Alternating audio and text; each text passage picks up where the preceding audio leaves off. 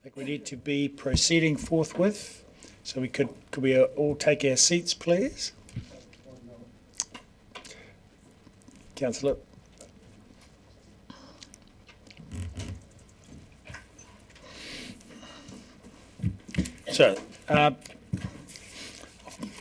So welcome to this meeting, the first day of our hearing of submissions. There are no apologies, but a couple of people might be arriving later by the look. So David Benson Pope, unless he's on Zoom. No, so an apology. Okay, so we have one apology from Councillor David Benson Pope. Yes. So I move that we accept that apology. Seconded Deputy Mayor Lucas. All in favour say aye. Against? Carried. Confirmation of agenda. I move that Council confirms the agenda without additional alteration. Seconded Deputy Mayor Lucas. All in favour say aye. Against? Carried. And number 3, declarations of interest. Members are reminded of the need to stand aside from decision making if a conflict arises. Are there any changes to the register? And I'd also remind members about sitting back if an organisation that they're associated with, connected with or represent in any way is coming to present, then members are best to sit back from the table and not ask any questions, and so leave it to others. So if there's no changes, I'll move that Council notes the elected members register. Seconded Deputy Mayor Lucas. All in favour say aye.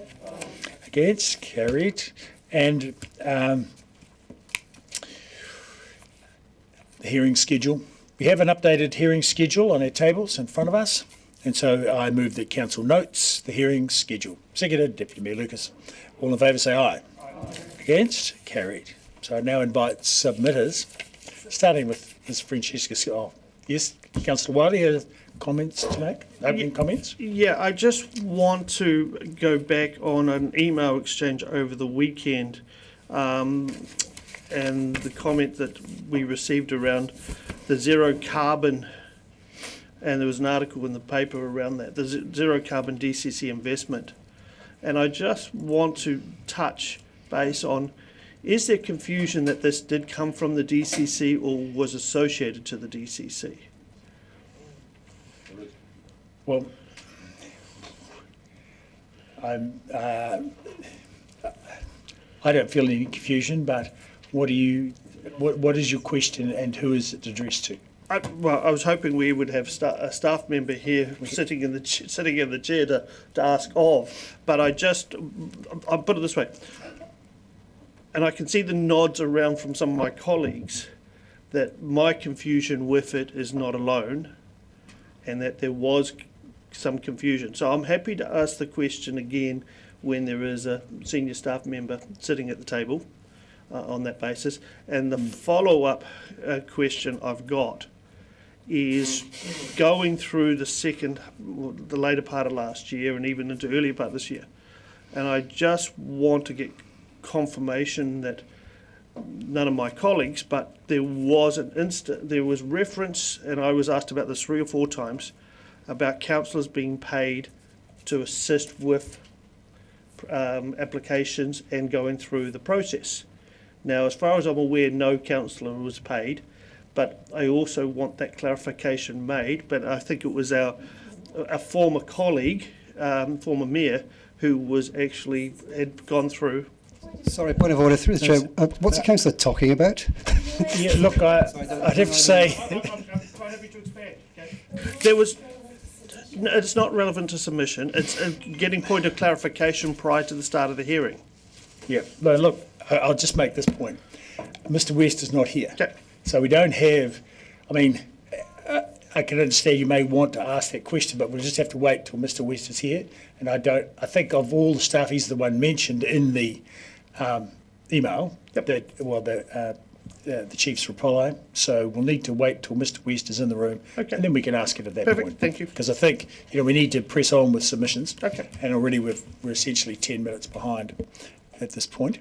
So I expect, I hope we'll be able to make that up. But anyway, so may we get started? Ms Griffin. Ata Marae, Mr Mayor and councillors. Thank you so much for this opportunity to come and speak, and it's magic to be doing this first up. I'm here just to express my appreciation for council funding some wages towards salaries, towards implementing the Ōtepoti Live Music Action Plan. I think it's a fantastic document, and if we only implement a tiny part of it, then that's better than none at all. It's essential that that these people whom you're going to hire, hopefully, are there, because the consequences of them not being there is that, of course, the plan will likely not be implemented as well as it could be. And of course, I've been playing music in Dunedin forever. So many people know that. But the Live Music Action Plan isn't just about the drop dead, whatever we are.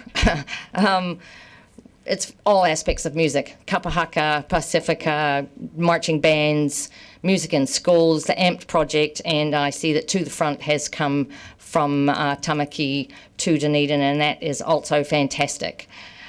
Yes, so that's me. Thank you so much. So we have 5 minutes for questions. Councillor Gary. Ms Griffin, can you tell us why this is so important to you? I can, and this makes me quite... I love music so much, always have done. Just like there's people around this table who love theatre, there's people around this table who love sports, who love books, who love all kinds of cultural pursuits. And I think it is essential that we as a city support as much of that as we possibly can, because without music, in my life would be grey. Thank you.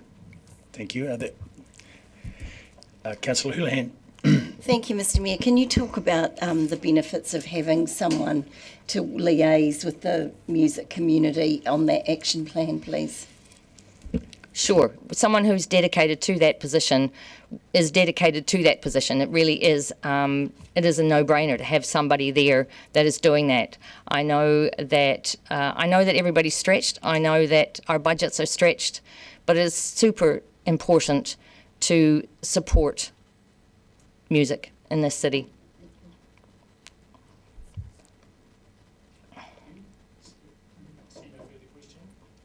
I see no further questions. So thank you very much for your submission.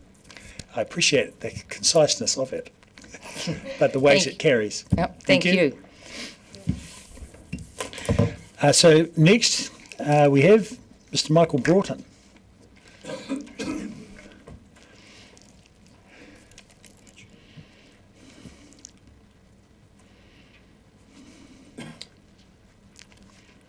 Of the Dunedin Dark Skies Group.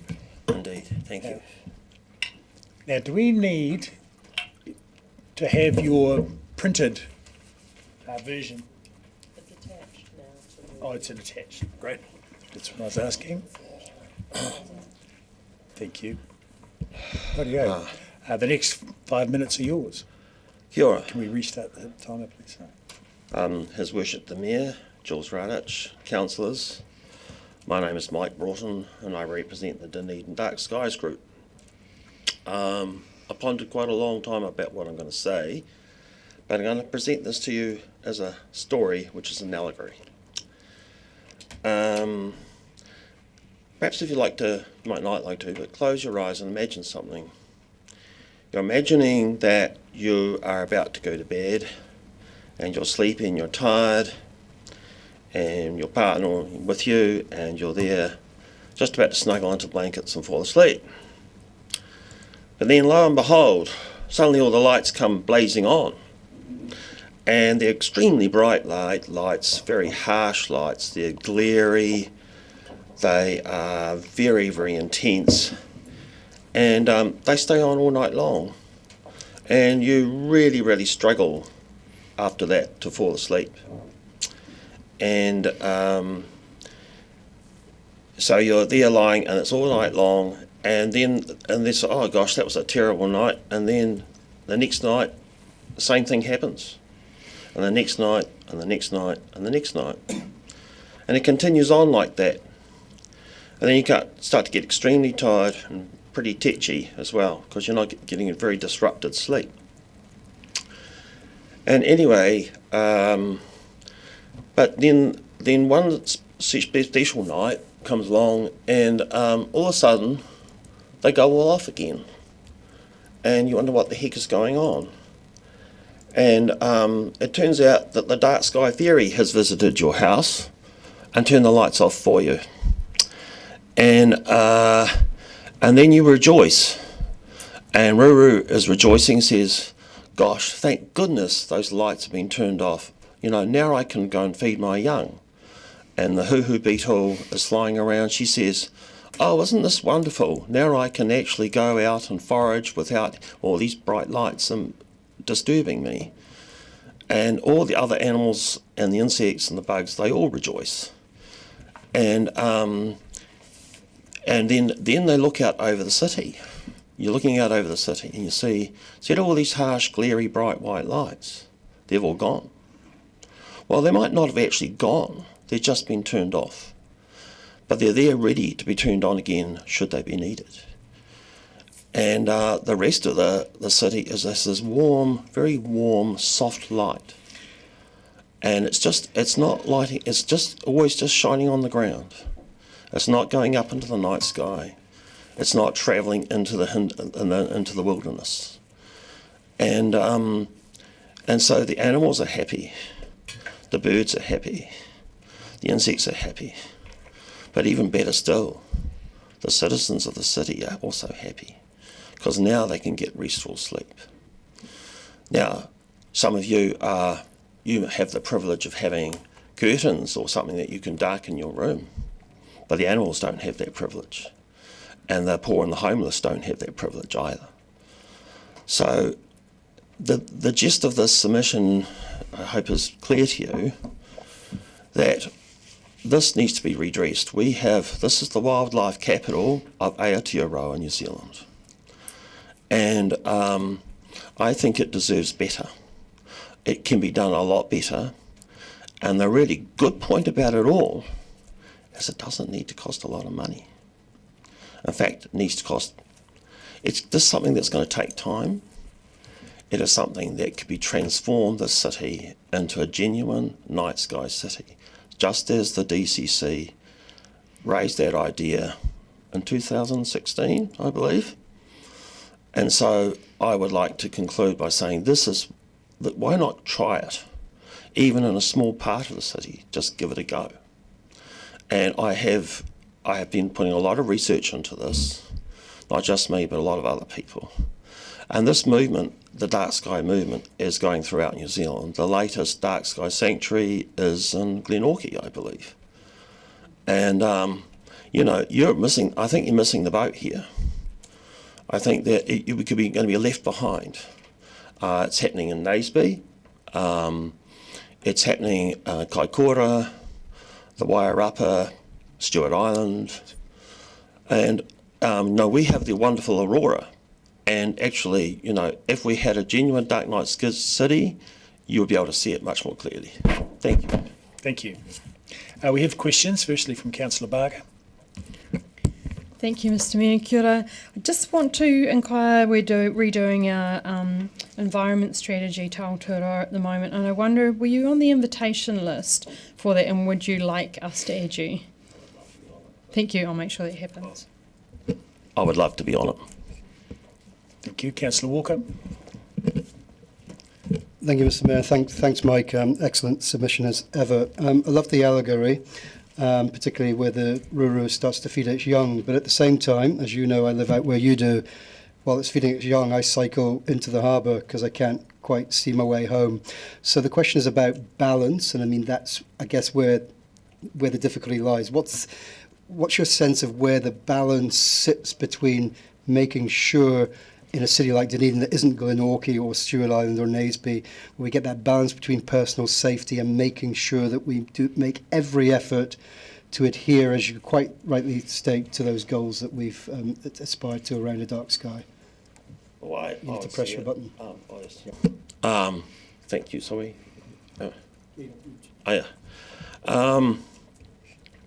May I ask what time? Do you do it in 3 in the morning? Sadly, sometimes I do actually. All right, okay. What I would going to suggest for something like the cycleway is that the majority of people, apart from people like yourself, generally travel during the evening or in the early morning. But between midnight and, through the wee small hours, most people, it's not much use. What I would suggest is having a responsive lighting system. And I have seen such a responsive lighting system out at where the little blue penguins are at Pilots Beach.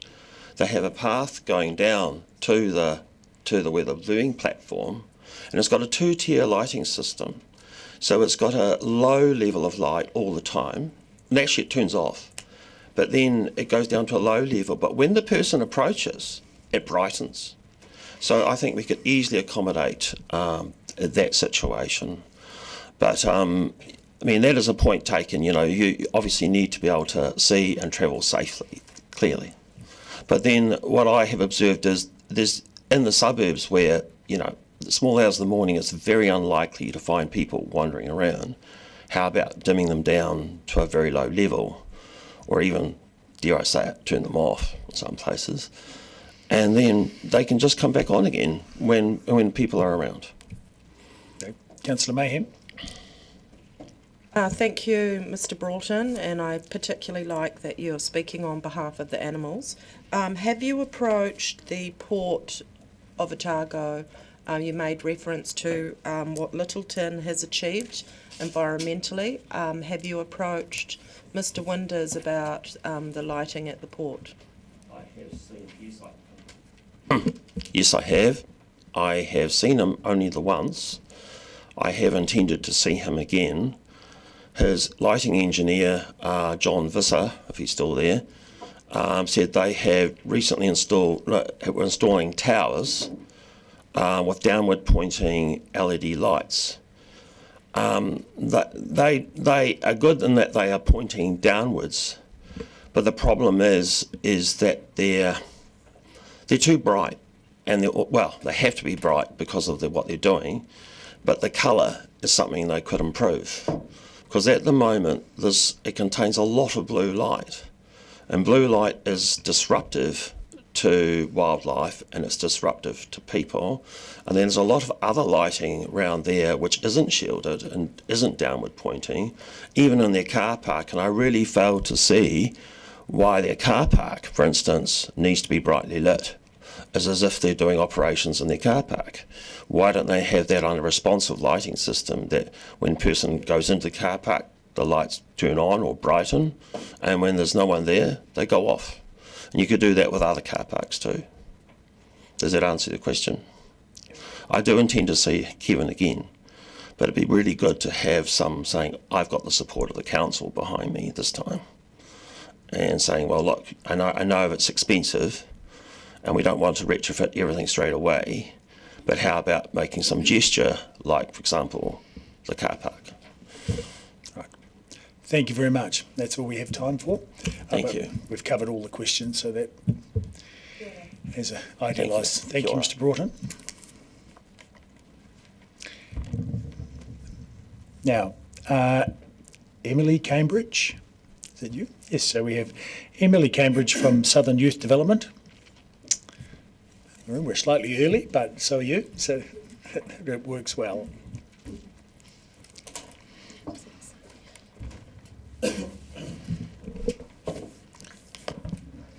So you have 5 minutes, and if you get asked a question, you need to re-push the button to speak again. Yeah, sure. So the next 5 minutes are all yours. Kia ora koutou, ko Emily Tukuingoa. I am the Bikes Coordinator and representing the Southern Youth Development today. I brought with me Slade, who's one of our awesome alternative education students. He's going to give you a little bit of an insight about how he's finding the program in a wee minute.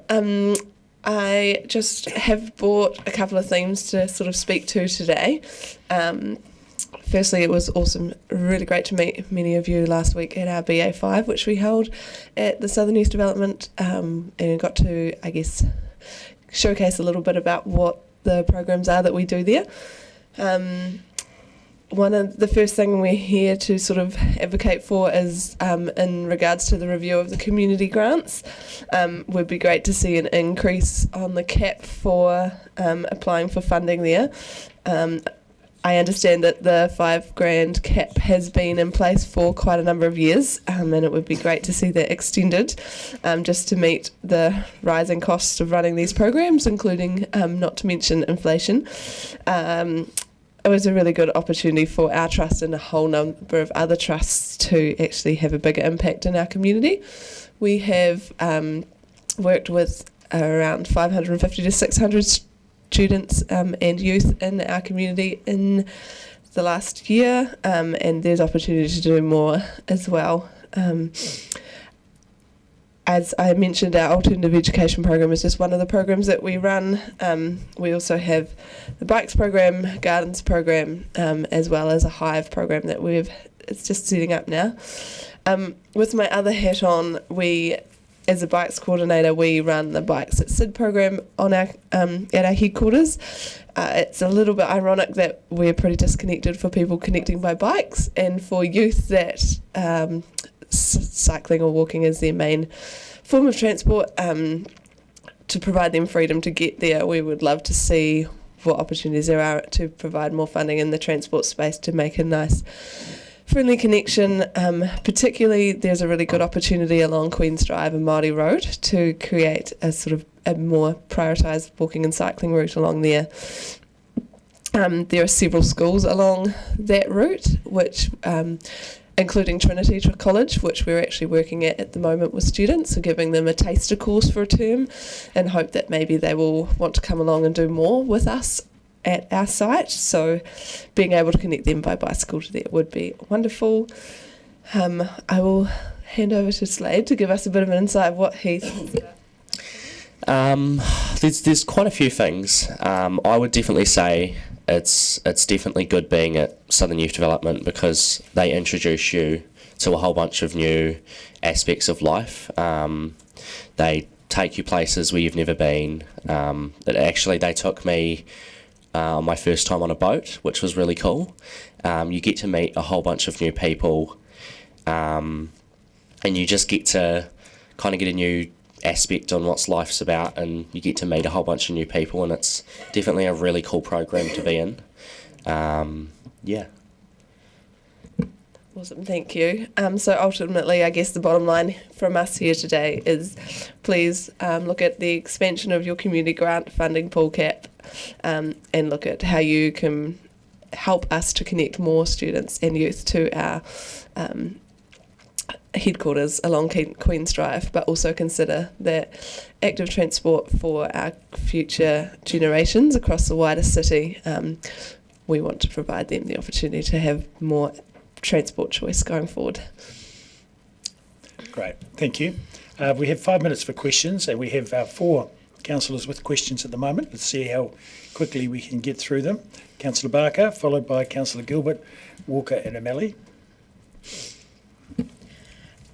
Just re the grants, I see that you get a non-contestable waste minimisation grant of $18,000 a year. Would you say that that works better for you than the $5,000 grant? Because there's 2 different grant streams. Do you also get a grants from the community grants as well? Yes, so the waste minimisation grant is solely for our bikes program, so that is very distinctive. And the $5,000 grant is something that we can use across our other programs that we have. Thank you. Councillor Gilbert. Thank you. Very briefly, thank you for Thursday. Can you then talk a little bit more about some of what we heard on Thursday? For example, the future of business leaders that were in that room, the likes of Cooper, the likes of St Hilda's, the hive thing that takes place with skill development, and also how important with the gardening aspect. And I know Jethro's not here, but how important the Bow Gardens are, the botanical gardens are to that. Yeah, sure. So the other programs, we provide a really good opportunity for youth to gain their first employment opportunities through us. So that would be through the Botanic Gardens program where we have a crew that work down there, and they get opportunities to prove and develop a work ethic in that location. Our Hive after school program, which is focused around technology and creativity with our young people, and that's just kicking off now. So that's a new initiative that we're reintroducing in a new shape now. So that's going to provide another alternative opportunity for young people to come together and show their creativity in the tech space, because there's an incredible amount of knowledge and passion in that space, particularly for young people today. And we're about to partner with Innovate HQ and develop that, which will help provide students and youth with the opportunity to understand who they are and where they want to go in this world. Lots of amazing things. It's all about setting a pathway for the future, which is where we come in. Thank you. Councillor Walker. Yeah, thank you. Thanks, Emily and Slade, and apologies, Slade, if you've had to fix any of those crappy bikes I've dropped in. Emily, you'll be aware that the council has pulled back significantly on its investment in cycling infrastructure, partly due to the government pulling back NZTA co-funding. So I presume, and it's pertinent we have the Portobello kids behind us, that you're urging us to be brave as a council and push ahead with being ambitious on promoting active mode shift without that subsidy. Yeah, I think now's the right opportunity to really get the planning in order, get the strategies in place, so that when the co-funding comes back, you've got the shovel-ready projects on the ground ready to slap on the table in front of the central government. Very good. Thank you. Councillor O'Malley. Just going to borrow Mandy's. And that is in fact exactly what we're doing with the cycleways. We haven't abandoned them, we're just waiting for the co-funding to come back. And I just want to ask a question of staff, if you don't mind, before I ask you. Mr McLean, when we do long-term plans, and I'm looking at the commentary around the changing the cycling on Queen's Drive, it's potentially a non-budget item, and then because of non-budget items, they don't get caught in the feedback. And in the past, we've just been capturing them. So I'm just asking, can we have a mechanism to capture? Because my question is going to be, and this is the capture part, the Transport Department does develop cycle plans. Have you probably not directly communicated with them, I imagine, based on your submission? Only through the reserve management planning piece that had been done, I think that would be the main area where I've seen it come to light again, but again, it wasn't as specific. My question would you like to be captured for when we're doing cycle designs again in that area, that this feedback be captured in that? Yes, please, that would be great. Great. You can comment. I think. Thank you, Councillor. So I'll personally capture that one anyway, but I know that staff from all of the relevant departments will be keeping an eye on proceedings and are taking note of things to follow up on. So thank you for that. It's been 4 years ago since we did this exercise last time, but at the end there was like a list of things that were captured that were not budgetary. Thanks. Right. Thank you. That's our 5 minutes. Thank you very much for your submission. Now, next we have Tom Calvin. No, I think he's on Zoom, but he hasn't entered the room yet, so we could take Cheryl now. Okay. So he is coming on Zoom, but he's not in the room yet. So in the interim, we could move to Cheryl Neal in Portobello School. Would you like to? Are you ready to come to the desk? That would be great.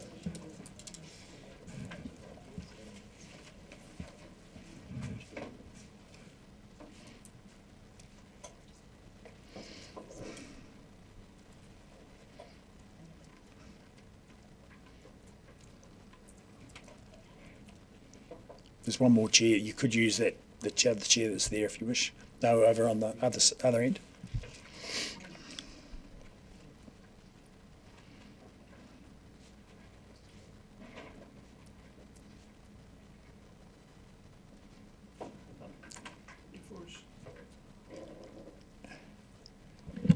Good morning, Mr Mayor and councillors. Yeah, we just for clarification, being the Peninsula Community Board member as well, I have not been involved in any of the processes around the community board or the submission.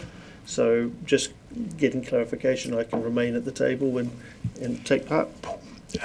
Well, as with most conflicts of interest, it's up to the councillors to make their own decision, but it can leave them open to criticism or, court action in certain cases. So you just need to make that decision for yourself.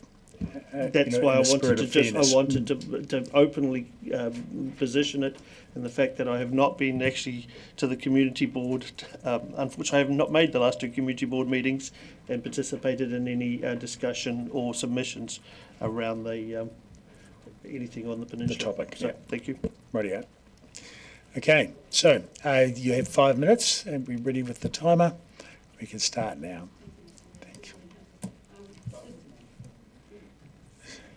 Good morning, Mr Mayor and councillors. Just to confirm that I'm here as a supporter and a teacher of Portobello School, represent with the students.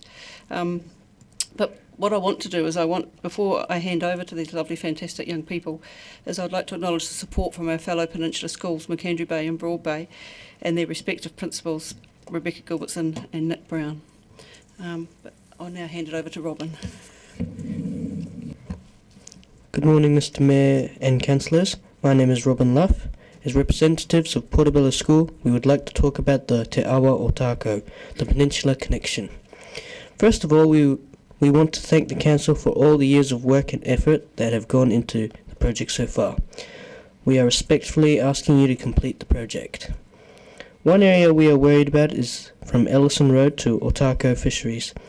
This area is currently a very dangerous piece of road. It is slowly dropping into the harbour due to the impact of storm events and high tides.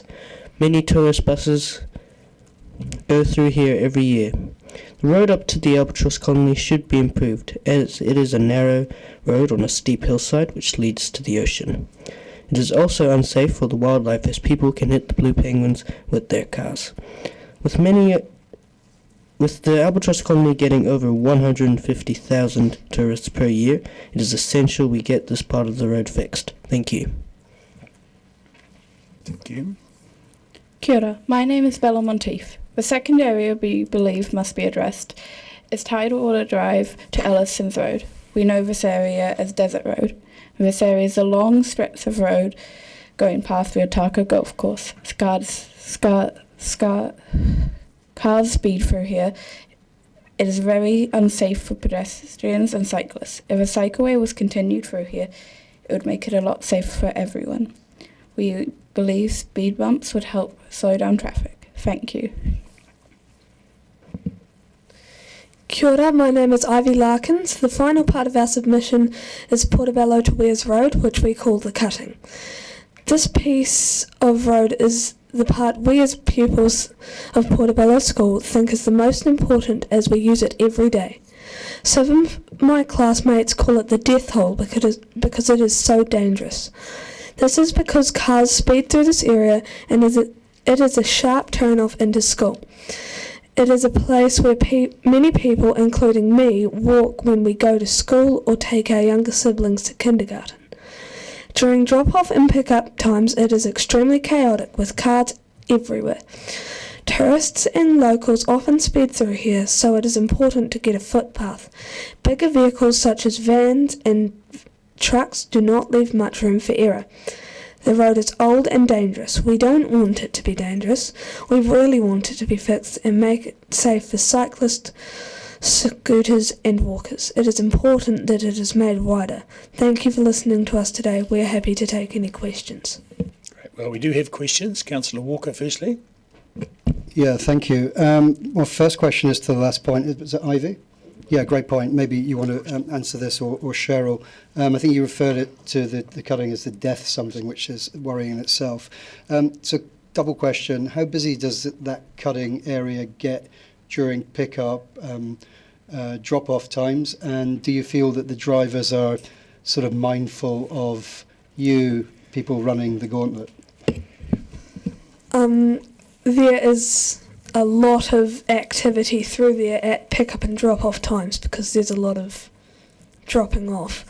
And Sorry, what was the second point?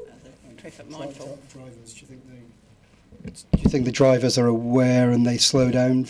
They don't slow down at all. They're speeding quite a lot of the time. Right, thank you. Councillor Vandevers. Thank you for coming today. You said that you want to complete, or you would like the DCC to complete the cycleway project right out to the end there. Are you aware that we've already spent over $100 million on the cycleway out to the Peninsula?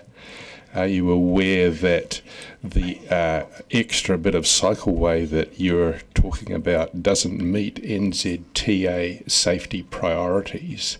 And are you aware that the data that we now have on the last 4 years of cycleway use shows that despite all the money we've been spending, that cycleway use hasn't increased in the last 4 years? Councillor. I'll answer that, Councillor. I'll try to. The children won't be aware of the data and they won't be aware of the NCTA's, how much they've spent. But we do know that you've spent an awful lot, which we appreciate. But we would really like it just down to the bottom, to the end of Harrington Point Road. I know it's not on the submissions to go up to the Albatross Centre, but if we could complete it, and I know you're saying that the numbers haven't increased, but I would dispute that because every day I'm out there walking and every day there's more and more and more cyclists, pedestrians, scooters, etc. walking through that area, people with babies. Thank you, Ivy. Right. Thank you. Would you like me to send you a...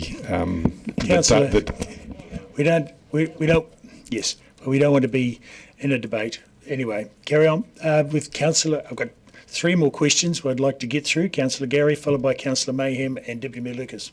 Robin, Bella and Ivy, thank you for coming in. My question's been asked and answered. Councillor Mayhem.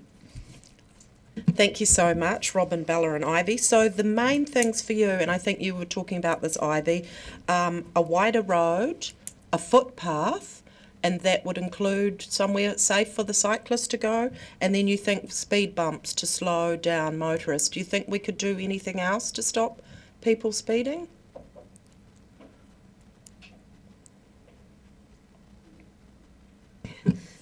I think, Councillor, good morning. I think the introduction of the speed humps like the ones they have in Broad Bay would be extremely helpful, even if there was one in Portobello and one outside the school area, the cutting itself. Yeah. Great, thank you. Deputy Mayor Lucas. Thank you. This might, Ms Neal, you might be able to answer this. Just wondering, what is the role of Portobello School, and do you have school buses? Our role is 60 pupils at the moment, and yes, we have a school bus that heads out to Harrington Point, Otago area. Yeah. Excellent. Deputy, right. Now, any further questions, Councillor Witherall? Good morning. Thank you for attending today. Do you think it's fair that 100% of the Peninsula Connection extension is 100% is going to be funded by DCC and ratepayers, and with no government funding? In an ideal world, it would be great if we had government funding, Councillor, but no, it's not fair. But once again, we really, really would like that piece of road completed, and I know that you've got many, many submissions on this exact topic. Great. We got a very quick question. Councillor May was first. In one of your other pupils' submissions, they said that 8.347 million is the tourist dollars that come into the city. Did you know that?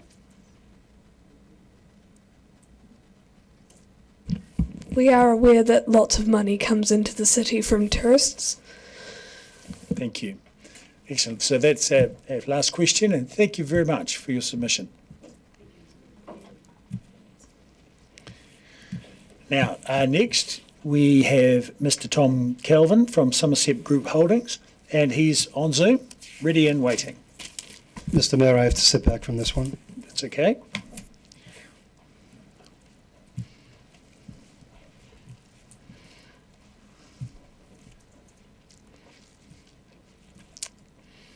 Right. We'll get the... No, we can't hear you yet.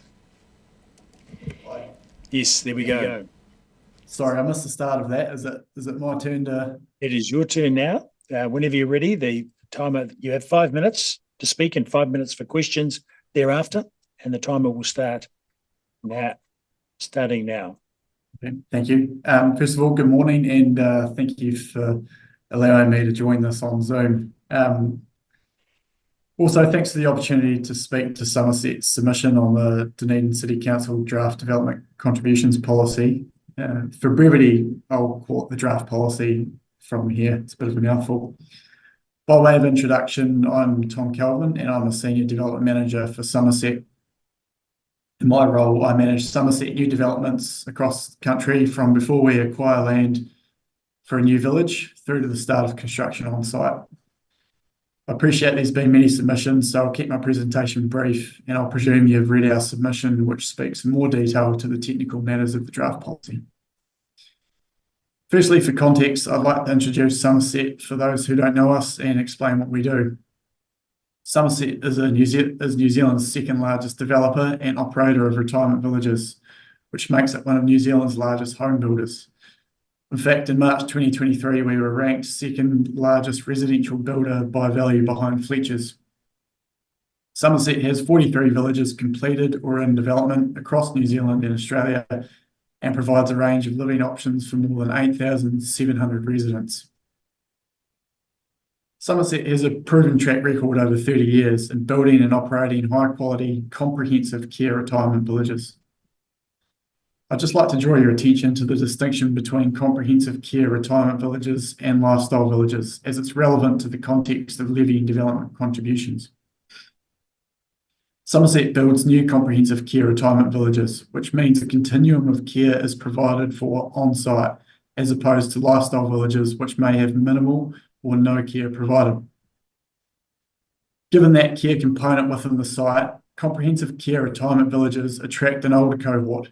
The average age of a resident entering Somerset's comprehensive care villages is 81 years old.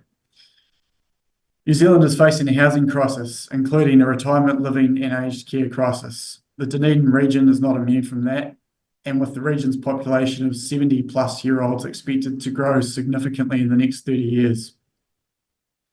Population growth and demographic change will result in even further demand for retirement villages and aged care. It is vital that the regulatory environment recognise and provide for the development that is required to meet this growing demand, and that funding for infrastructure is done so on a fair, equitable and proportionate basis. Turning now to the DC policy, we support the intention of the draft policy, particularly the acknowledgement that retirement villages generally place a lower demand on infrastructure than standard dwellings. We believe the policy currently misses a critical distinction: the difference between comprehensive care retirement villages, like those Somerset operates, and lifestyle retirement villages. These are not the same. As noted earlier, comprehensive care villages serve older residents, typically in their 80s, many of whom have mobility or health challenges and move into our villages out of necessity. These villages provide full spectrum care, including hospital level and dementia care, and offer a wide range of on-site amenities, which significantly reduce the use of council infrastructure like reserves, libraries, community spaces, etc. In contrast, lifestyle villages cater to younger, more active retirees who tend to be more mobile and make greater use of council infrastructure and services. Yet the policy currently treats both types the same. We're recommending two key changes to address this. Firstly, a clear distinction between comprehensive care and lifestyle villages in the definitions. And secondly, differentiated development contribution rates for comprehensive care villages, reflecting their lower actual demand. In our submission, we've proposed rates on the Tauranga City Council model, which was developed through an independent review in 2023. That review confirmed significantly lower demand from comprehensive care residents across all infrastructure types. Insight Economics undertook the independent review on behalf of Tauranga City Council and have confirmed in writing that the findings and recommendations of that review, which were adopted, were not specific to Tauranga, and in fact were compiled through the use of data from retirement villages across New Zealand. These rates proposed more accurately reflect the reduced occupancy, travel patterns and community facility use of our residents. These have been provided in our submission, and we request that these are adopted given the rigorous and thorough calculations undertaken. We appreciate the Council's work today and would welcome the opportunity to support any future review process, including providing data or insights from our national experience. Thank you for your time to listen to this submission, and I welcome any questions. Are there any questions? Councillor O'Malley. Thank you, Mr. Kelvin. My question is, are you basically saying that the transport component would be different? Because I can't see how the Three Waters component would be much difference between the two facilities. Yes, significantly so. If we supplied the information from Insight Economics, which led to that adoption of DC rates, so effectively equivalent household unit reductions, and there was a distinct reduction for both, but more so for retirement village, independent living units and aged care. Thank you. I guess my question is now going to be a precedence question. You're basically saying that the mobility and the activity of the people in your facilities is effectively lower because they're older and effectively less active because of that. So let's say a 90-year-old wants to build a new house. Can they claim a differential on the development contribution because they are less active than a 40-year-old? Because I'm really am concerned here about precedence. You're asking for a difference change in the development contribution, effectively because the people inside your institution are different. Well, it's two different things. So that 90-year-old building that house could then go on and sell that to a family. So it's slightly different. Whereas we're applying for in an instance where we would apply for a specific land use consent, which should be specific to a retirement village of this nature. So we're not really looking at what could be happening on the outside. We're just focused on what a retirement village operator would be seeking as part of a land use resource consent for that specific use. And if any time in the future you wanted to rationalise your investments and was to sell those buildings for another use, would then you expect the development contribution gap to be applied to the sale of the new buildings? And basically what you're saying is that the activity of these buildings is going to go on in perpetuity.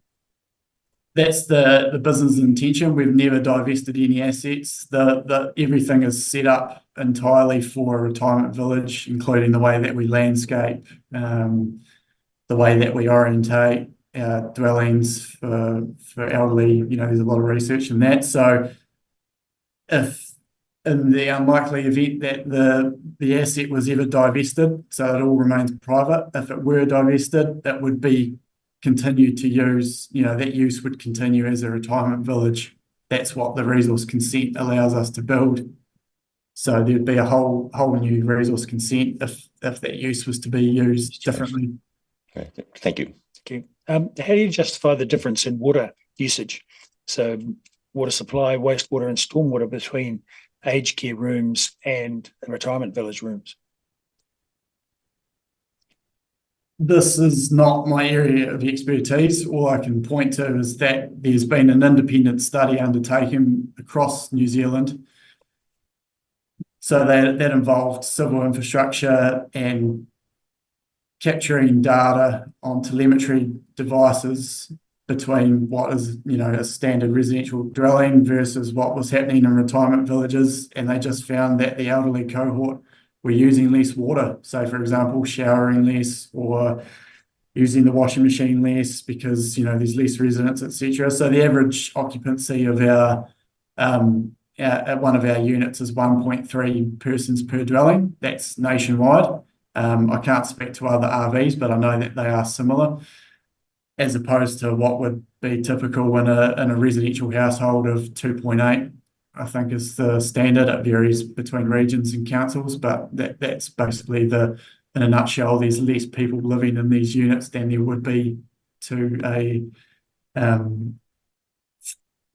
typical residential. And then the difference between an independent unit versus an aged care. Well, an aged care, you can't have more than one. So that's the difference. Whereas an independent unit, you could have one, our average is 1.3. So that's the difference there. Thank you. We'll have a question from Deputy Mayor Lucas. Thank you for supplying the research from Tauranga because it was very interesting. have other cities use that work and are using those DCs, or are you lobbying other cities to do the same? Yeah, us and a number of other RVs are lobbying at the moment. We're going through the same process at Dunedin Council too. I believe there's some case law where Ryman, I think it was a Pukekohe case, where they took this information or similar to the Environment Court, and that was that lobbying was accepted. So really, what we're trying to do is take tangible research that's been undertaken versus what seems to be somewhat anecdotal, and basically just say, look, this is what we're finding. It's not us that's driving these. We didn't seek Insight Economics to undertake that independent review on behalf of Total. I mean, we had nothing to do with that, but we're just saying this, it's not, it's tangible information and research that's been, thoroughly conducted, and we think, everything comes back to fair and equitable. That's the wording in the draft policy, and so that's all we're seeking. Thank you. Thank you very much for your submission. Thank you. That's all we have time for. Thank you very much. Appreciate that. Thank you. And now we'll have a few minutes before Ms. Cindy Diver arrives.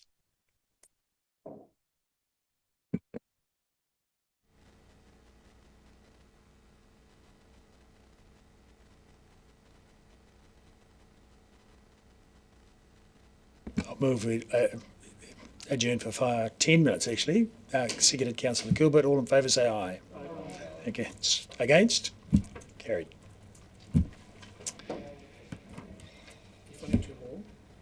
I am finding it too long.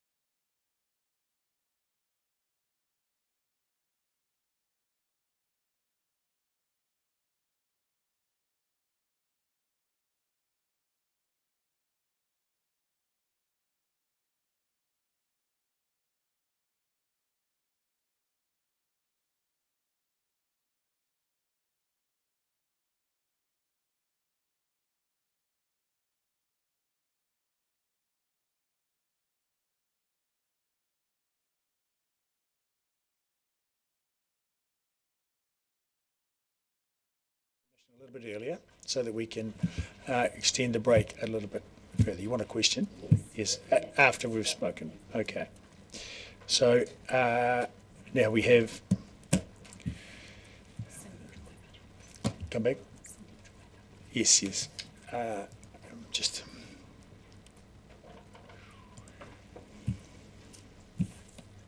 Just giving her a few seconds.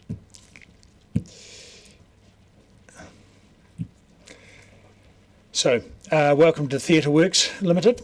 So we have Cindy Diver and... Yes, thank you. Kia ora.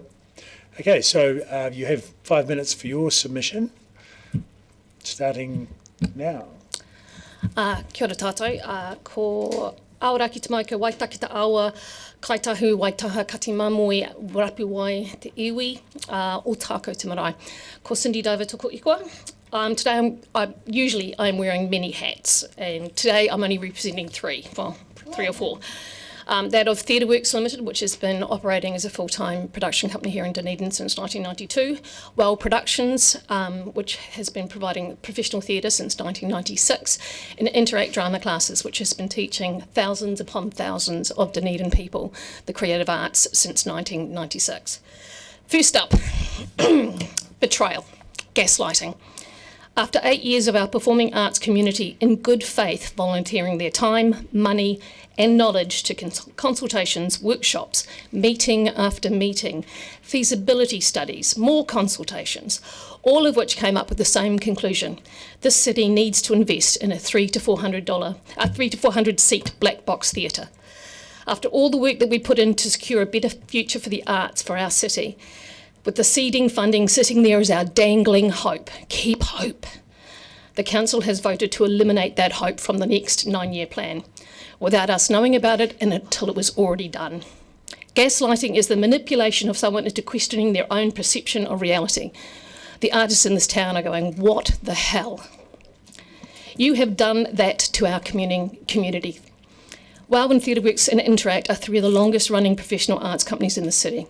We know firsthand that performing arts enriches the community. It creates connection. It creates empathy and a sense of belonging as we tell our stories. We also know that as a community we've been misrepresented. There's an idea or a false idea that we are somehow divided in what we want. We're not. Stage South, WOW, Interact, Playhouse, NAT, we all want the same thing, for there to be a future for the arts in Dunedin. We want to loudly now say we do support Te Whare Ora Kitea being maintained in the meantime until we get that. We do support the DCC helping keep the Playhouse Theatre alive for our children. We do support the DCC helping the NAT continue to provide small space theatre for us.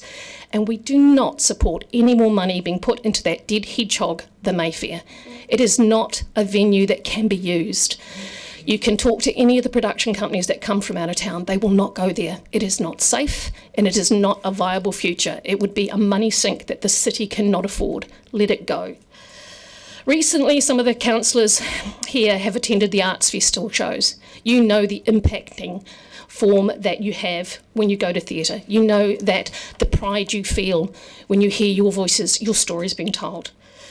Some of you in this room came to my performance of Wahine Matatoa at Allen Hall Theatre. They saw firsthand how a piece created in the South, for the South, telling our stories, impacted the audience. We were solidly booked out for all 6 shows, but with only 98 seats, we could have not made this piece without extensive outside funding. It needs to be seen by all New Zealanders, said one audience member in the feedback, but it won't be seen here in Dunedin again. Allen Hall shuts its doors at the end of this year for renovations, which leaves this uniquely Dunedin play to be seen in other centres, but not here. Without Allen Hall, there is no professional theatre venue that we can create the magic in. Yeah, we can do it in school halls. That's a wee bit like taking a piece of the art from this beautiful art gallery and putting it in someone's backyard. Okay, that's not the same. I'm speaking real fast. I want to say that for the last 33 years that my company, Theatre Works, has been working, we've worked closely with the council many times, creating a live, colour, vibrant city through our festivals, through our arts practitioners being involved all over the place, through the the local government shows, all that kind of stuff. We've had those artists here because there was a theatre. There was somewhere for us to perform.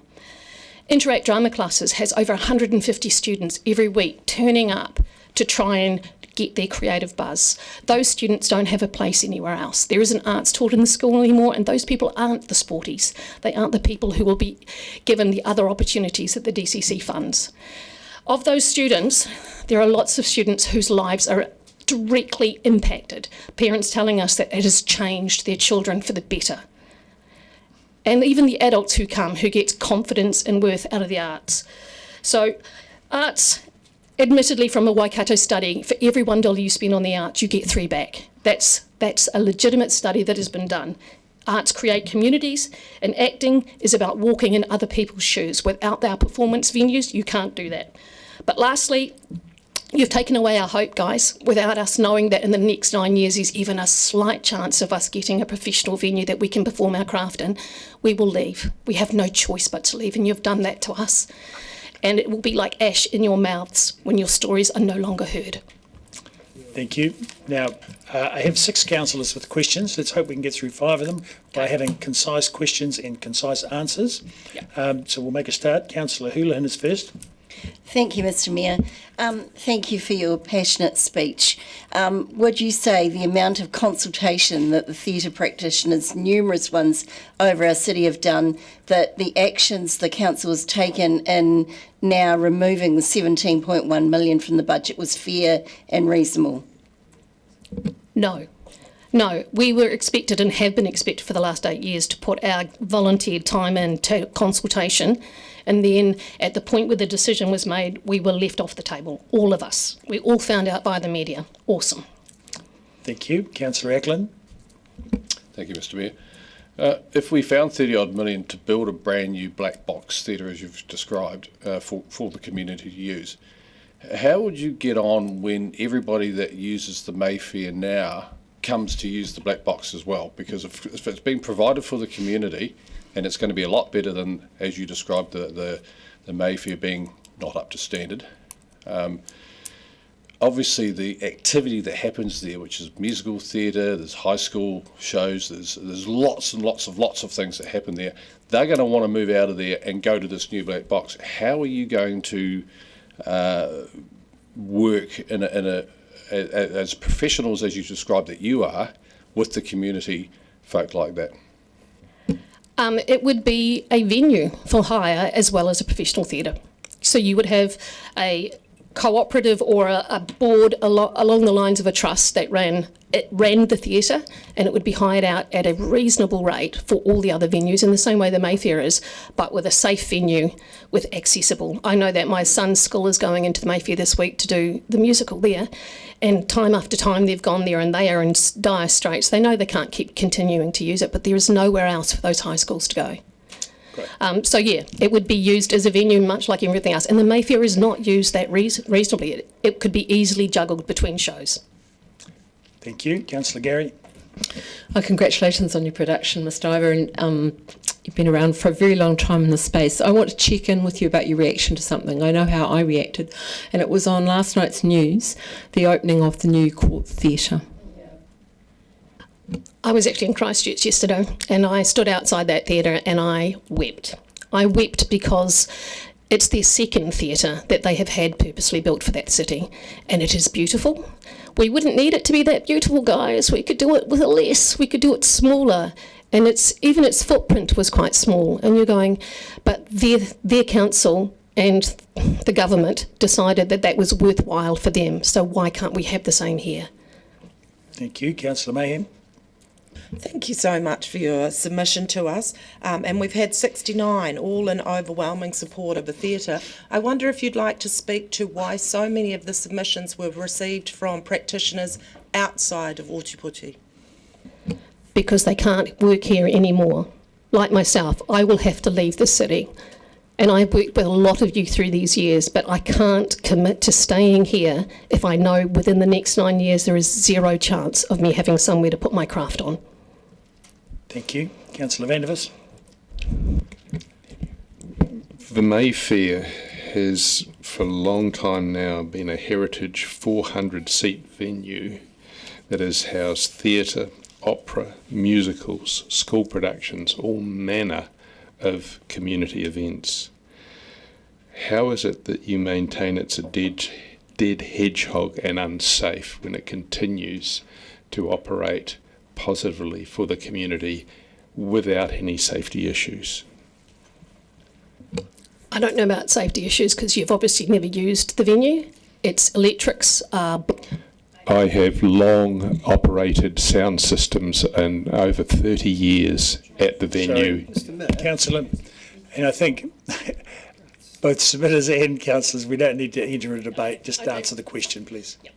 I was more rhetorically questioning. You can talk to Indian Ink, which Kathy Knowsley is an international production manager who travels with Indian Ink, Jacob Rajan company, around the world.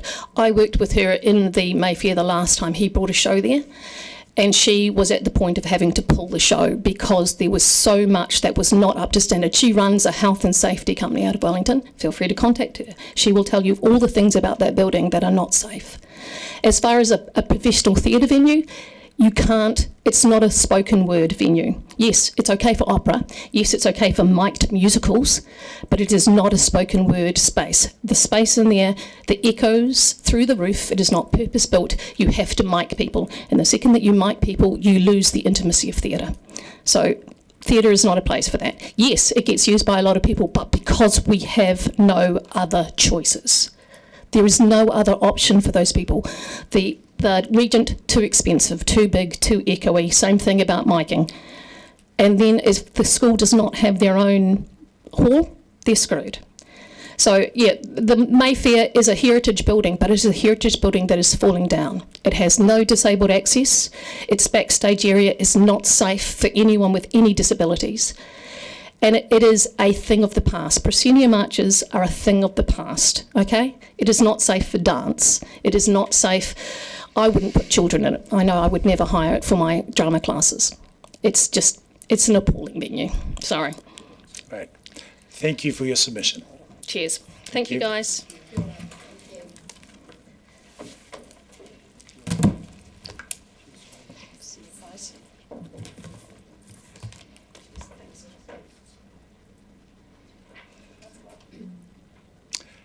So, thank you, councillors. I move that we now break for 15 minutes for a cup of tea. Seconded, Councillor Walker. All in favour say aye. Agreed. Against? Carried. Now, please come back shortly after 25 past so that we can begin properly at 10:30.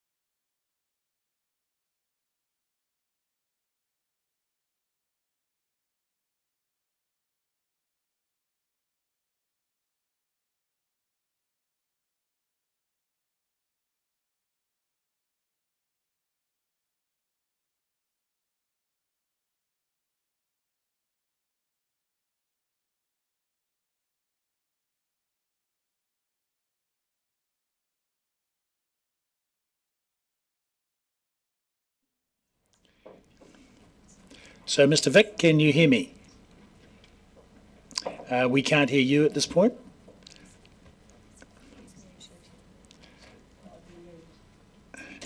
How about now? Is that better? Yes, that is. That's nice and clear. Thank you. Perfect. Thank you. So we're all ready and waiting to hear your submission, and you have 5 minutes for presentation and then 5 minutes for questions from councillors. So you can start when you're ready. Perfect. All right. Thank you. Basically, I guess I just was reiterating I made in my submission. It seems so the wrong way to go, I believe, to be having the planned playground. I would suggest that by definition. And I make a suggestion that you turn your having video the resource. off, because you're breaking up a bit. The reception's not so good. If you cut your bit, if you keep the sound, but lose the video, it'll be better. Hopefully that's better. So I just wanted to make the point that by definition, I would suggest a destination playground should be just that, a single destination. And building 3 good playgrounds will result in us having 3 playgrounds that are not as good as a single destination playground could be. Personally, having children who are now 7 and 9, I've called in to the destination playground in Christchurch numerous times. Going out of my way to go to that playground when going near or past Christchurch. I just think if you go down the plan of building 3 destination playgrounds, if that's what we're going to call them, that we'll end up with 3 nice playgrounds, but 3 playgrounds that ultimately won't be as much of a draw and as good a facility as building one really good facility and be just doing. Sorry, we just lost you then. And smaller post. Oh, I'm sorry. I'm just unexpectedly at Cargill's Castle doing a site inspection on the ruins. So I apologise for the poor reception. I thought I'd be in the office. I was just saying that ultimately, I think if we build 3 destination playgrounds, we'll end up with 3 that are not as good as one really good destination playground could be. Yes. Look, your sound that's is much probably better. everything that I need to say, unless you'd like me to go repeat that if you didn't hear it all. No, we'll see if we've got any questions, but I think the sound has been pretty good, much better without the video, so that's worked well. We have several questions, so starting with Councillor Mayhem, followed by Councillor Gilbert and Councillor Walker. Thank you very much, Mr. Vick. You suggested if you were going to choose a destination that it would be Woodhall Gardens out of the 3 options. Would you like to elaborate on why you would choose Woodhall? Yeah, I can do. Having been to all 3 of the playground areas that are being suggested, I think that it should be a destination that's more closely located to Dunedin itself rather than in Mosgiel. So that personally made me rule out Mosgiel as a location, and then you've got the choice of Marlow Park or Woodhall Garden are the 2 that are being proposed. And of those, I would just say that Marlow Park can be quite exposed and windy, and that Woodhall would, I believe, be a more pleasant location to go on a regular basis than Marlow Park would be. Thank you. Councillor Gilbert. Picking up on that theme, given that Woodhall Garden is ostensibly surrounded by garden and park, whereas Marlow Park is, you've got the beach, you've got, there's a few more things to do, arguably, in that area, certainly on a less windy or blustery day. How do you stack those up then? Because Woodhall would be more or less it, barbecue, that would be more or less about it, whereas Marlow, there is the option to do more. Does that play into your equation? It does, but you're going to the destination for the new playground that you're going to construct. I think the best comparison to have is to look at what is there with the Margaret Mayhew Park. It is a park, and there are a few food trucks that have been either allowed or have come along after the event. The reason you go to this place is the park. It's not for the other things that may or may not already be there. Okay, thank you. Councillor Walker. Yeah, thank you. Thank you, Mr. Vick. You're obviously missing a perfect opportunity to submit on Cargill's Castle, but you're not. My question relates, I'm somebody who doesn't have children, but I do remember the changes we proposed were all premised on the Margaret Mahy playground that is slightly morphed now. So my question to you is, at what point does a destination playground not become a destination playground? I think my point was just that the destination playground, the playground part of itself, would presumably be far more extensive and therefore probably more engaging for the children if you spent the budget or more of the budget in one location rather than trying to spread that out over 2 or 3 different locations. Because I would presume by the fact that you will then be limiting the budget for each location, you are not going to achieve the same end result. You're not going to have the same extent of impressive playground equipment. You know, like you say, taking the Margaret Mahy Park as an example, there's water features, there's underground sound pipes that you can talk through, there's climbing frames, there's slides that go underground and come out at the bottom of the hill. There's a whole variety of different things, and unless the budget has been so generously set that there's enough money to do this at all 3 of the locations, I would presume that by having 3 destination playgrounds or 3 playgrounds that you're going to spend the money on, you're going to end up with 3 good playgrounds rather than one really superb location that everybody goes, it's a nice day, let's go to the destination playground because it's amazing. Every time I've been to the Margaret Mahy Park, it's always busy, there's always lots of people there, and I think that can be the case at the current playgrounds we already have in Dunedin, but I think if you're going to spend the money, you should do it once, do it really well. Don't build 2 or 3 Thank you. Good but not as good locations. Thank you, Councillor Houlihan.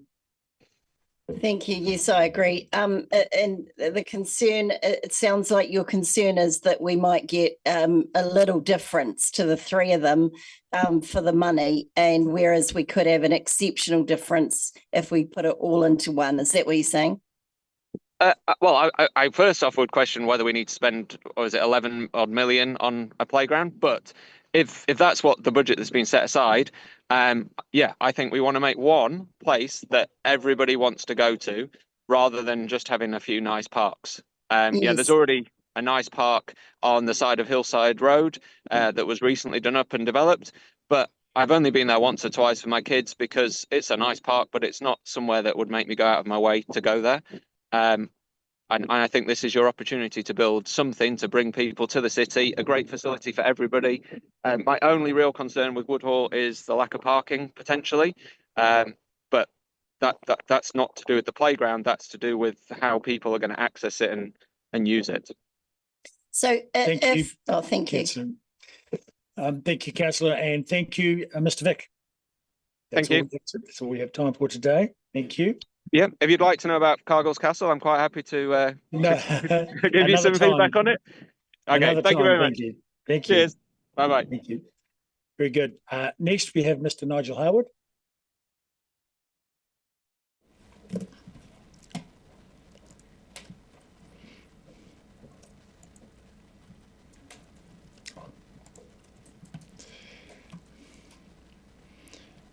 He's going to talk to us about local water done well. And so you have 5 minutes and then 5 minutes for questions. So whenever you're ready. Thank you. Well, I'm pretty sure you can all read, so I'll just ask what comments you may have. I think that's the prize for the shortest submission so far. So do we have any questions, councillors? Deputy Mayor Lucas? Thank you. Yes, I have read your submission. And specifically, why do you think, obviously, the CCO model is a better option? And just specifically for my colleagues, maybe you could expand on why.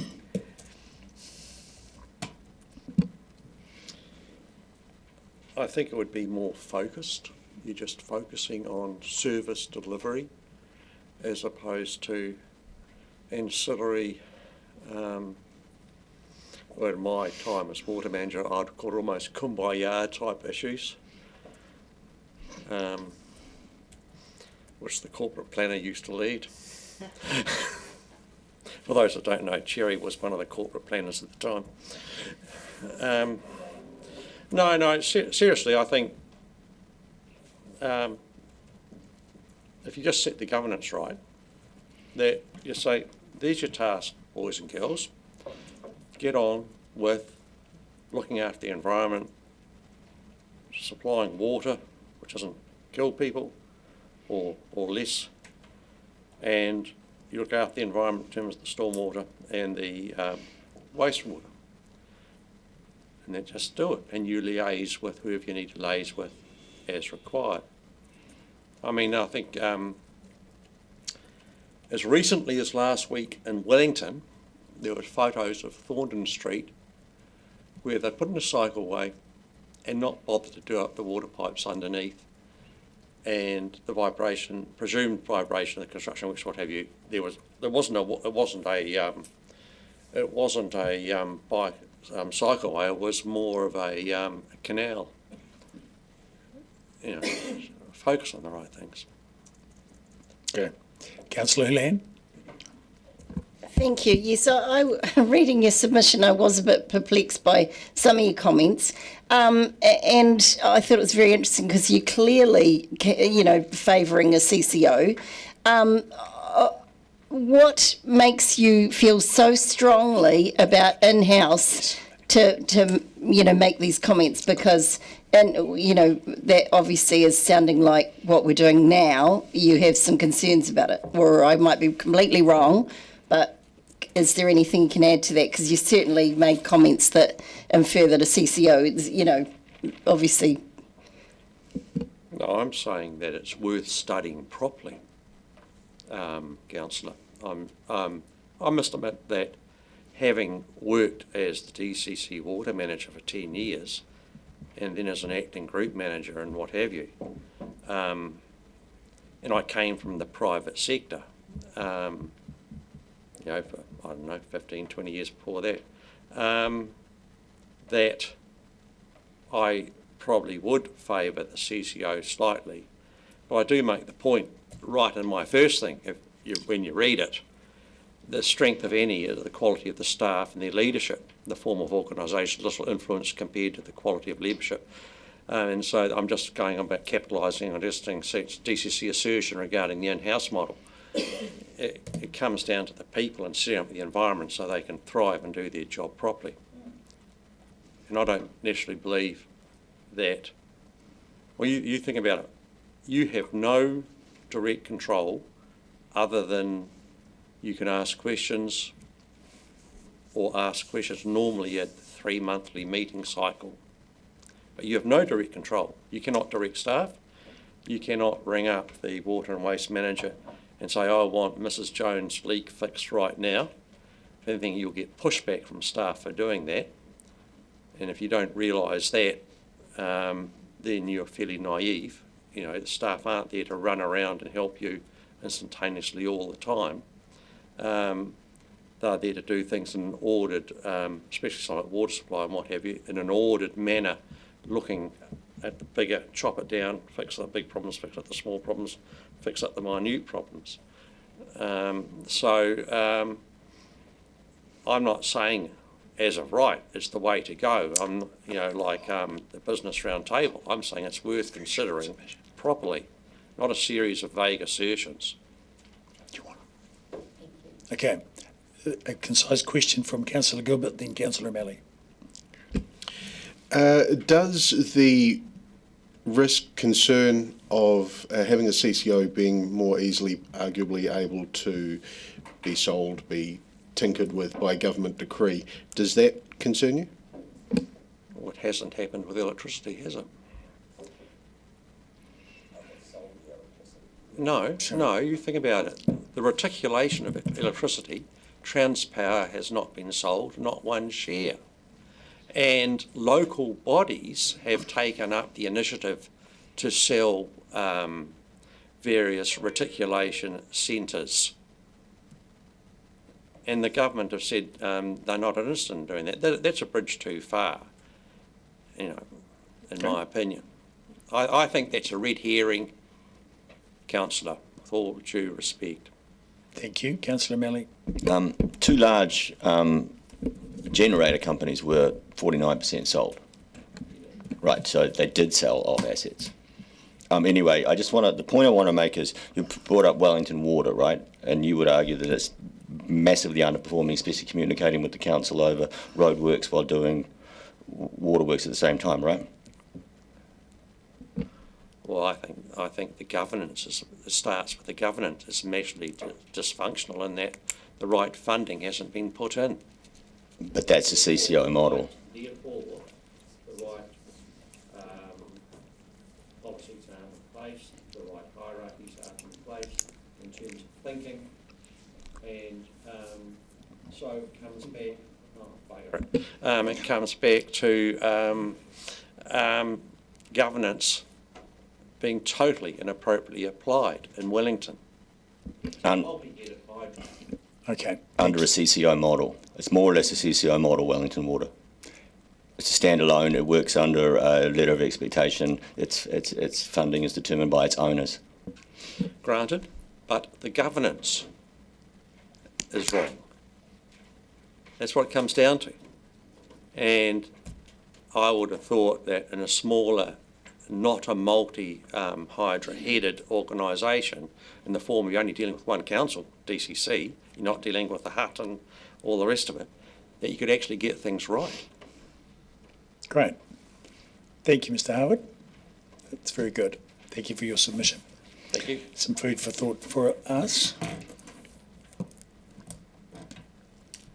Have fun at your election.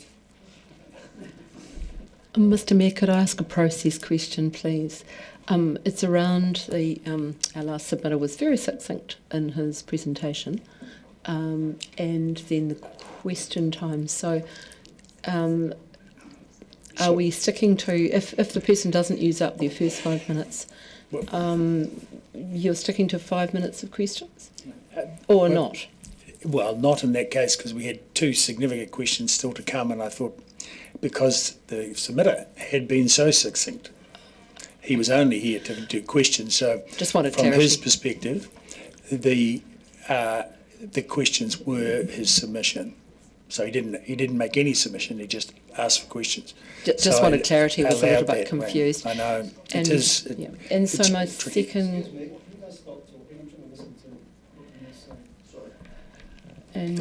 second point of clarification is to ensure that we all know we're not here to debate. That's creeping in, and I just want to ensure that we are clear about that. That's right, and I think it's a healthy reminder.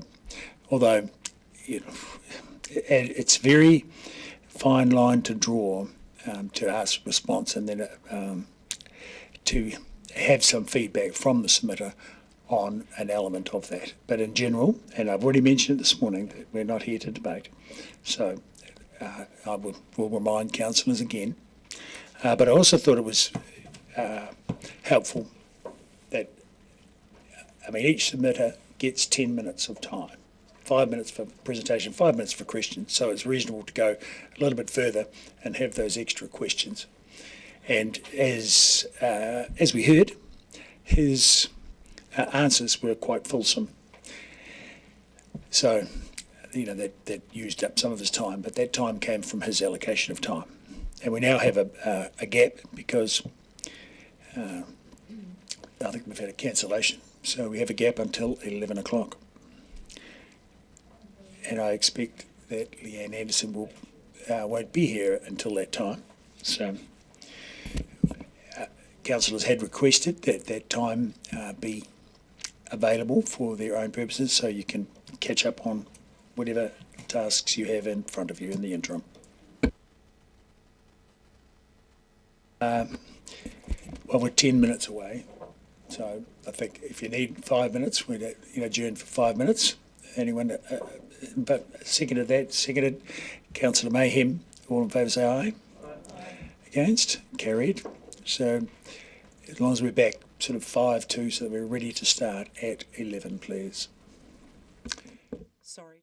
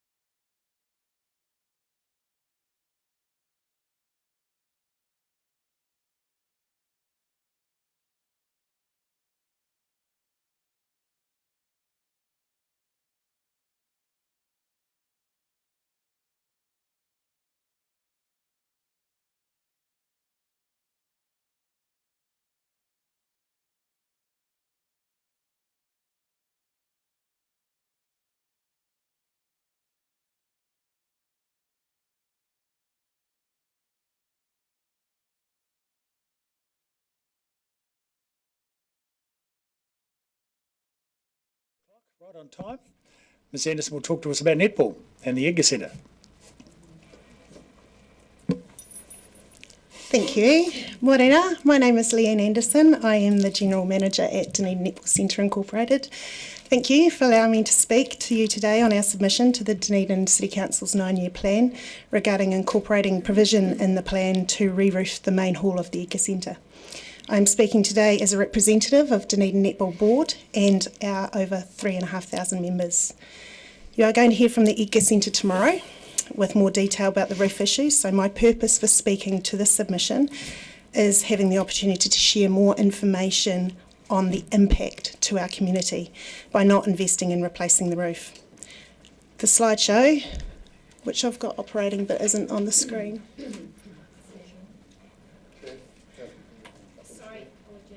Thanks. But the slideshow, when you see it, is a series of images that show various groups impacted and also photos of common effects of our cancelled and moved games with social media posts, control room venue allocations and the bucket water capture system that's been used in the past and is currently being put in place again. Netball is a founding member of the Edgar Centre. We have a long and proud association with the development of main hall courts, the arena, new wooden courts in the main hall that service our competitions. In 2024 we held competitions on Monday, Tuesday, Thursday and Saturdays, with regional and zone tournaments on Sundays and development programs on Wednesdays. Additional to this, the Edgar Centre runs social competitions on a Wednesday and Thursday evening. Netball is the largest sport user of the Edgar Centre, both in number of participants and revenue, followed closely by basketball. The Edgar Centre included survey results in their submission, which included 610 respondents who play or spectate netball. 100% of netball respondents had been affected or interrupted by roof leaks in recent years. In terms of numbers, in 2024 we had 293 teams participating in our local competitions. This equates to approximately 3,093 players, 586 team officials, that's coaches, managers and umpires, and we also had 55 registered umpires. Most teams have a number of spectators watching each week. This number is really hard to estimate. Last season we were forced to cancel 34 games, affecting over 400 people. Often this was at the last minute when players were already on the court, ready to play, and courts started leaking. In addition, we were forced to have 54 games moved that affected approximately 600 people, often at the last minute when the leaks appeared. When leaking occurs on wooden courts and it cannot be controlled to the satisfaction of the umpire, ensuring the safety of the players and umpires, the game needs to be moved and there needs to be another available court. Often this is not the case, as there are no courts available and the games need to be cancelled. The same happens on turf courts, although this is becoming more and more frequent, with no maintenance of the roof covering the turf courts. When a turf court has a leak, a patch of turf saturated in water becomes extremely slippery and dangerous. During a game like netball, where players and umpires are running at speed, changing direction often and stopping and starting, the court surface quality needs to be consistent. The health and safety of our players is our first priority, and water on courts prevents us from scheduling and playing games. In 2024, Dunedin Netball hosted 8 tournaments, including the Netball New Zealand Under-18 tournament with 44 teams, over 650 players and officials. All but 3 of those teams were local. They stayed in Dunedin for 5 nights. We also hosted New Zealand Masters Games in February with teams from outside the region staying in Dunedin. The economic impact of all sports tournaments in our city should not be underestimated. But to continue to host significant national and regional tournaments, the Edgar Centre needs to be able to guarantee courts that can be played on despite the weather conditions outside. During tournaments last year, a further 23 games and approximately 500 people were affected by leaking courts. Netball New Zealand has already provided feedback to advise until the venue can ensure court availability and no roof leaks, they won't be looking to bringing back national tournaments to the Edgar Centre. Our staff currently work tirelessly with the Edgar Centre staff every competition day to see what courts are leaking, where issues potentially lie, and plan for these when we can. The difficulty is even in light and persistent rain, leaks appear on courts that have previously not leaked, making it impossible to plan for the impact to members and also cancel games in advance and at least try and give members some warning. Thank you. Well timed. Questions from Councillor Hurley firstly? Thank you, Mr Mayor. Do you have any indication of what sort of economic loss our city is having due to the fact that you're not able to have national tournaments come here because of the problem?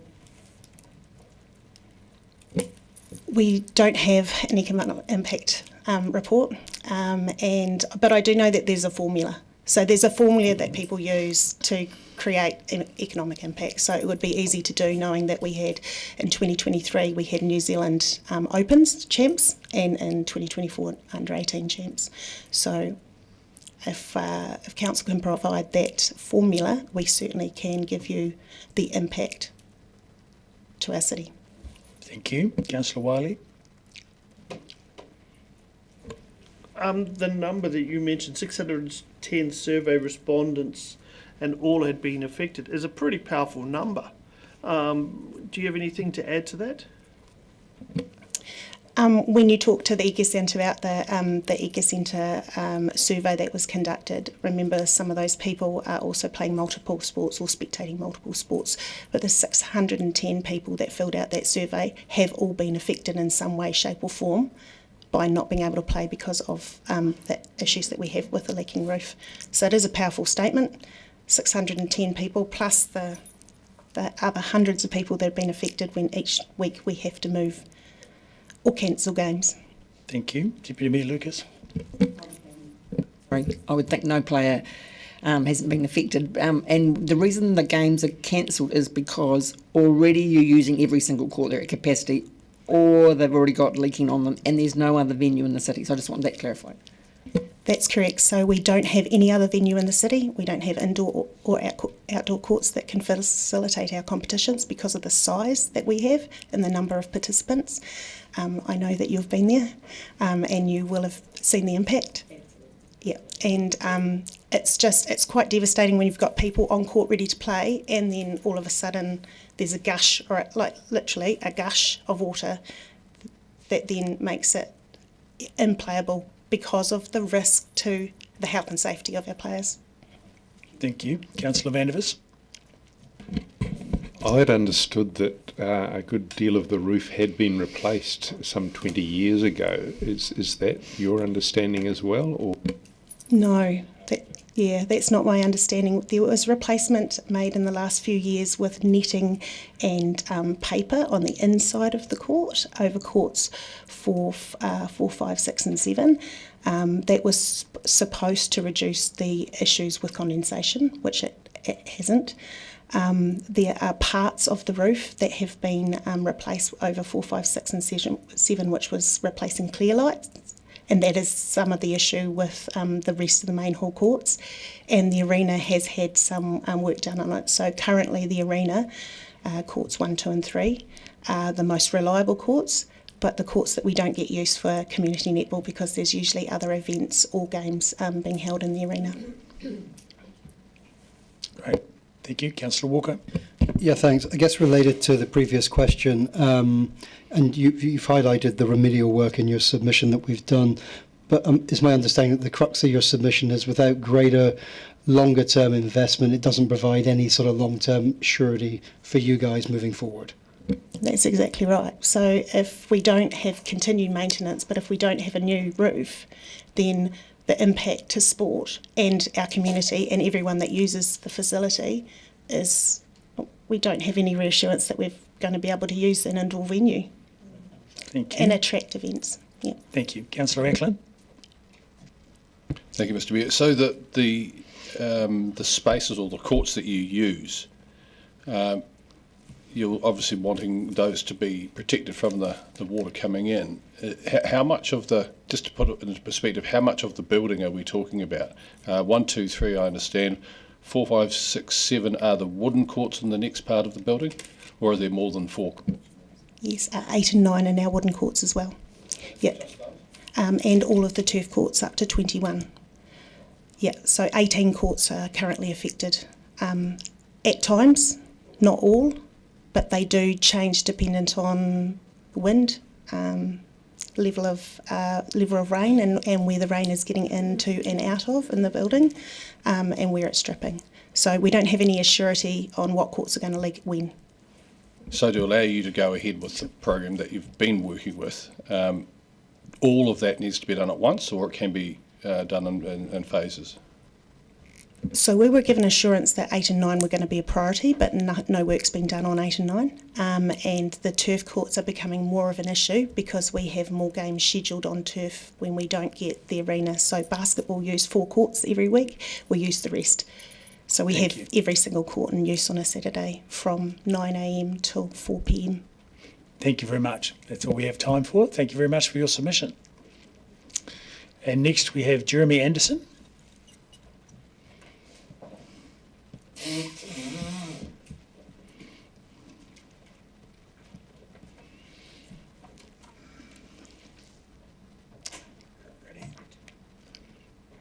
So you have 5 minutes to speak and 5 minutes for questions.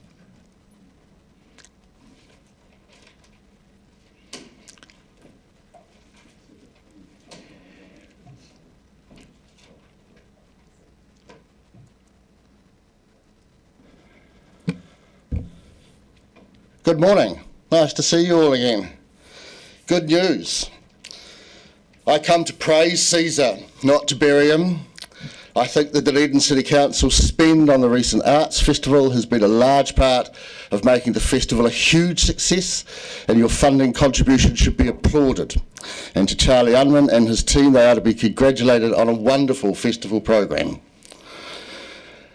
So in terms of the removal of the $17 million infrastructure fund from the annual plan, and in the aftermath of that decision, let's just quickly scramble over the wreckage and see what we can salvage. The good things. It would appear from the latest alerts from Stage South and the Dunedin Theatre Network that the refurbishment of the Mayfair is no longer a priority, and the problem now rests with the owners of that building to improve it, sell it or demolish it. It would also appear that there is consensus at long last that the city needs a purpose-built professional theatre. It also appears that everyone agrees there is real value in making sure the Playhouse is revitalised and continues to be part of the Dunedin theatre infrastructure. A couple of other additional light-hearted things that means that there will be less talk from people around this table on the hustings about supporting the arts. And lastly, if recent press reports are to be true, there is $30 million unspent, which is either an accounting snafu or someone's found the swear jar in Sandy Graham's office. Unfortunately, though, it also appears that we are still kicking around the awful Athenaeum idea, an idea that only the owner of the property seems to be keen on. He does seem that he thinks that he has a better chance of getting the city's musicians to be interested in his building, so hopefully that is the end of this stupid idea of putting a theatre in there. To the people in this room, I think the problem has been the council leadership on this matter. A couple of simple statements at the beginning of this process would have helped clear the air. One of them might have said something like, this is a professional theatre infrastructure fund provided to fill the hole left by the Fortune Theatre's closure, and the amateur theatre community are not invited to propose ideas at this time. Number 2, any proposal over the budgeted $17 million will not be considered.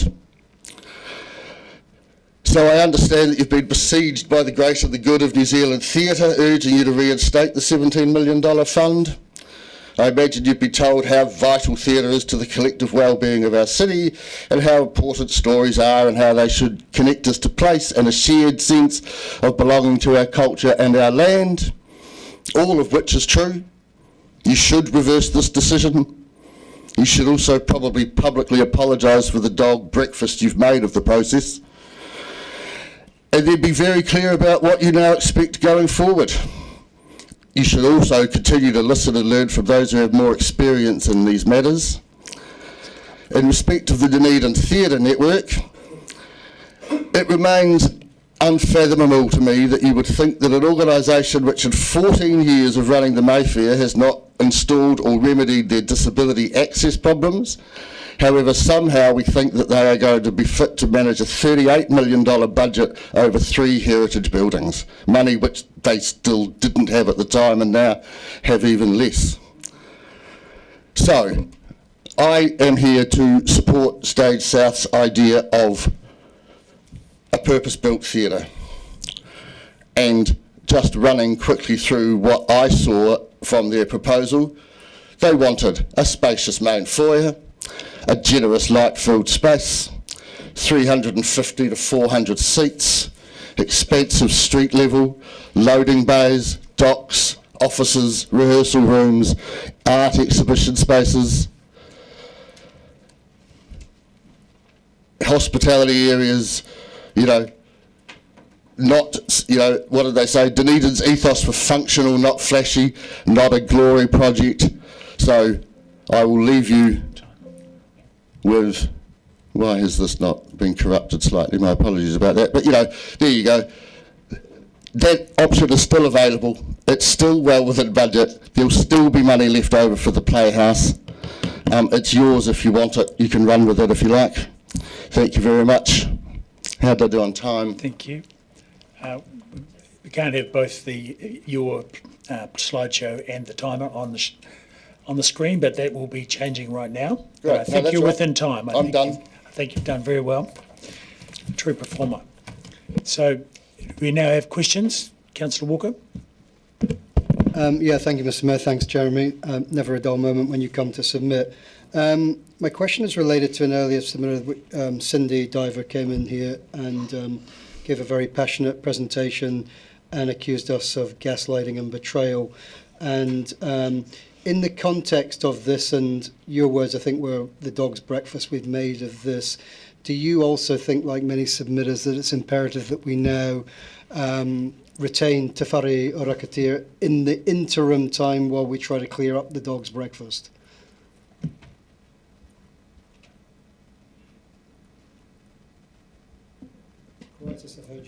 If that is the only option, then yes, you probably should continue funding it.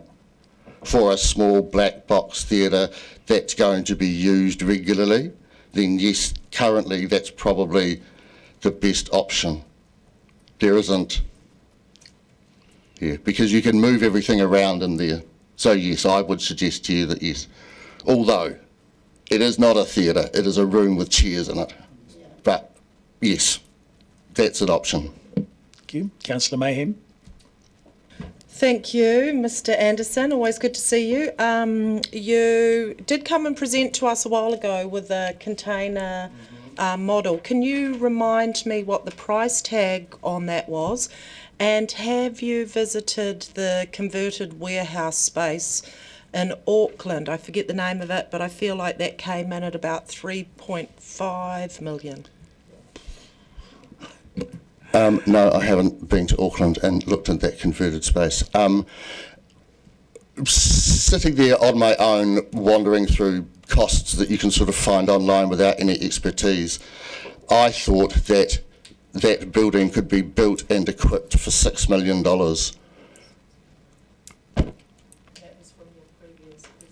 That was from my previous presentation. But the important thing about that, if I can, is that these places are, they're not really about bricks and mortar. They're about how they're run and how they're managed and who they're for. And it's the model that operates it that's the key bit. I don't mean to be impolite about the number of architects and various experts that people have used over the period of report, but you know, any idiot can build a room and put 400 seats in it. Making a theatre work and run and be right and appropriate and fulfil its function is the hard bit. And from what I've seen of at least the Dunedin Theatre Network's proposal, they just have not considered how that was going to work. Thank you. Councillor Houlihan. Thank you, Mr. Mayor. With your years of professional experience, particularly in Wellington in professional theatre, what would you say we are missing out on our city by not having a professional theatre?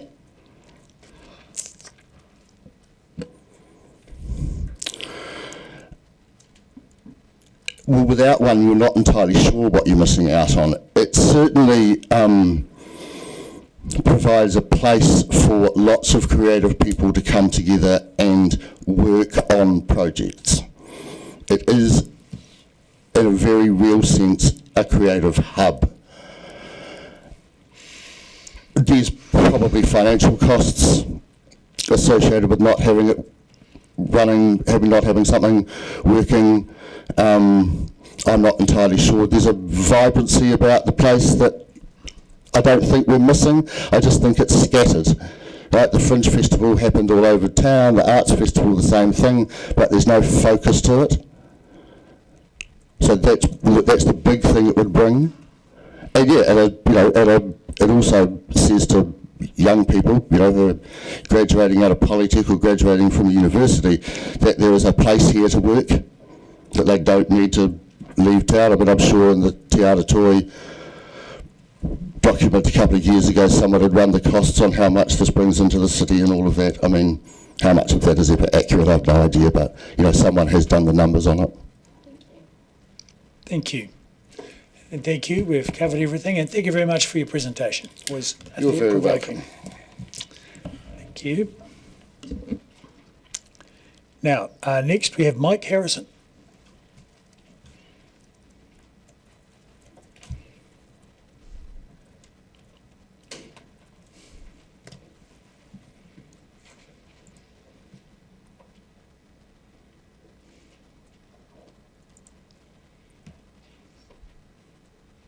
You have 5 minutes from now. Kia ora, good morning. And I want to say hello back to several of you that I have worked with in the past, and really appreciate the opportunity to talk. In fact, it's almost 10 years, near enough too, that I was last in front of you as a council and on the same very topic. I do want to say congratulations. I believe it's important for the credibility of the council to actually have this item within the long-term plan and to open the discussion again with the community. Congratulations. I also want to say a thank you and a congratulations to the staff who've worked with council and the community to deliver what they have.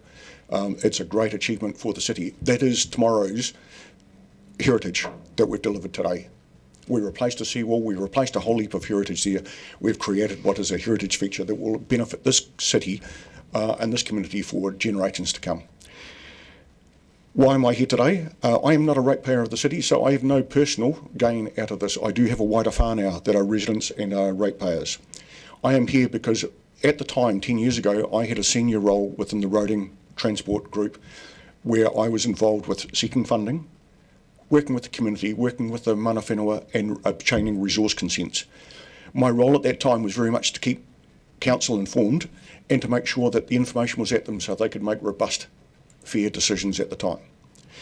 My role now with Waitaki District Council is a major transport project manager, and I'm replacing a 126-year-old bridge that is across a river crossing that was mana whenua crossing. So at this stage, while it's another 10 years down the track, I am still working the same thing, working with the community, working with the mana whenua and the council to deliver projects. Now that project's been on council table for 22 years, and it hasn't got anywhere. All of those are also funded by Waka Kotahi, so I do have to also say Waka Kotahi are a key to everything we're doing. However, I will come back to later on about the funding. Please remind me if I don't get to that, because as Councillor Vandervis did make a very valid comment around the value of works that have been completed. So, as a staff member for council, I was working with all those parties to bring that before council. Unlocking the views. I remember 10 years ago, give or take a little bit, I can't remember the exact year, and it was an annual plan, I believe, at that stage, but it was around we were gridlocked, we were deadlocked because the community couldn't agree on which section should happen first. And that was holding it up. I remember the discussion went in the search of an hour and a half, maybe to 2.5 hours. It was significant on that day. And to sit with the councillors and talk around what could happen, and at that time, Waka Kotahi, through the government, were offering an enhanced FAR. And all credit to the councillors at that time, they said, can we deliver it all at once? Can we make it one project so that the decision around which priority happens is not something the councillors or the community have to make? And that was unlocking a great deal. I also got to say that as part of that, there was 3 of those sections that did not meet the funding criteria of Waka Kotahi at the time. They were still better than a BCR of 1, benefit cost ratio of 1, so they did make a return, but not at the BCR. I think it might have been 5 or 6 that Waka Kotahi required at that time. So they still made a return, not as great. Now, they were pulling down everything else, those 3 sections. So by taking those out of the program at that time from what was being funded, meant that we could get the funding from the government. So that was a greater opportunity. The people that were most affected with that was the mana whenua, because that was, of those 3 sections, they significantly impacted on the Marae at Otakau.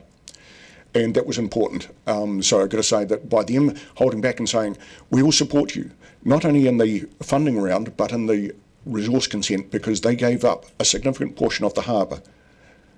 And I've got to say that that was significant because that helped the resource consent move forward. Without those things happening, we would have had no projects at all. The project itself, I have heard that it's complete. No, those 3 sections. So the thing is, you have not got the full impact or the full benefit of what started out. With completing those 3 sections, you will have about 32 kilometres of cycleway. It's a road improvement, a safety improvement, but the cycleway is an added benefit that come from it. But by having that cycleway walkway at 32 kilometres, you have almost a marathon length. And the marathon length is significant because that means that at any day you can actually have your sports leadership, your sports medicine, your health medicine. You can have your disabled community practicing, training and developing for a marathon, for a significant event without having to impact on traffic. They can do it at any time. Just think of what it would look like having the Dunedin Marathon with a boat sitting in the harbour, cruising along with the seawall and everything showing there while the runners are going. So we haven't even started to unlock what could be the future of this. There's people using it. You go out there and see them on what is completed. What will be for the future is yet to be developed. Have I run out of time? You have.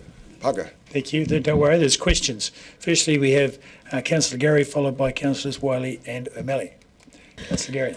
Mr Harrison, you were the lead on this project and I was Community Board Chair back in 2014-15, and you were tasked with approaching Mr Edward Allison as Upoko around the change in order. So the Allison Road to Fisheries was number 1 in the map. I wonder if you could just tell us about that conversation and what transpired. You and I both know, but my colleagues weren't there. That's correct. I do have to say that's a difficulty with institutional knowledge for councils, because you have got a situation with most staff now maybe achieving 3 years with the council. You've got councillors that turn over, let's say, look up and down the country, about half the councillors, elected members, will turn over every 3 years with the election. So keeping that institutional knowledge is key. Yes, my colleagues, Evan Matheson and myself, we did talk to the Marae whenua people around how we could actually deliver in the long term what they want, what they needed for their community. And it was not around, you could say that where's the safety for them? But the fact is, because of the perceived safety issues and because of the lack of space, they did not use the space. They were not getting the benefit out of their own space. Talking to them, they realised that by having the greater community, that's what they wanted to do. They wanted to support the greater community, get the biggest outcome and the best return long term. Any one section by itself did not give the benefits that we were seeking. Thank you. Councillor Wiley. Mr Harrison, good to see you again.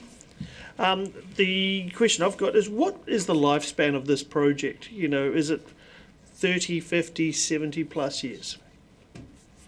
In the sense of the benefits for the community. Push the button.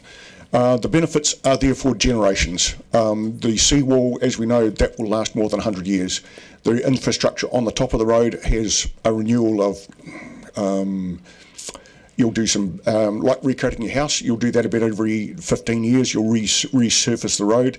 The cycleway really won't wear out unless it's washed away by the sea. You can expect that you're going to have an asset there that will last indefinitely if you keep the maintenance up to it. Thank you. Councillor O'Malley. My first question is, are you missing the Regional Transport Committee meeting as well today? In my current role, I no longer get to attend those. So that's something that I'm missing, but Yep. Anyway, So we'll just come back to the Councillor. We were going to do one question, but we'll have Councillor Barker then come that back wasn't to you. actually a question. Seriously.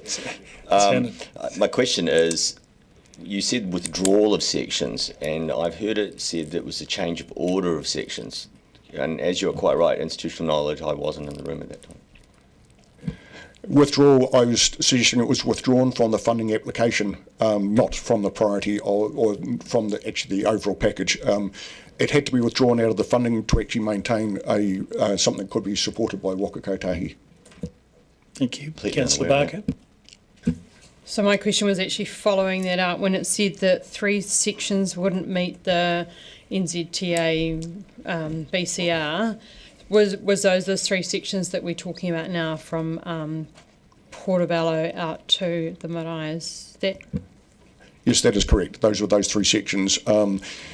And I know time is short, but I do want to say one of the things that with working with Waka Kotahi compliance issues, as we go through funding and getting their funding, it is quite significant. Everybody can actually say up and down the country, we're talking about a traffic management cost of about 30% on a project. On 100 million, heard Councillor Vandervis say that, 100 million, you can expect we paid about 30 million worth of traffic management. Right. Councillor O'Malley, do you have another question? No. Very good. Councillor Gary. Just want to circle back to your conversation with Puku Edward Ellison. And so when the order that was agreed that they would support the wider community benefit, there was there not a commitment that the project would be finished, and that was the basis on which they agreed to the change in order? Very much so. It was, we are not to be left out. Thank you. We've exhausted questions, so thank you very much for your submission. Yes. Now, we have Heike Sibula.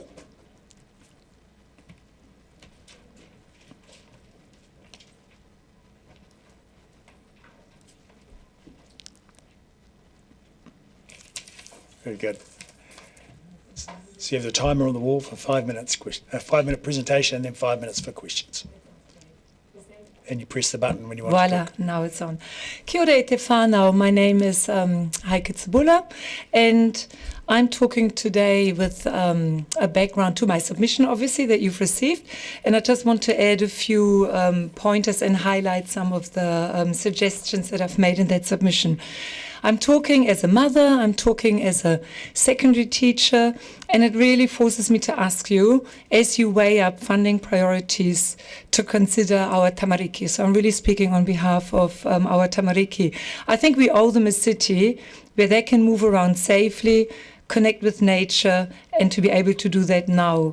And I think a child-friendly city is inherently a low-carbon city where they can walk, they can bike, they can scooter to school, while breathing clean air. They have access to green spaces and a resilient infrastructure that can withstand climate challenges. And I'm saying this because I'm just disappointed that we as a community won't be able to be consulted on medium and high investments to shift to a carbon zero economy. So, having accepted that that has been taken out, even though the vote was really close, I've included in my submissions 2 hopefully constructive ways of achieving parts of what I've outlined in my introduction by reallocating some of the funding. So my first, I'm just going to talk to 2 points. So the first point that I've included in my submission is for the council to reconsider the 2.8 million that you have allocated to looking after our grass verges, the maintenance of those, to look at one particular section of our cycle infrastructure that I've submitted on several times already. And I'm taking you to the Portsmouth Drive crossing by the map, just before you go onto the Peninsula. And this is my route to work. And every morning we have more and more cyclists now. You've noted probably taking that route. But it's such a dangerous crossing. And honestly, I can talk to people every morning. They will say to me, this is crazy. Something is going to happen here. We need to act now. So in the submission, I've included cheaper options that I suggest to include. For example, you could add looking painting for onward traffic on both sides, as you have done around Queen's Gardens to cross into Vogel Street. And that would just already be a visual sign to slow down. I would really love the idea of trying some plastic race tables, so they're not too expensive, but to try them out as you have around schools. the fact is that most of the rush hour time, you can't go super fast further down anyway, because there's a lot of traffic jams between 8 to 8:45 in the morning, same thing in the afternoon. So for drivers coming around the bend to slow down already would really not reduce their travel time, I think. I've collected a petition again, and I'm going to leave that here. So it's a petition to ask the DCC to take action to make it safe, and it has about 100 signatures. So I'm going to leave that for you to support this idea. The money for the grass verges, I think we can be a bit more creative around those grass verges and maybe think along meadows for bees to attract more bees, native trees, bushes, etc., that you can just use them in a more constructive way than having to mow them continuously. So that's my one point. And my second point is I would really like to, again, reallocate money in the budget, and I would love to take the 2 million per annum that you are suggesting to use for our stadium to attract major events. And I would really like to take that money to go back and support our tunnel trust, the bike lane connecting Mosgill with the city. So we're looking at commuters that could benefit from it, but likewise tourists. And it's been mentioned in the paper, I think on Saturday as well, that that's a really valid, important investment that we should do now. And I can see the time is running low. So thank you very much for listening. I think when I look back at the consultation you did first, infrastructure, environment, less waste, community well-being were mentioned. And so I've been speaking about environment and community well-being. Thank you. Thank you. We have a question, Councillor O'Malley. Thanks very much for your presentation. Transport Department's very aware of that intersection at Portsmouth Drive. So I'm actually just going to ask where we are with that. My general feeling was it was considered to be around about a $5 million job, though, because it's a particularly complex intersection. So you're suggesting something lower in the interim. Okay. Thank you. Because we have consulted. I mean, I will support we have consulted. So push the button. We have consulted previously and we understand. It's very complex. We're thinking a roundabout would be ideal. We're even thinking maybe leaving the cycle lane on the left-hand side going into the city and crossing after you've crossed another road in front of the Edgar Centre. Then you join a traffic light and you could cross more safely onto Portsmouth Drive. I know that that's been suggested as well.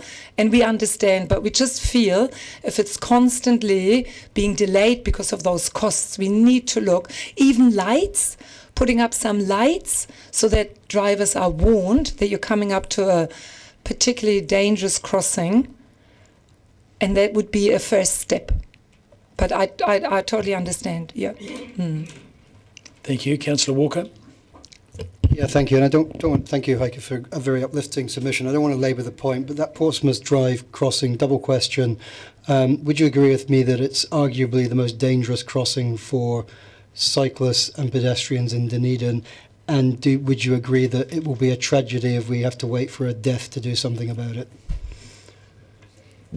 Absolutely. I mean, this is what happened outside the hospital and outside the bookstore, and I think we just can't risk it. And I mean, we also talk about students. Students come from the Peninsula, they go to Kings, they go to Tahuna, and they use Queens as well. They cross over there, and I mean, sometimes we 8 people across because it's just so scary. And you saw the submissions on Saturday from Portobello. It's very similar. We don't want our tamariki to be scared. Thank you. Councillor Gary. My question's around the same issue because I go past that every day on the way to work. And I wonder if you're aware, I'm not, but are you aware of near misses at all? And I have to admit that sometimes, because I'm almost saying I'm going to cross in a group, so they are visible, the drivers can see there's a group of 2 or 3 crossing, and it really forces the drivers to slow down, which is not a good thing. So yes, we've had, I can feel the wind of the car passing by as I've just crossed safely. So definitely, it's not worth it. Okay. Councillor Walker. Good. Chance for a second question. I think I'm going to be the first person today to ask a question around the admission charge to our museums and galleries. Your submission was against it, but you suggested a $10 charge from memory. Would you support the $20 charge if that charge allowed entry to multiple institutions rather than just $20 for each one? Or are you just pretty much focusing on the $10? I think that's a good idea. I hadn't thought of it. And I think it's just that I thought it would be quite a rapid increase going from 0 to 20. So that's why I was thinking maybe if you do it more staggered and think of another increase later on. But that's a good idea. Yeah. I thought you were going to ask me, are we going to use that money to fund the crossing? Next question. All right. Okay. I think we've covered the questions. Thank you very much. Okay, now next we have 3 people from ORC.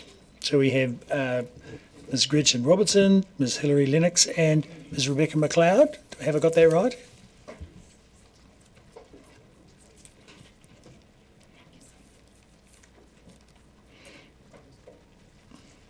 Okay, so you have 5 minutes from now. Great. Tēnā koutou katoa, great to be here today. Thanks for having us along. We've been introduced. I'm chair of ORC, Gretchen Robertson. I have with me Hilary Lennox, who's the manager of strategy at ORC, and Rebecca McLeod, principal advisor strategy. Thank you heaps for the opportunity to submit on the draft 9-year plan. We will take the submission as read. I know you will have read a whole lot. We just want to provide a little bit of context around why we were submitting today. I just wanted to say that we did want to give a big shout out where credit is due to the DCC for a lot of the initiatives that you've got in your 9-year plan. We'll specifically touch on those. Just really want to stress that. And we also wanted to focus on potential synergies with our own strategic directions. Specifically, the ORC focus areas of climate and transport are particularly relevant in the context of the proposed LTP. Also, our partnership in the Zero Carbon Alliance, along with the DCC. And as we know, parties to the Zero Carbon Alliance have a shared interest in reducing both organisational and citywide greenhouse gas emissions, and we wish to collaborate on emissions monitoring and reduction initiatives. And we remain supportive of the DCC's climate ambitions as outlined in that plan. There's obviously an ambitious target of investment initiatives required to reduce emissions. And we're looking at the synergies between the two organisations and how we can work together well and be supportive as well.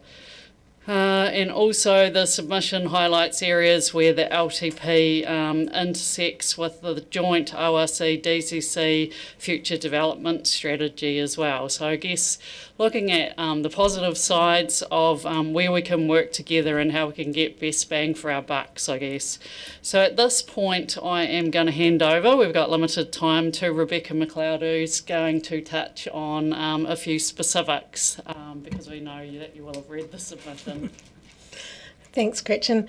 The submission expresses support for several climate positive aspects in the draft 9-year plan, and these include things like the South Dunedin Futures Programme, stormwater management enhancements which assist in resilience, the intent to create a climate resilience framework for Dunedin with partnership opportunities for both of our organisations.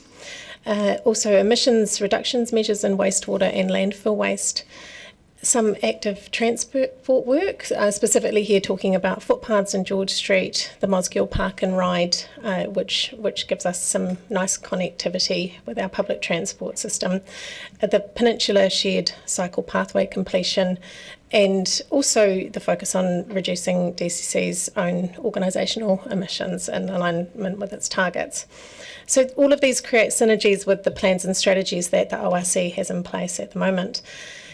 And we request that in order to enhance these synergies further, that you consider investment in the climate investment package as well.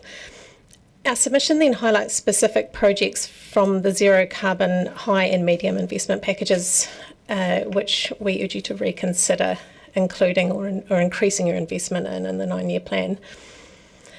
The ORC considers that the transport projects listed in the high and medium investment packages will contribute meaningfully to the development of a well-functioning urban environment by enhancing public and active transport options and improving safety, reducing emissions and fostering more connected and accessible communities. And some examples of the projects that are discussed in detail in our submission include the Otipoti Pathways projects, improvements to public transport provision, the City to Waterfront Bridge, Dunedin Urban Cycleways Tunnels Trail, and improvements to the Shore Street Portsmouth Drive intersection. The ORC commends the DCC for investing in climate positive projects and requests that you consider funding the elements in the climate investment packages that we have outlined in our submission. Thank you. Thank you. That was us. Thank you. So we have questions. Councillor Walker, firstly. Yeah, thanks, Mr. Mayor, and thanks for an excellent submission, very uplifting. I'm going to focus on points 34 to 37 for my question. The Tunnels Trails project, which you fully support. I just want your feelings why you submitted around this, particularly in the context of the need for this related to our proposed future development in that area of the city that is growing quite substantially. Thank you, Councillor Walker. So firstly, we focused on the Tunnels Trail as it aligns with one of our strategic directions, which is around facilitating active transport in the region and enabling others to do so as well. But also this particular project has the ability to reduce emissions and congestion by getting people onto active transport for their commutes into the city, not just from Mosgiel to the city, but also all those suburbs that it passes through along the way. So we see that as critical to increasing, completing that network and linking these different trails up with each other. Thank you. Councillor Barker. Thank you, Mr. Mayor. My question was just about that I think there's 20-something-ish projects in either the medium or the high investment options for zero carbon, and I note that you've just chosen 4. Were those specifically the 4 that you thought would be, I'm going to say, the biggest bang for the buck, or the ones that aligned most closely with what the ORC did? Because I notice there's a particular focus on the waterfront bridge. Could you expand on that a little bit?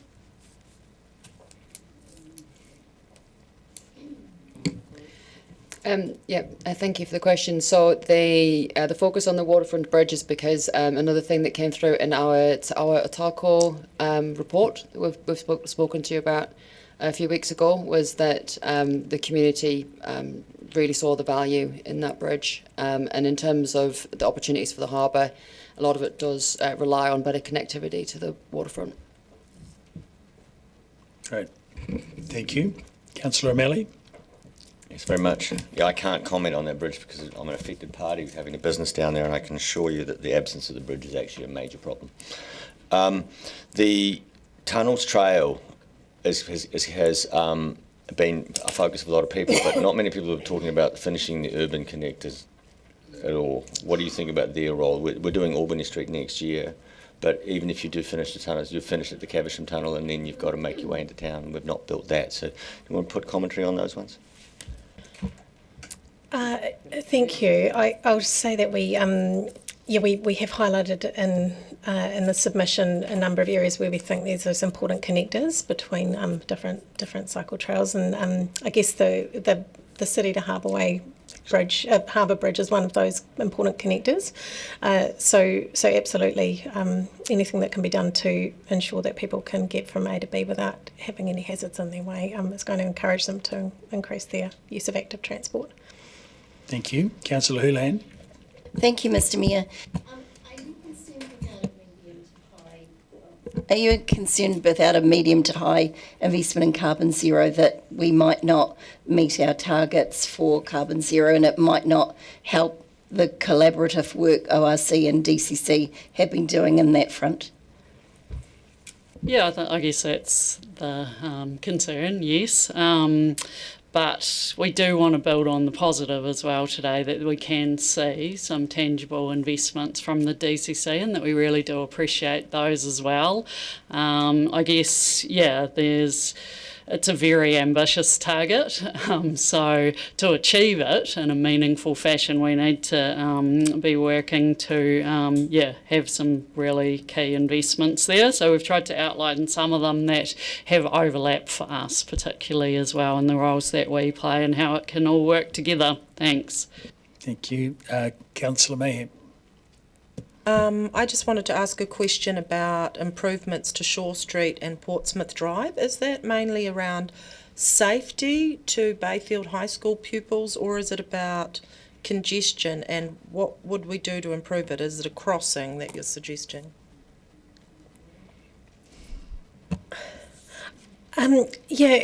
For me, when we were crafting the submission, it was definitely more with safety in mind for that one in particular. Just thinking about not just Bayfield High, but the other young people that have to go through that crossing.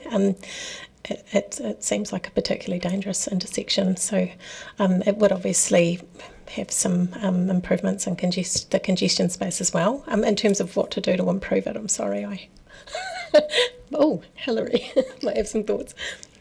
Thank you. Our time is up. Yep. Thank you. Thank you very much. Thank you.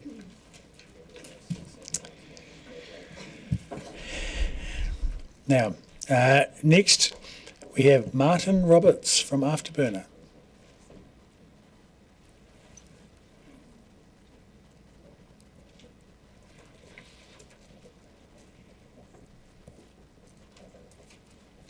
Okay. You have 5 minutes from now. Thank you, Mayor and Councillors, for the opportunity to speak with you this morning. In the recent 7 years, the DCC has sought opinions on the arts strategy for Dunedin and has consulted many times on the issue of venue spaces. You even commissioned a report that gave you the answer that you didn't want to hear, and on the backs of many volunteer hours of many hard-working practitioners, business leaders and audience members, you gleaned through the post-it note confetti method a key fact. The venues in Dunedin are woefully inadequate for the city the size that it is. Some of the existing ones are well below international standard, are an impediment to those who are here in the city making work, but more importantly, those who want to come here to present work for our rate-paying audiences.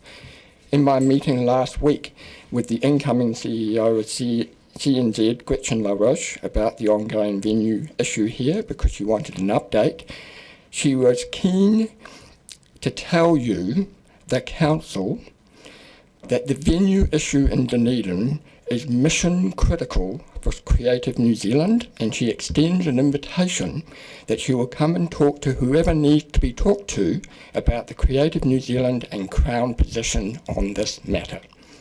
The option for you to be a cornerstone stakeholder, not a full purchaser, but a cornerstone stakeholder in a new performing arts centre that replaces what the current Mayfair does and adds an additional black box second smaller venue and rehearsal education spaces and is accessible and is warm and open to the public and has street to seat access, street to stage access, is all in the concept plan put forward by Stage South. It is a concept plan. In other words, it still needs refinement, but we've run out of money.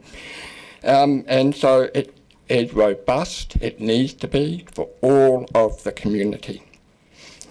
If you turn down this last option left and regard the status quo as being acceptable, then goodbye to the statement, creativity is now recognised internationally as essential for a successful modern city, a key to Dunedin's future. Oh, that's a quote from your art strategy from Awatori. I had the honour of being the first lighting designer at the New Court Theatre, which opened on the weekend. Talk to me about what that meant for that community to have a 21st century building for them to practice in. I'm happy to talk to you. What we are asking for and have been repeatedly telling you is a much more modest but highly functional multi-purpose facility that accommodates the broad church of Dunedin performing ecology, from opera, musicals, high school, the Scout Gang Show, the Dunedin Arts Festival, the Fringe, as well as fostering a many professional groups within the ecology who can all run on tight budgets and goodwill. That is a facility for them. And for all of the audiences who have poured into Dunedin venues over the last two festivals of the Fringe and the Arts Festival, are crying out for a safe, warm place for them to see high quality arts from within the community and from without. Why don't you come with us? Make Dunedin the best little city of the creative arts. Work with us and our music action plan colleagues to create venues that are of high quality and of practical use. Immediate financial support should be granted to Rukatire. This will require a reversal of your funding decision. You should tip some money towards the Playhouse. They will close within a year if you do not have if they don't have the ability to fix their roof. You need to commit to a theatre action plan to work alongside the music action plan and for us to work together to create this amazing opportunity that's right there in front of you. Thank you. Thank you. And we have questions. Councillor Houlihan. Thank you, Mr Mayor. We had a speaker before, Cindy Driver, who said that she felt the council had betrayed her because of pulling out the 17.1 million that was put aside for a theatre. Do you feel betrayed? And if so, what do you think we can do to fix that? Well, it is a betrayal because basically we were in a lot of consultation meetings last year leading up to, right up to Christmas. In fact, it was 2 days before Christmas. We were still consulting with our toy team about this, coming together with a plan because we were told you can't have it all, you've got to actually make some sacrifices here. So we did, and only to find out that actually that money had already been pulled. So yes, it is a betrayal because the communication lines are not clear in terms of what do you want from us. We've given you more than enough over and over again. You go, this, we want this, we want this, but we give you more and more information, only for you to then turn around and go, oh, thank you, but go away. Councillor Gilbert. So you've mentioned the new theatre in Christchurch. And you've also mentioned that CNZ have said that something here is mission critical, I think was the phrase you used. Given the theatre in Christchurch is circa 60 million, of which roughly 3/4 had to come from the City Council, and the rest was sort of funded by Friends of the Court Theatre, etc. And given that CNZ say it's mission critical here, given that they removed some of the funding, which meant that Te Whare lost their funding, etc. If it's mission critical, with your conversations, do you know whether CNZ are happy to support in terms of funding? CNZ do not fund capital projects, they never have. And the Court Theatre was actually funded in partnership with central government, with the Ministry of Culture and Heritage, so it's actually a substantial investment on their part. And yes, the court raised money. we need to raise money, there's no question, and we're not asking the council to front up with the whole lot. But also we are looking at something that is far more modest than the Court Theatre. That is a stunning facility, but we can do that for half the price. And we've given you the numbers. We came in at 30 million.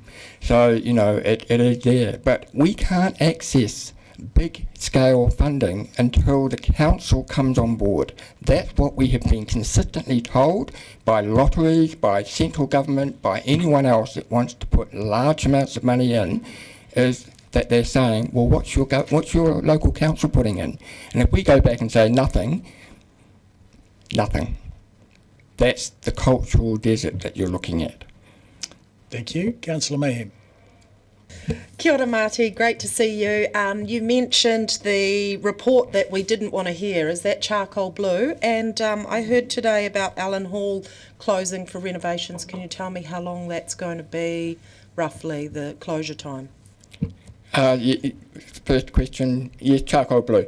You have to remember that within charcoal blue there is some really valuable information. I think we need to keep going back to it to glean the information. Look, the end product of that one was a bit of a misfire. You know, I think the wrong question was asked to begin with. Allen Hall is you'll know that Marama Hall currently is being done up for heritage kind of beautification, I guess, remedial work. Allen Hall is next in line for that. It's still being negotiated exactly what is required and how much of that will be required. At the last possible meeting, we were looking up to 2 years. But I would not like to speculate any further than that. It's just, it's one of those things. It's an old building. It needs exterior work done on it. But it might come back with less than that. It's an ongoing feast, but it's being earmarked. Look, we'll have an extremely short question from Councillor Ackland. Thank you. Do you support the community theatre folk and musical theatre? They are the lifeblood of our community in many ways because they actually provide the opportunities for our rangatahi to be involved in the theatre. They are actually what our audiences love seeing. And we want a facility that can actually really enhance and provide for that wider ecology. This isn't just about a single smaller group. This is actually about going, what does the community need and how do we make it robust for the future? Thank you. And thank you very much for your submission. Okay. Next, we have Alan Somerville.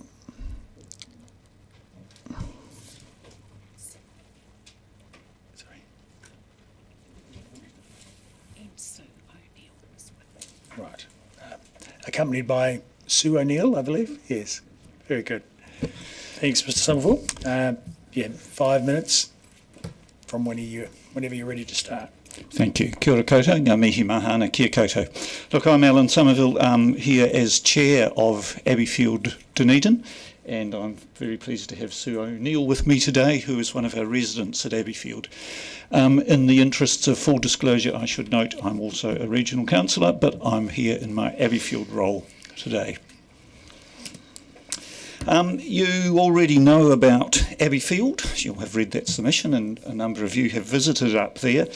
One of the things I note is that once an Abbeyfield house is established, it's self-sustaining. Abbeyfield Dunedin doesn't receive any central or local government funding or subsidies.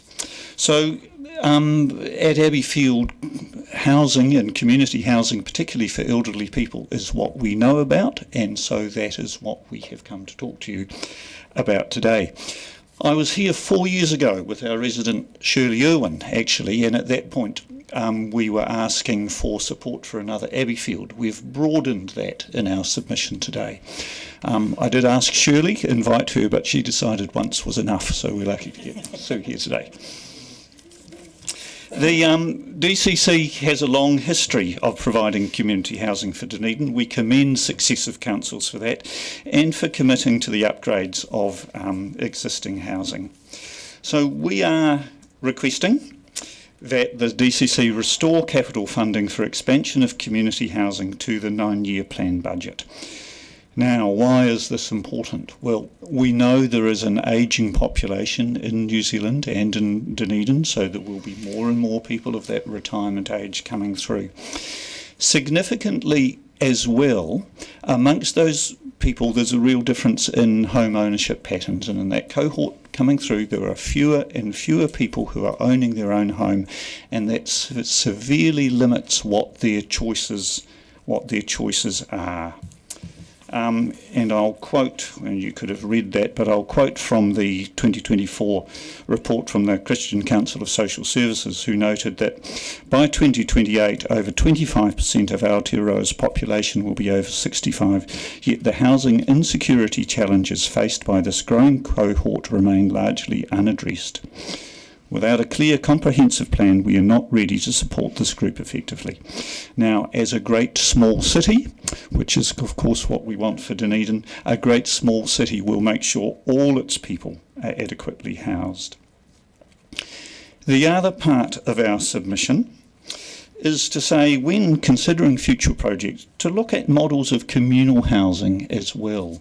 Nearly all projects out there tend to be for individual housing, whereas Abbeyfield shows how that communal housing model can operate very successfully, and there are big advantages in that.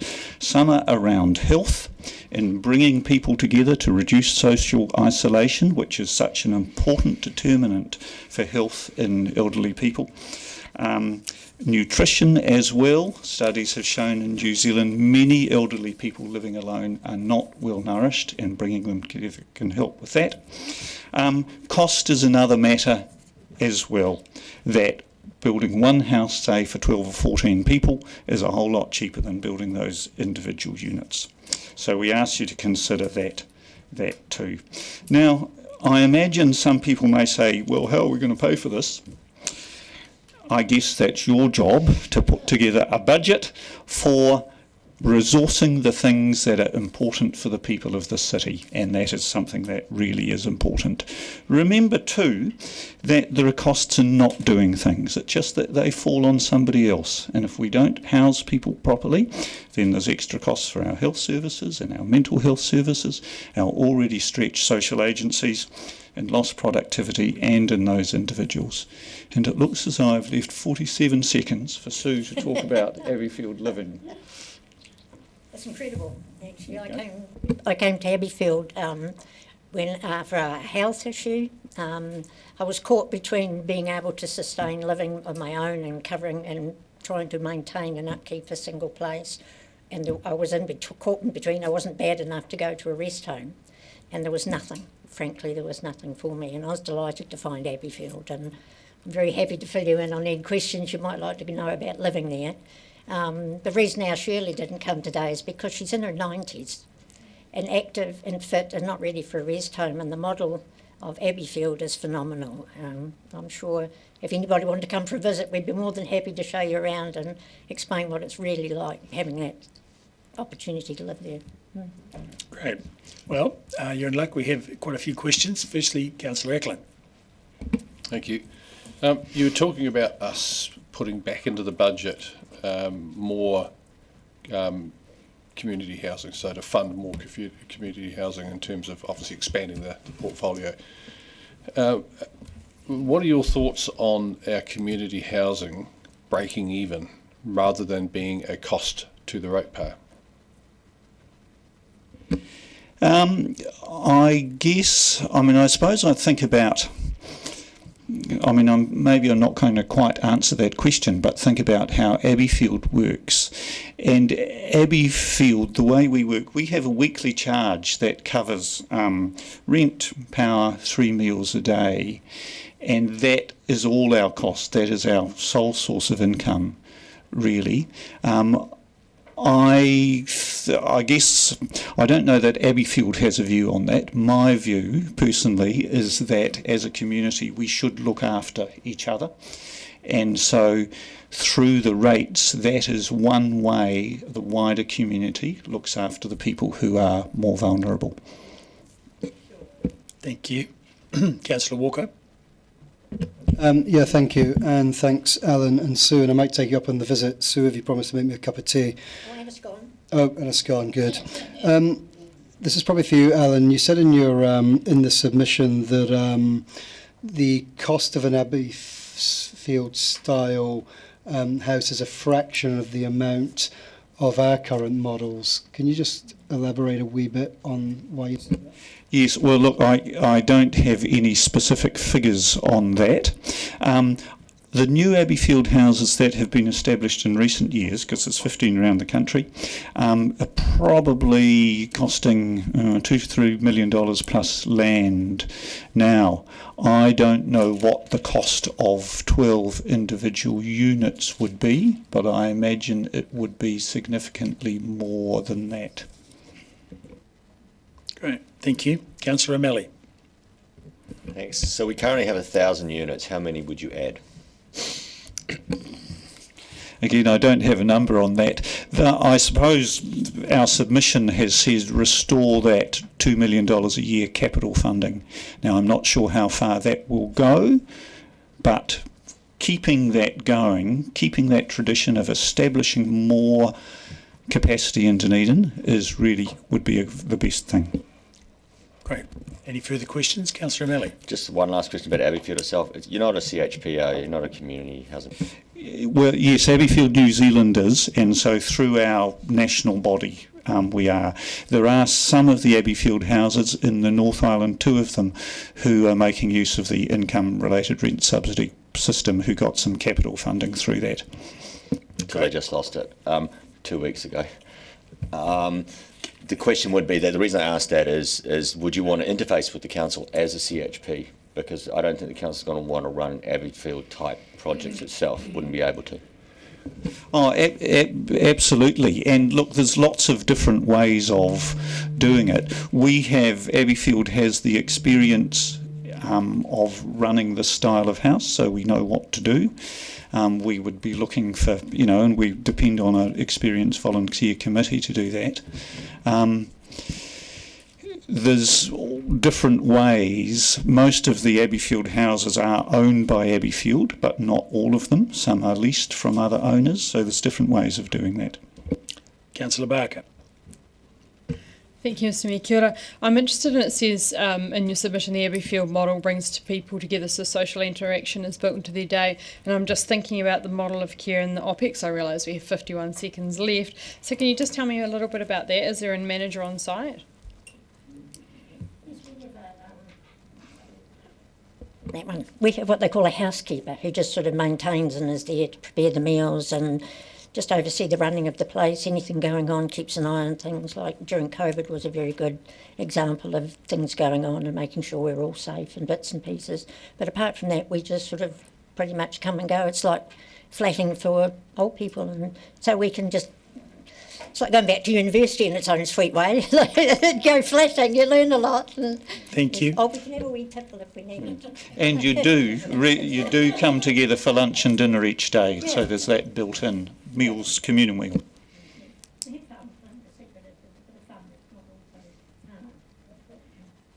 Thank you. Thank you very much for your submission. Thanks for the opportunity.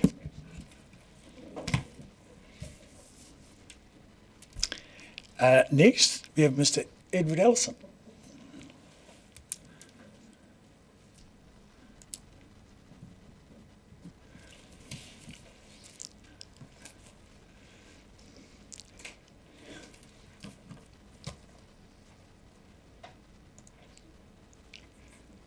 Kia ora. Kia ora, Your Worship the Mayor, councillors,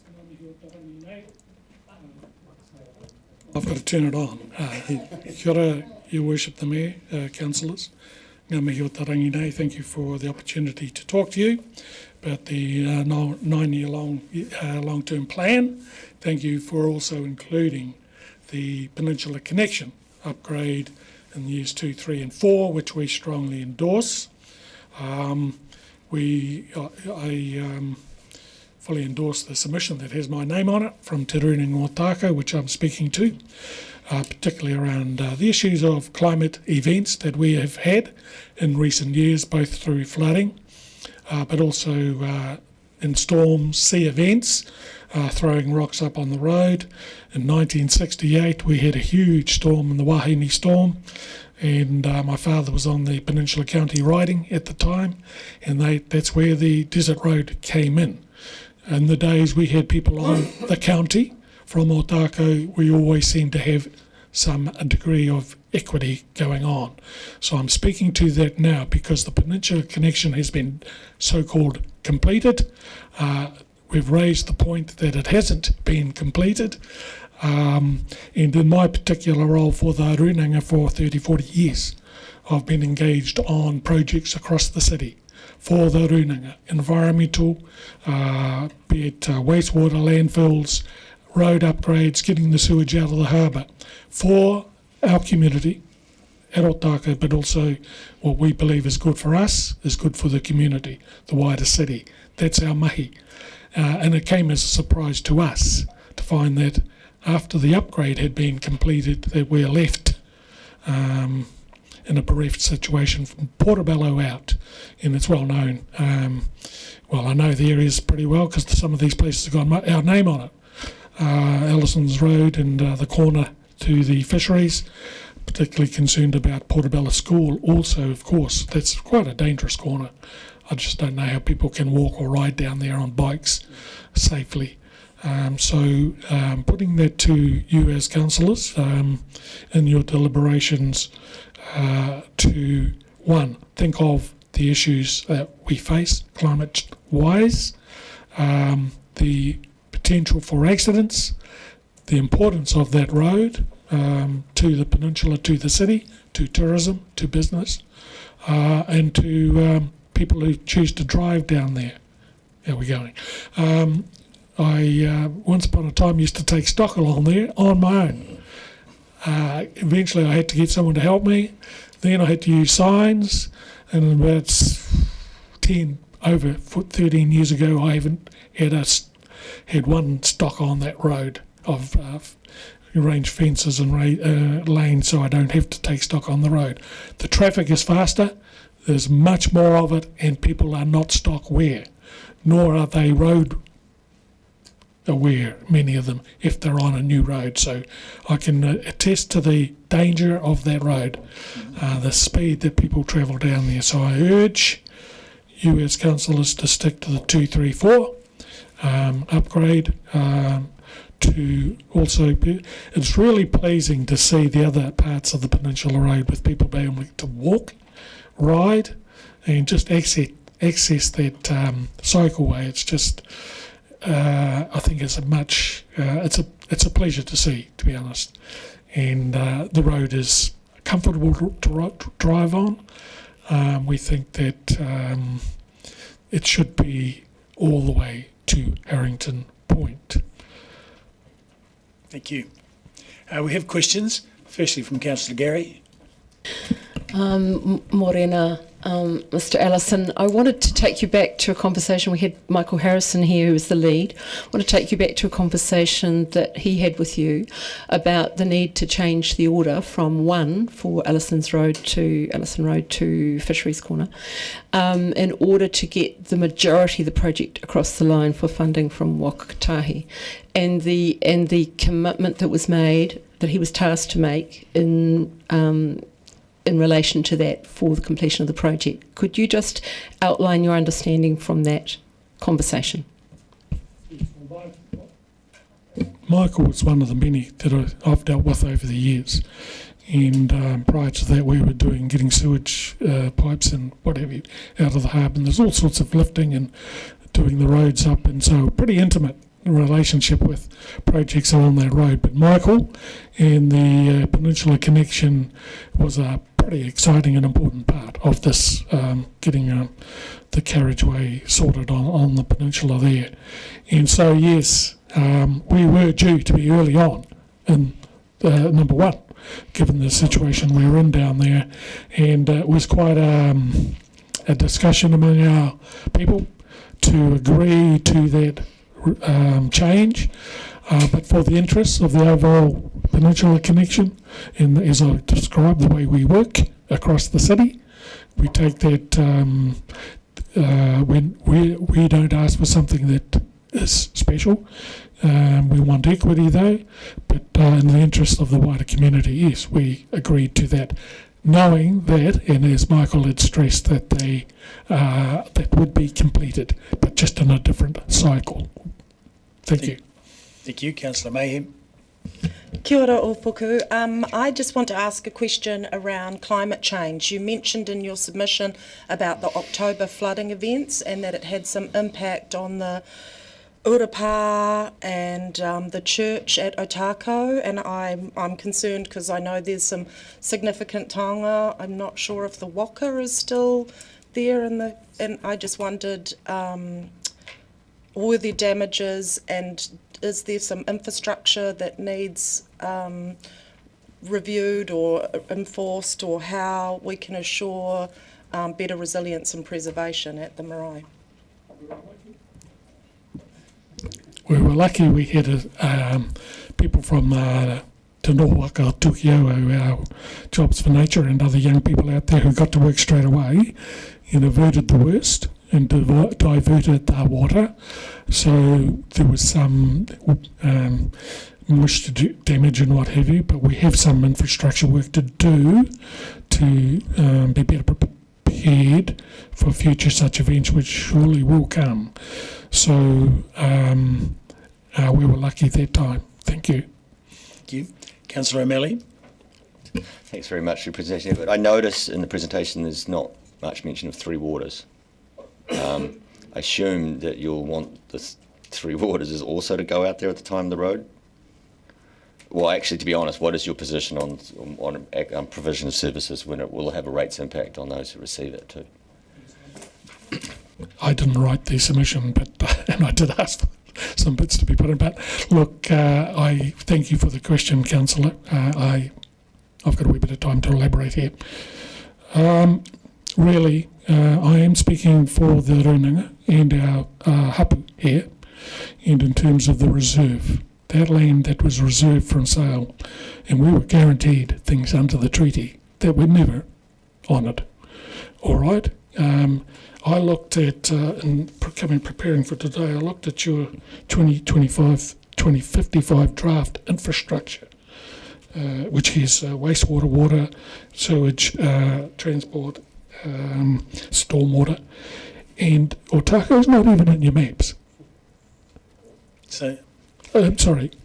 So what I'm saying is here, you've asked me a question, and for the reserve, we do require, because that land there is where our hapu live. That's our village.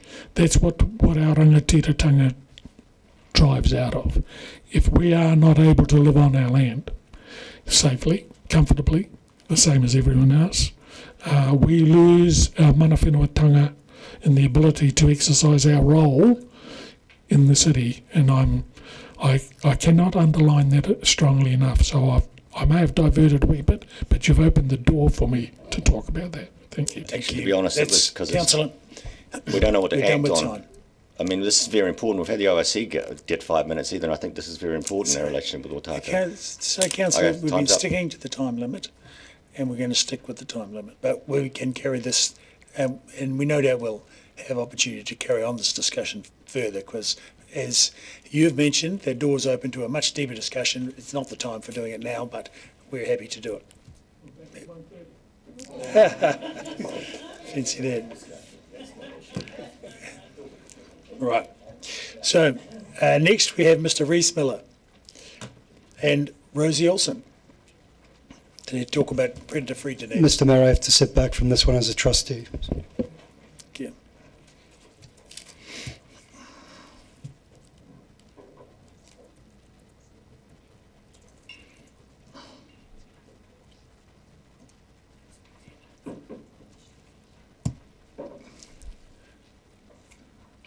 You going? No. Well, tēnā koutou. Kia ora. Thank you for the opportunity to speak today. I'm here on behalf of Predator Free Dunedin, which is a conservation collective made up of 22 organisations and supported by thousands of hours of volunteer effort each year. We're delivering large-scale predator control across 60,000 hectares of Dunedin, from urban backyards to the Silver Peaks to the edges of Orokonui and the Otago Peninsula. We're just 3 possums away from declaring the Otago Peninsula possum free. This will be the first mainland elimination of possums at scale in New Zealand. The benefits of predator-free Dunedin are tangible and far-reaching.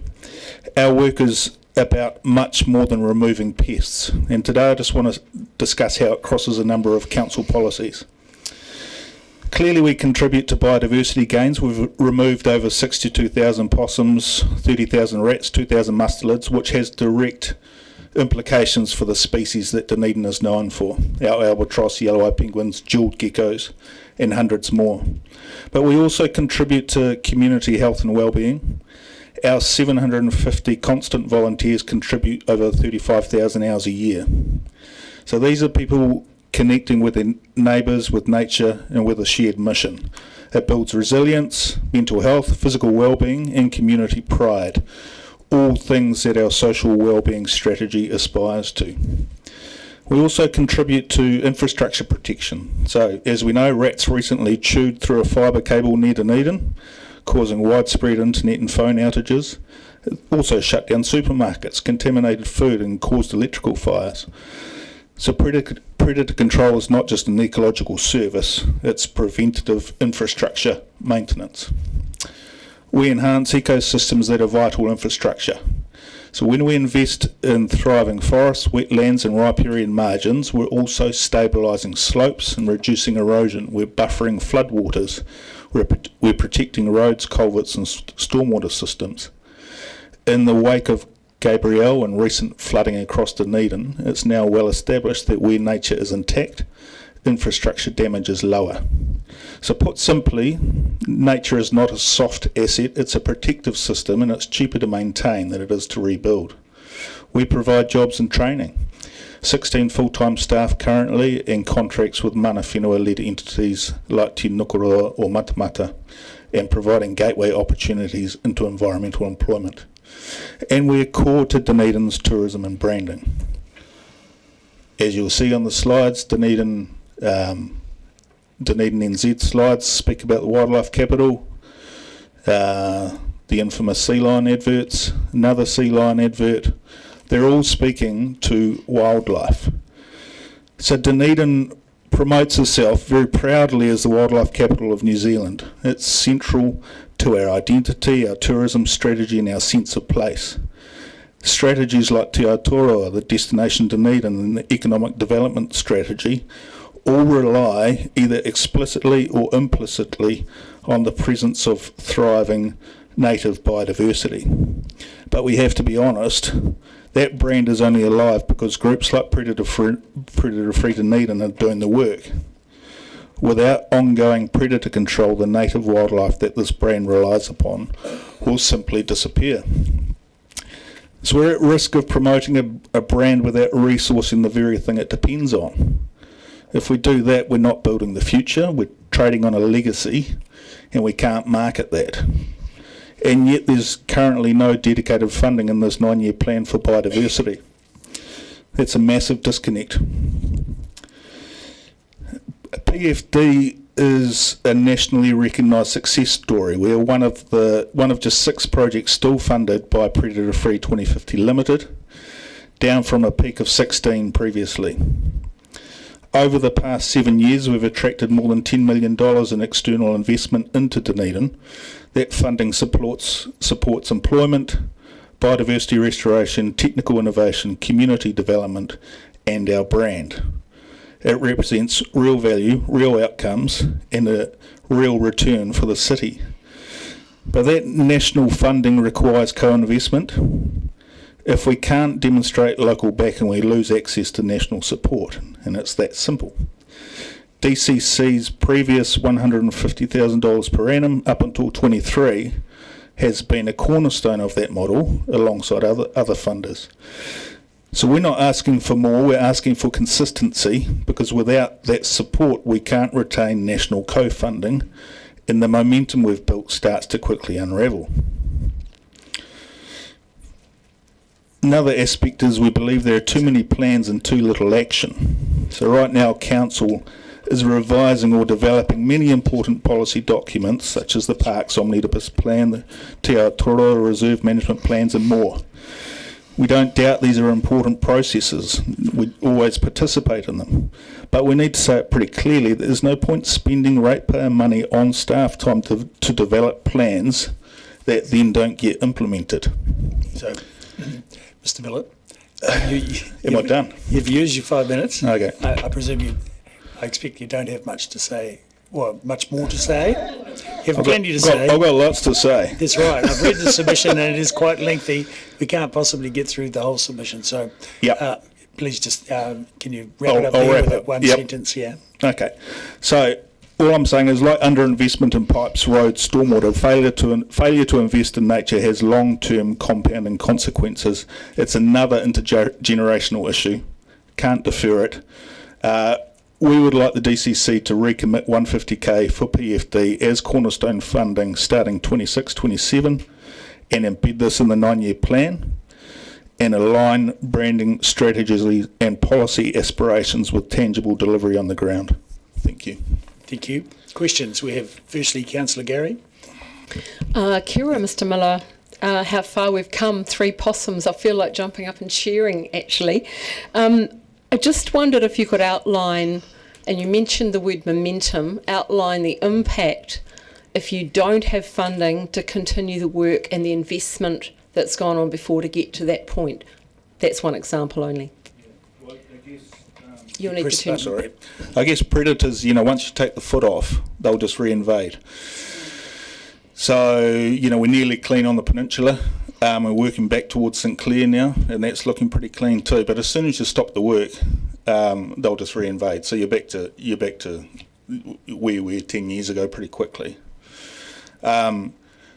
So retention of that funding is really critical, because our core funding relies on a leveraged model whereby we have to provide local money. We've done well to date with that, with the likes of the City Council, the ORC, Waneta and City Forests.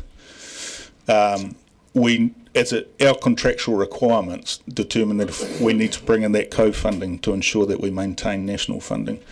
Great. It just unravels basically if we don't get it. I think we'll try to focus on concise, because I have at least 4 more questions. Councillor Wiley. Thank you. When you're looking for 150k per annum and trying to work through your numbers, you talked about like 35,600 volunteer hours and things like that. What is the per annum basis? Because I'm sort of gauging that 35,600 hours is over a long period of time. That's per annum. The 35,000 hours. Yeah, that's per annum. Okay. So we have 750 odd committed volunteers and then a whole number of others that are sort of part-timers. That's impressive. Thank you. Thank you. Councillor Barker. Quick question about the government's commitment to keeping on funding predator free. Under this government, is it still going to be funded for a number of years in the future? Yeah, that's a good question. It's current. The PF 2050 national strategies come out today for review for the roadmap out to 2030. The current signals from Treasury are that they will release a whole lot more money in 2027. So we've got a bit of a difficult couple of years. Thank you. Councillor Mayhem. Kia ora, Reese. I've got one of those backyard wooden box rat trap things, just for people listening and watching and my colleagues. How do people get them? Is there a design to make your own? Do they cost anything, or is there a site we can go to purchase one?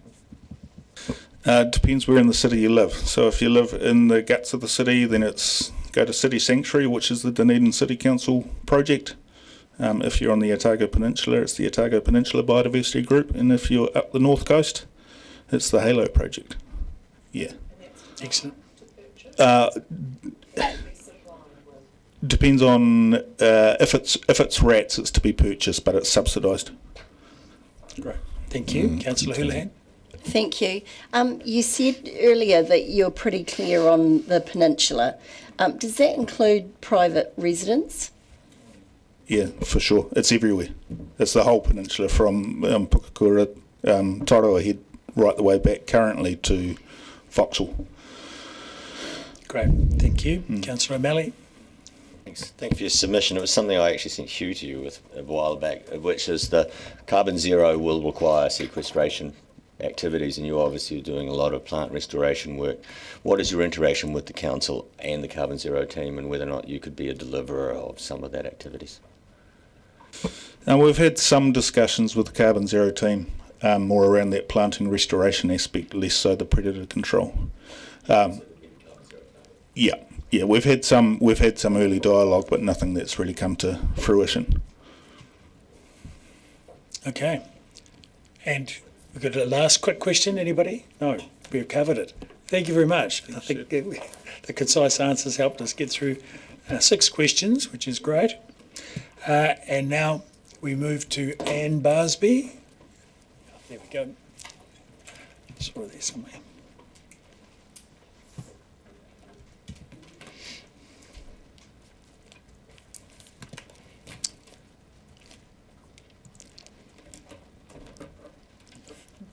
So, Ms. Barsby, we've got 5 minutes, starting from whenever you're ready. Thank you.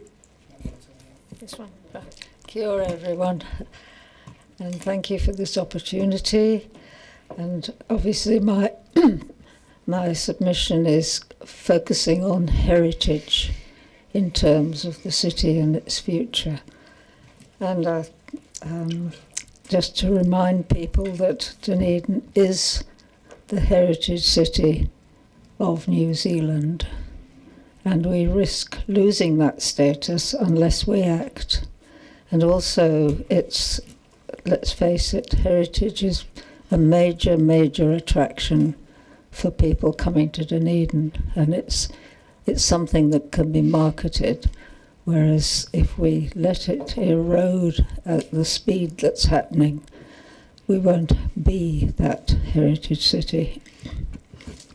And I know we've got some wonderful buildings, but they're scattered. They're not a product as such, and we need to develop and be more professional in looking at the holistic approach. So I did. I'll leave with you, an abbreviated list of the considerations, but I need to emphasise that we totally support the listing of identifying listing for the district plan of heritage buildings, and part of that is the recognition of the not just Victorian era, but the wide scope, including all the different cultures and the different areas, different uses, and the age. It need not be, way back. There are modern heritage buildings in the making, but we've just got to take care. So the heritage is an asset to the country, to New Zealand, to Dunedin, and we need to protect that. And tourism is a huge draw card, and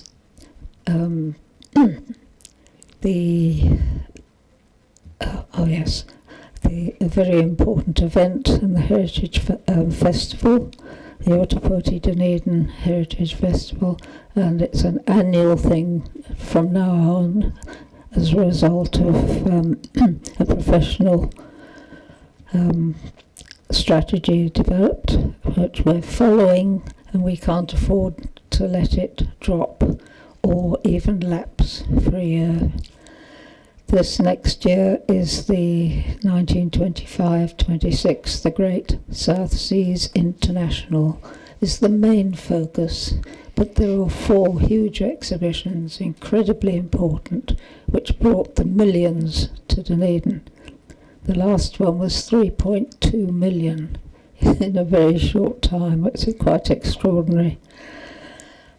We appreciate the festival and events strategy review and fully support it. Also, the Heritage Action Plan is incredibly important for Dunedin, but there needs to be the council commitment to seeing it through. There's total agreement and a commitment for the following outcomes, which have been thoroughly gone through. More places for adapted heritage reuse and conservancy is required with the complying code requirements. Earthquake strengthening of prone historic buildings are strengthened rather than demolished. Demolition by neglect is a big no-no. And I've mentioned the 2GP. Vacant sites and precincts are developed with sympathetic high-quality new buildings, and that best practice is followed. Building strong reliance, body of trained and experienced heritage trades and professionals. We have them here now, but unless this continues in terms of training, apprenticeships and all sorts, and the funding, it won't continue. And we must increase resources in terms of the, within your DCC. Can I quickly add an additional position with the heritage team? Great. Thank you. Thank you. We have some questions. Councillor Mayhem. Yes, you mentioned the Heritage Action Plan and commitment to see it through, and then you just mentioned additional resourcing. So would that be a role, a position for a person, or what exactly do you think would be a great idea?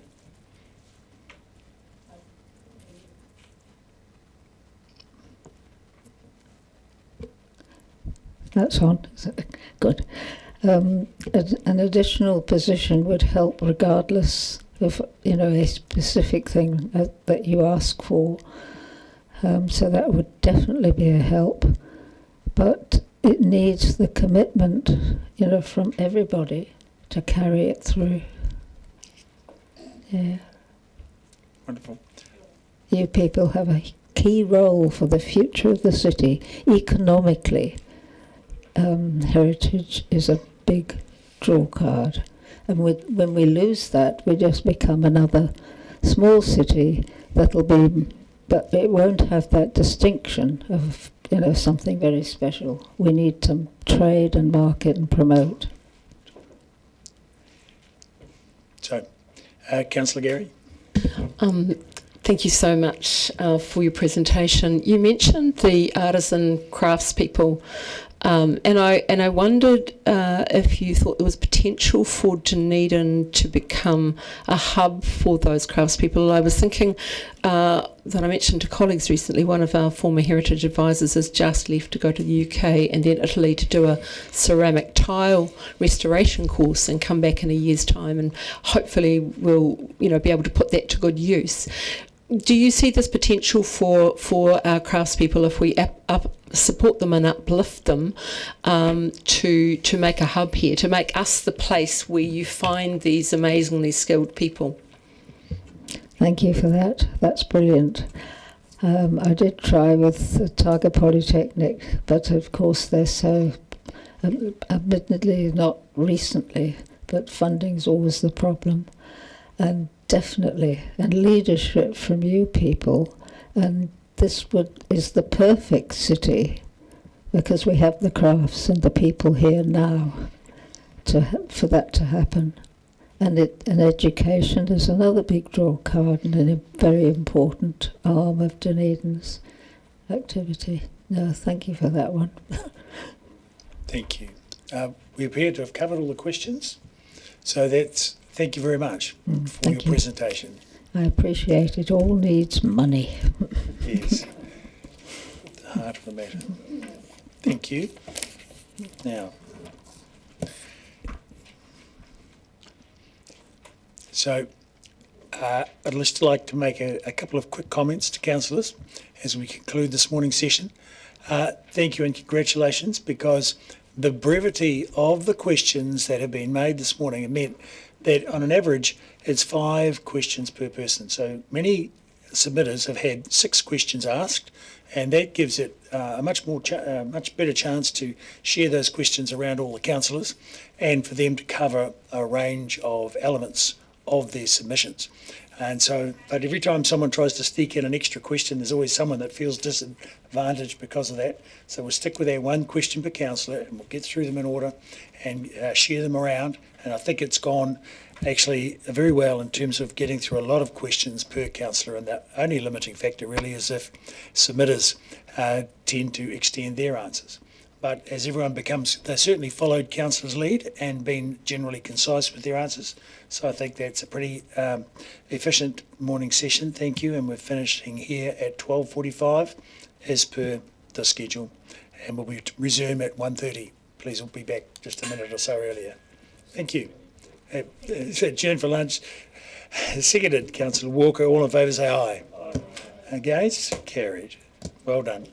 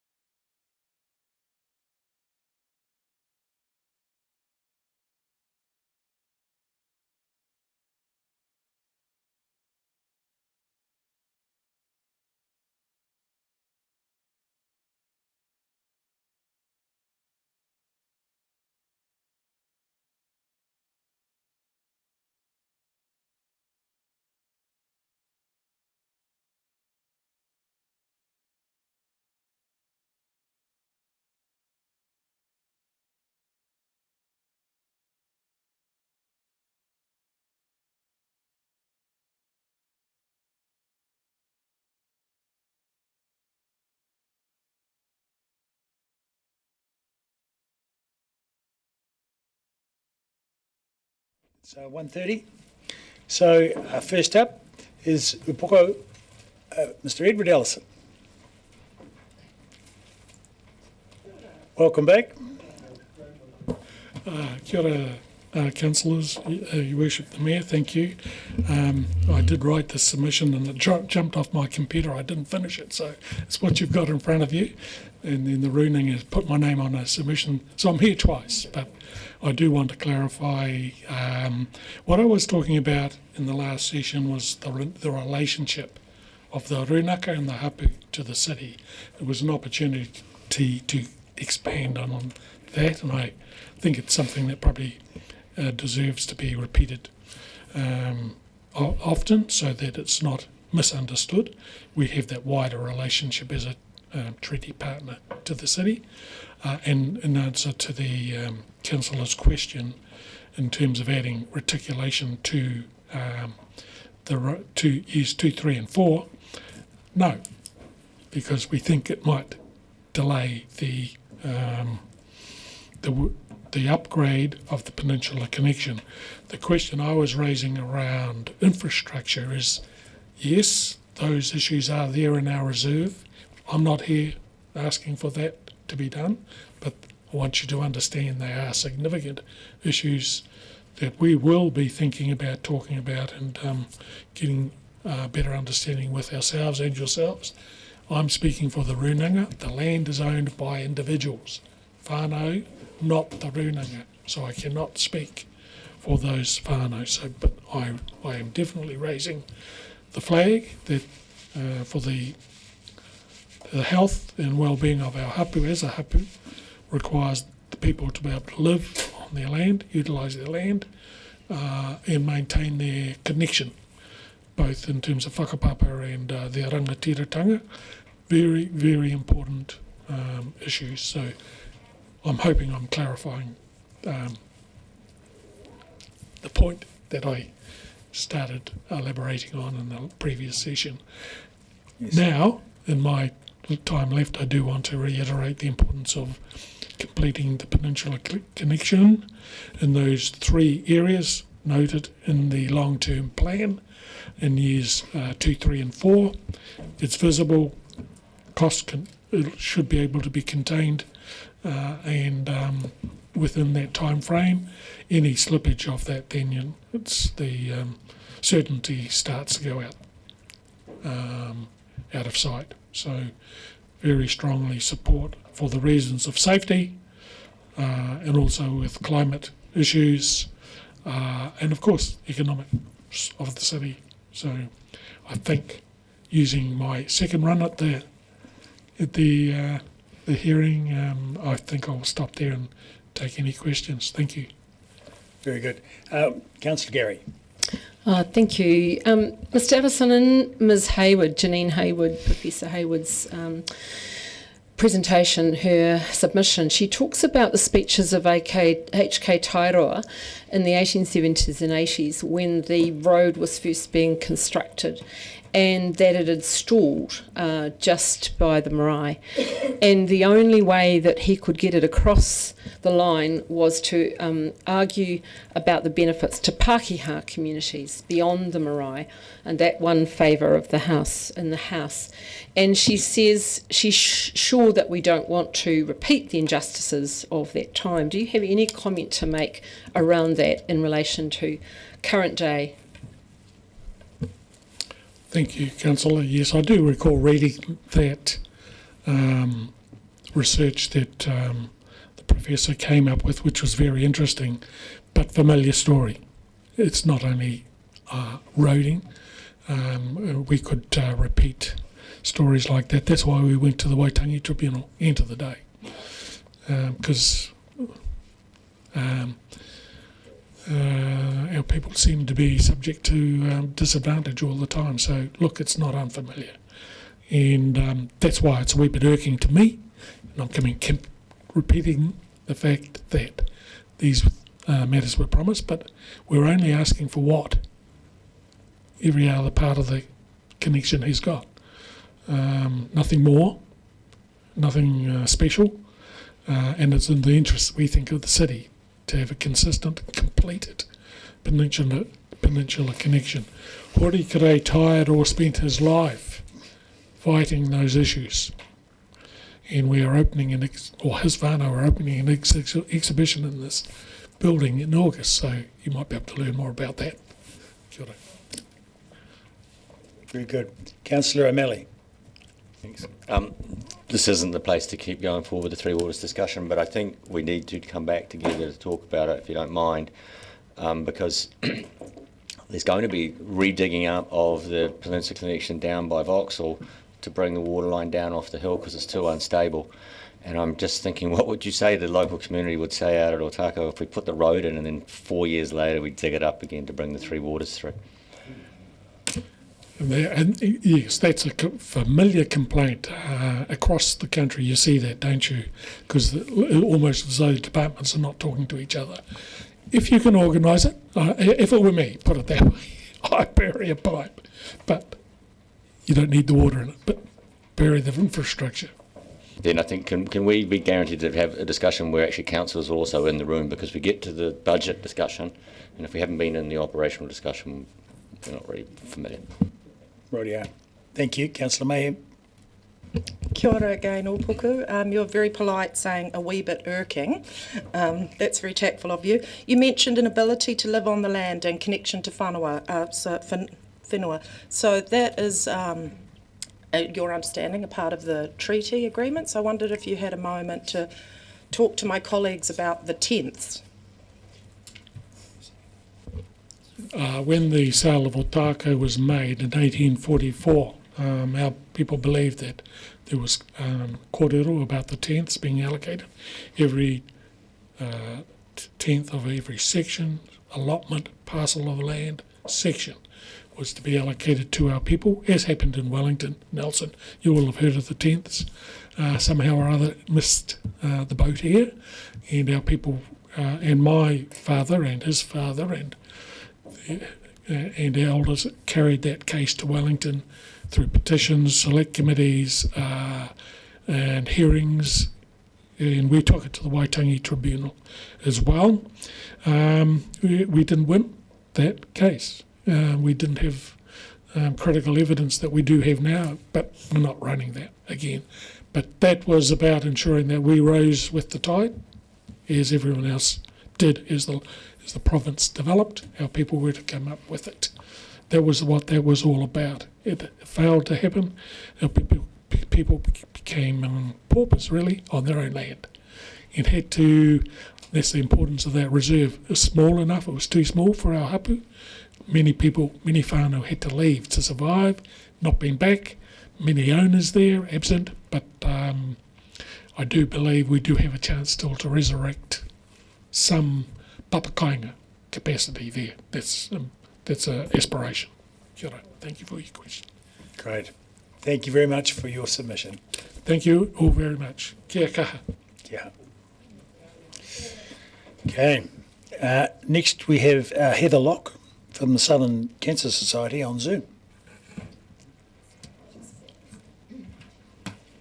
Or maybe...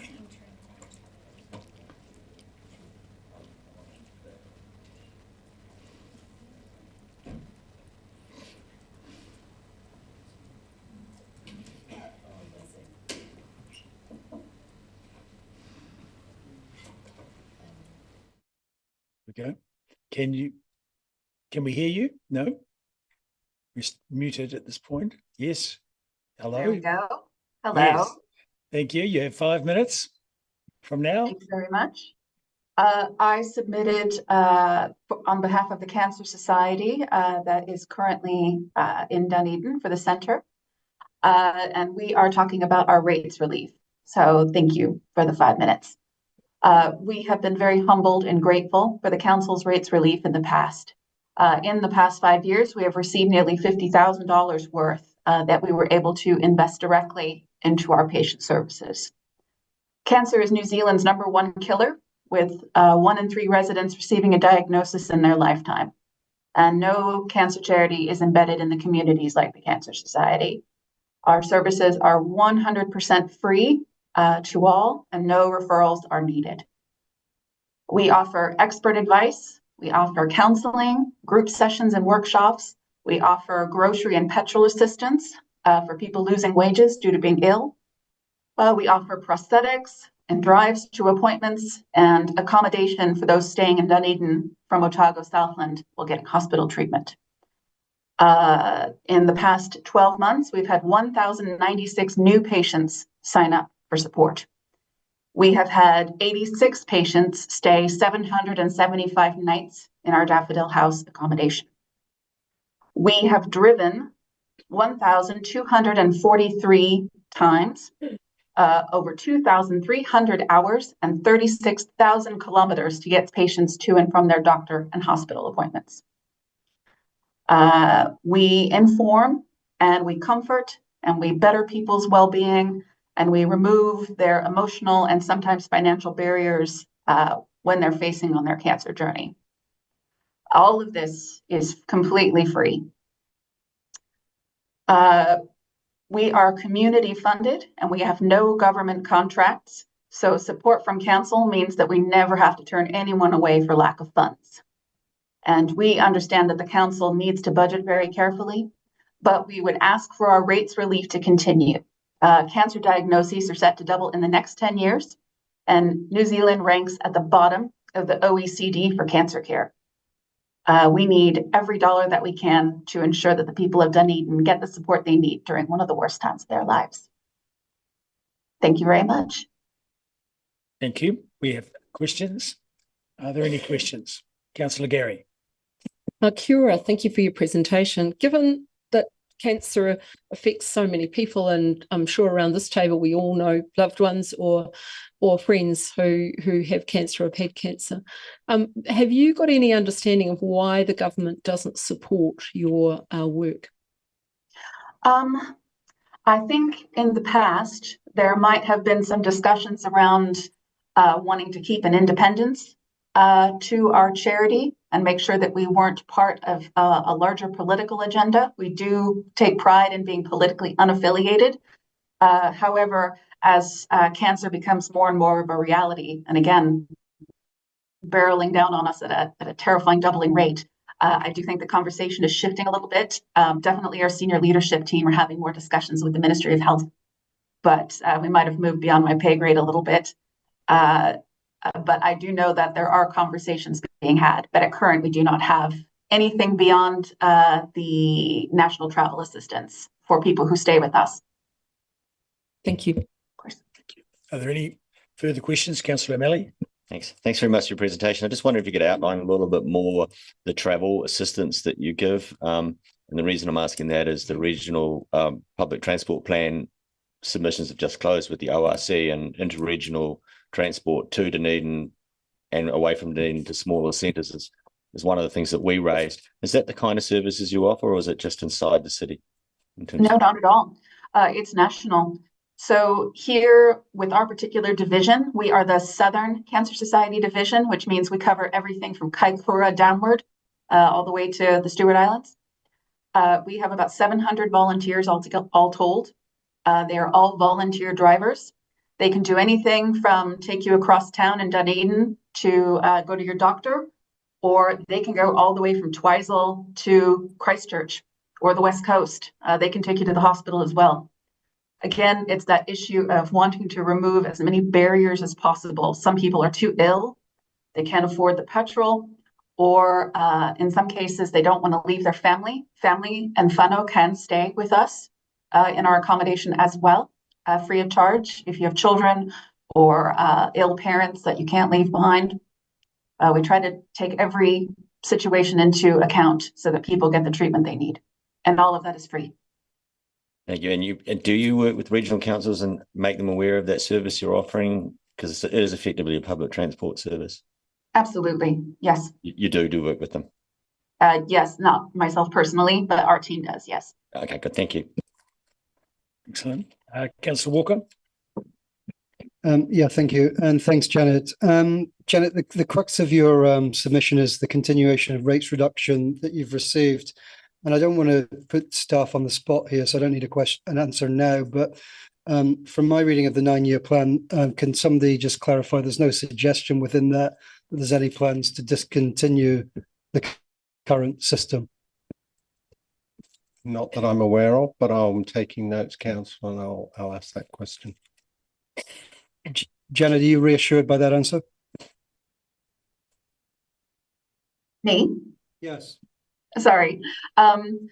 I wasn't, when I read the new plan, it was saying that you guys were going to simply be discussing it. It didn't mention anything about axing it, but we just wanted to reinforce how very valuable we found them, just in case that was ever on the table.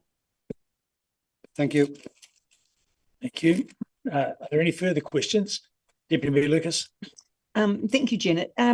Do other councils, Heather, sorry, do other councils provide support, whether it be rates relief or grants?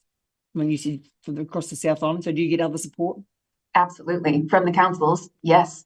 Invercargill has given us rates relief in the past, as has Christchurch, and I always apply for any grants in local council that we can, just because, yeah, we are on the ground in 13 different centers, and we have mobile clinics and home visits. It's a hungry beast. So yes, absolutely. Thank you. Okay. That's it. Thank you very much. All right. Thank you so much for your time. Thank you for your submission. All right. Next, we have Kim Hayward of Iconic Tours New Zealand. Yes. Well done. Just come to the chair, come to the desk, and there's a microphone in front of you. Just press the button and the microphone will light up and turn on for you, and you have 5 minutes to speak. And if the councillors ask you a question, you'll need to restart your microphone to talk again. You don't need to turn it off. Sure. Oh, well, kia ora everybody, kia ora koutou, councillors and mayor. My name is Kim Hayward. I run a tour business here in Otipoti, Dunedin. Been operating Iconic Tours for about 15 years. So I've really had the pleasure of welcoming visitors to the city and the surrounding area, showing them around. I've got quite a strong interest in tourism because prior to running Iconic Tours, I was a student at Otago and was involved in commerce and tourism in terms of, being a student and also working in backpackers and so forth. So I've had quite a long time, I think maybe 25 years involved in the local Dunedin tourism industry. And I'm here today to talk about my submission, which was really, in some ways, about tourism. Probably specifically, I think I was writing about the access, in particular cycling access in and out of the city, both the Caversham Mosgiel tunnels and also towards the North Waitati and connecting up with Oamaru. So I think I'm really interested in this connectivity and allowing people to find out about Dunedin as well from a marketing perspective. I think that, for many, many years, we've been a bit of a tourism destination that's on the peripheral. We've competed against Queenstown, which is a very heavy, strong magnet for tourists. Many businesses in Dunedin over the years have kind of leveraged off that. Thinking of Head First Travel in particular, we're very clever at getting young tourists from Queenstown to come for Highlanders rugby games and staying for weekends. And I think also currently we've got people involved with Dunedin Airport and Enterprise Dunedin working very closely in that space with the Southern Way project and just trying to put Dunedin a bit more on the map. But I think cycling has an opportunity to do that. First of all, we've got this incredible asset that is the pathway, the Otago Peninsula, Otago Harbour Cycleway, and with the recent completion of the largely government-funded Port Chalmers West Harbour side, this has just created an incredible asset. And I think in order to leverage off the Peninsula Cycleway, we really need to look very strongly at the connections for cyclists, but also tours that are involved in cycling. So I think you guys have probably heard a few people talk about cycle tourism, and you know there's a lot of economic benefits towards it, a lot of social benefits, and I think the main reason I'm here today is just I wanted to clarify this. I was under the impression that this connecting pathway between Mosgiel, Green Island and Dunedin, the Caversham tunnels, I was told that that project was no longer going to be part of the 9-year long-term plan. And so I was kind of disappointed to hear that, because I understand that funding has been reduced. There's been some funding removed from the project because of central government decisions. And I would just like to put forward, in my opinion, I think if there was a way to keep the Caversham Tunnels project in the plan, but with perhaps a reimagined progress of works in terms of the plan, still including it, but maybe we have to rearrange things to make it more cost effective. But I would warn against removing it from the plan altogether, purely because in the future, if the government decides to bring back funding for zero carbon emissions, funding for healthy, commuting transport, or in fact Dunedin is able to really capitalise on the tourism dollar, there's a very good chance that having that connecting tunnel still active in the plan in some shape or form would assist in restarting up the project if indeed it did have to have a pause.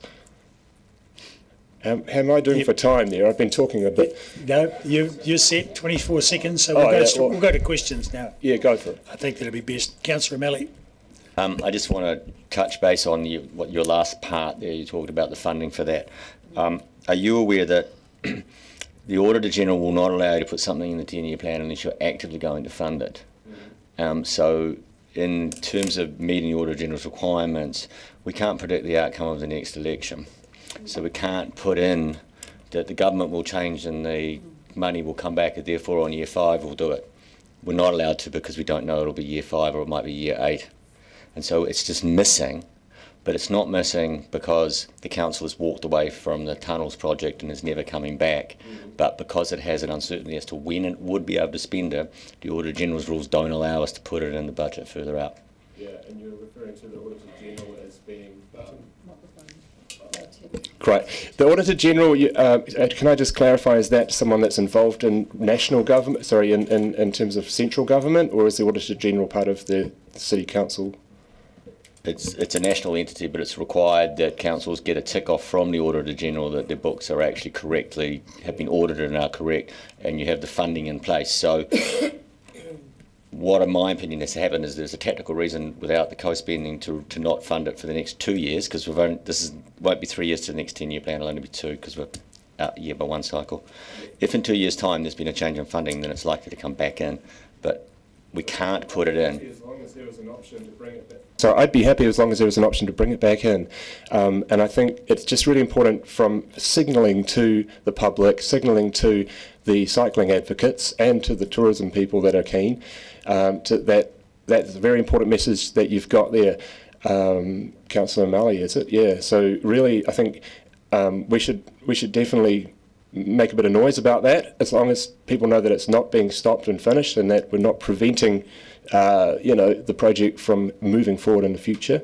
But yeah, I really just wanted to come here to talk about the benefits that cycling can bring, economically, from a health perspective, that was also tied in long-term economics of people having less heart disease, less cardiovascular stuff. It's an amazing opportunity for Dunedin to position itself as a low-carbon tourism destination. I think it's really important.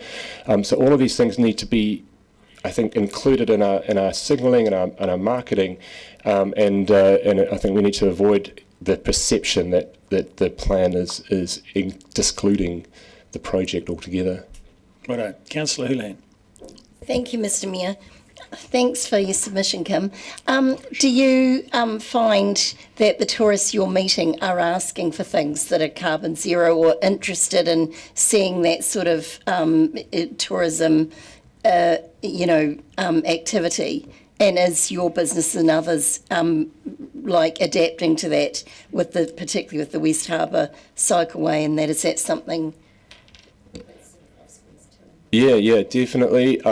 International tourists, especially, even the ones coming on cruise ships, they're all very happy when they're picked up by a small vehicle. Perhaps we've got a couple of hybrid cars, and everyone's always like, "Oh, is this an electric car? This is great," because they know they've come from a destination, perhaps Europe or further away, Singapore, and having a low carbon activity. I think people are sort of registering that this can help offset the overall carbon footprint. It's not everybody, not everyone is really concerned, but I think it's sort of a growing trend that all of us are seeing. And running a transport business, we have our challenges, but we've actually been able to take advantage of the council's zero waste policy a few years ago, and we were able to implement fresh spring water and encouraging all of our customers beforehand to bring their own reusable water bottles, and that's kind of dramatically reduced our recycling volume. I'll just move to Councillor Gary with another question, because very quick question, Mr. Hayward, and as somebody who's running a very successful and busy tourism business, what would you say to those who say that hardly anyone uses the cycleways? You're out. Well, there's a good response to that. It would be really handy if we could connect Oamaru and Mosgiel to the actual cycleway. That would probably increase the number of outside of town visitors coming. I've personally been able to pick up on some of the cyclists who are doing the Alps to Ocean, and a lot of them want to finish their tour in Oamaru, and instead of going up to Christchurch, they might want to come to Dunedin. So for a number of years now, we've been picking people up from Oamaru and bringing them to Dunedin. Perhaps they're going straight to Dunedin Airport because it's convenient. A lot of them were New Zealanders from Auckland, but there is this kind of growing tourism happening in Waitaki with the geopark and with everything else that's going on, and there's this incredibly strong increase in trails around Dunstan and Queenstown that's constantly growing the tourists, and it's really helpful to know that these are in our backyard. Dunedin's a city of 130,000 people. You could argue that we've got enough tourists already, but the value of tourists is really significant for not only businesses like me, but the indirect spend that they provide to all sorts of businesses across a range of industries in Dunedin. And we're just really, I think there's a lot of opportunity to grow it, and why not grow it with the demographic that is wealthy and they're on bikes and they're healthy, they're ready to go out and eat and drink. Thank you. Thank you very much for your submission. Cool. Thank you for your time, everybody, and kia ora. Very Have good. a good day. Now we have Suleiman Elia.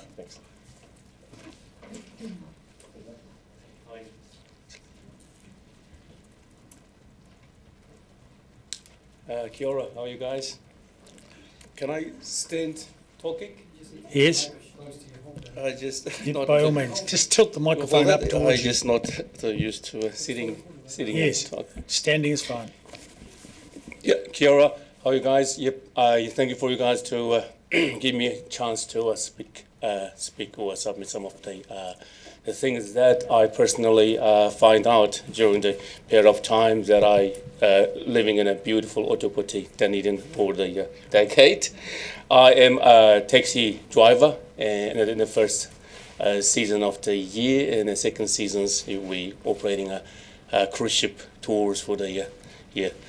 Large numbers of international tourists coming along to the Port Chalmers. Yeah, I'm here to just share some of my experience by my seeing or observing the things when I'm driving taxi, real outside. Yeah. First, focus on the St Kilda beach, the local beach. But it can be implemented to the other local beautiful beaches as well, because as I discovered the erosion of the beach, and then the erosion of the dunes, sand dunes along this way, because I always walk the Sinclair to the St Kilda that way all the year, or 10 years. I just discovered some of the significantly trees fell down already, grass is uprooted. Yeah, the sand dunes that I took a photo like 10 years ago, it's gone already.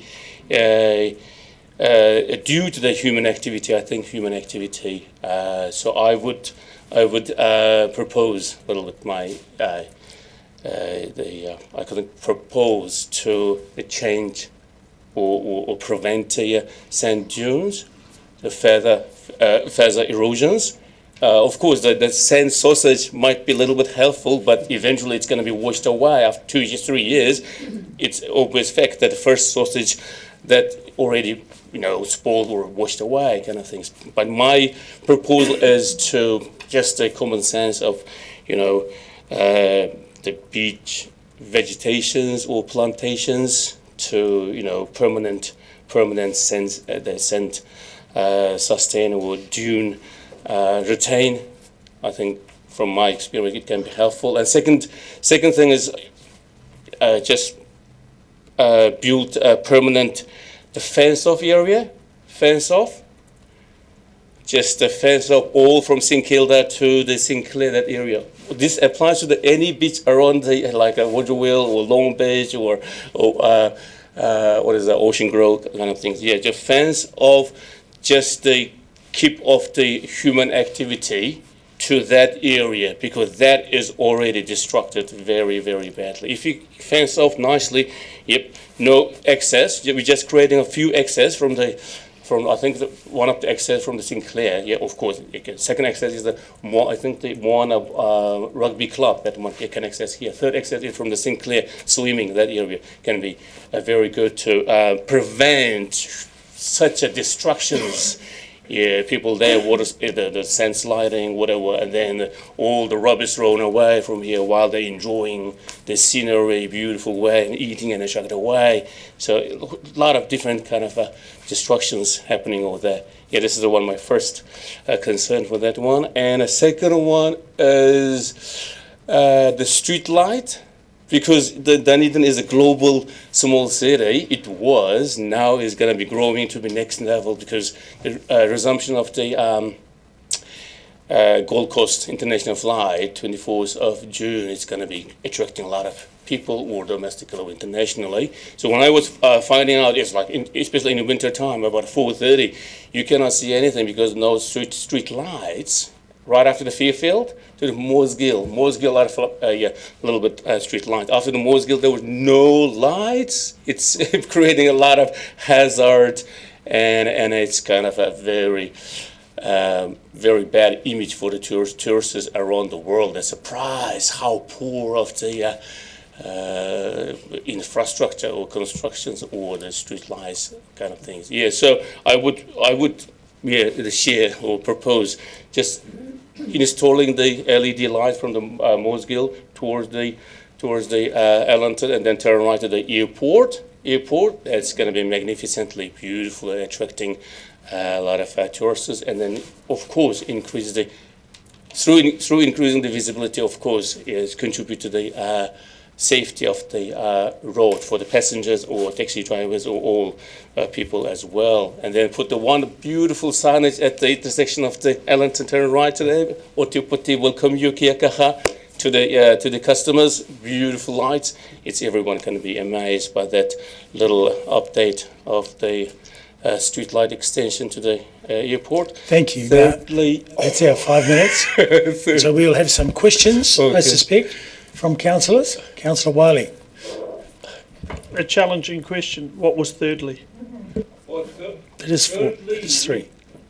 It's luckily it's Four. going to be the resume of the... Push the button. Yeah, it's quite lucky to resume of the second part of the hospital is going to be being built next few months later. So yeah, one way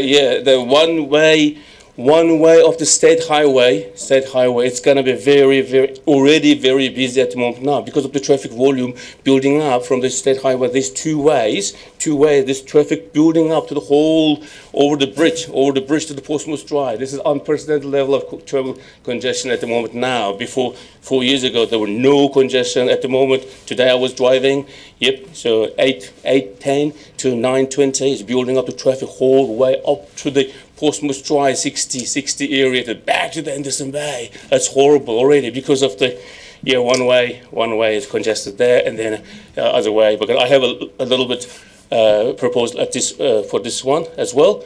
But this is the gigantic project that I propose is basically remove the left lanes of the parking all the way to the State Highway Pine Hill. So creating a little bit truck lane or bus lane to access for the bus to this left lane to the State Highway 1, and in the meantime, the coming from the State Highway to the Cumberland Street way out. The same thing, remove all the parking on the left side to creating a bus lane or truck lane for this one, because a lot of trucks crossing Dunedin to the south or north. This is the inter city of the two big other cities as well. And then I think another problem is the what we call a bollard. Bollard is going to be removed. It should be removed here. Removed. Oh, I don't oppose the bicycle, but that's the only very vital part of the Dunedin road, and very busy with the bollard on the I think the half on the right side, half on the left side. Yeah, but occasionally see you one or two cyclists on the way, but you cannot see many of these. But we can paint a green cyclist lane to be allow the cyclists to enjoy their cycle. It can be, increase the traffic flow to the two ways and the safety as well. Especially while the building is ready. In and out. Today I just mentioned about one of the lecture to the Otago University lecturers. Yeah, if something like this happen, if the St. John carries a patient with a heart stroke, it's going to be died immediately over there because of the traffic volume. 8:30, you cannot imagine that one. Yeah, I know. Yeah, this is just roughly the idea that I and then every turning left, turning right.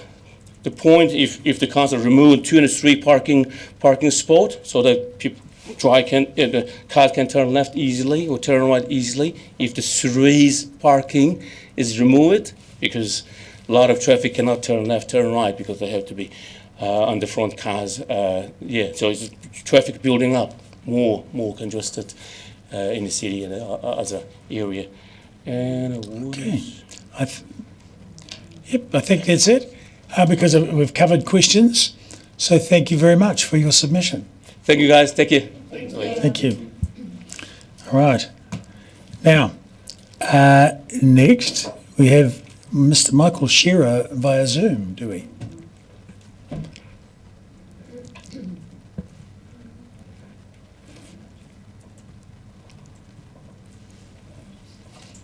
We don't have Heinrich here either. Hendrik?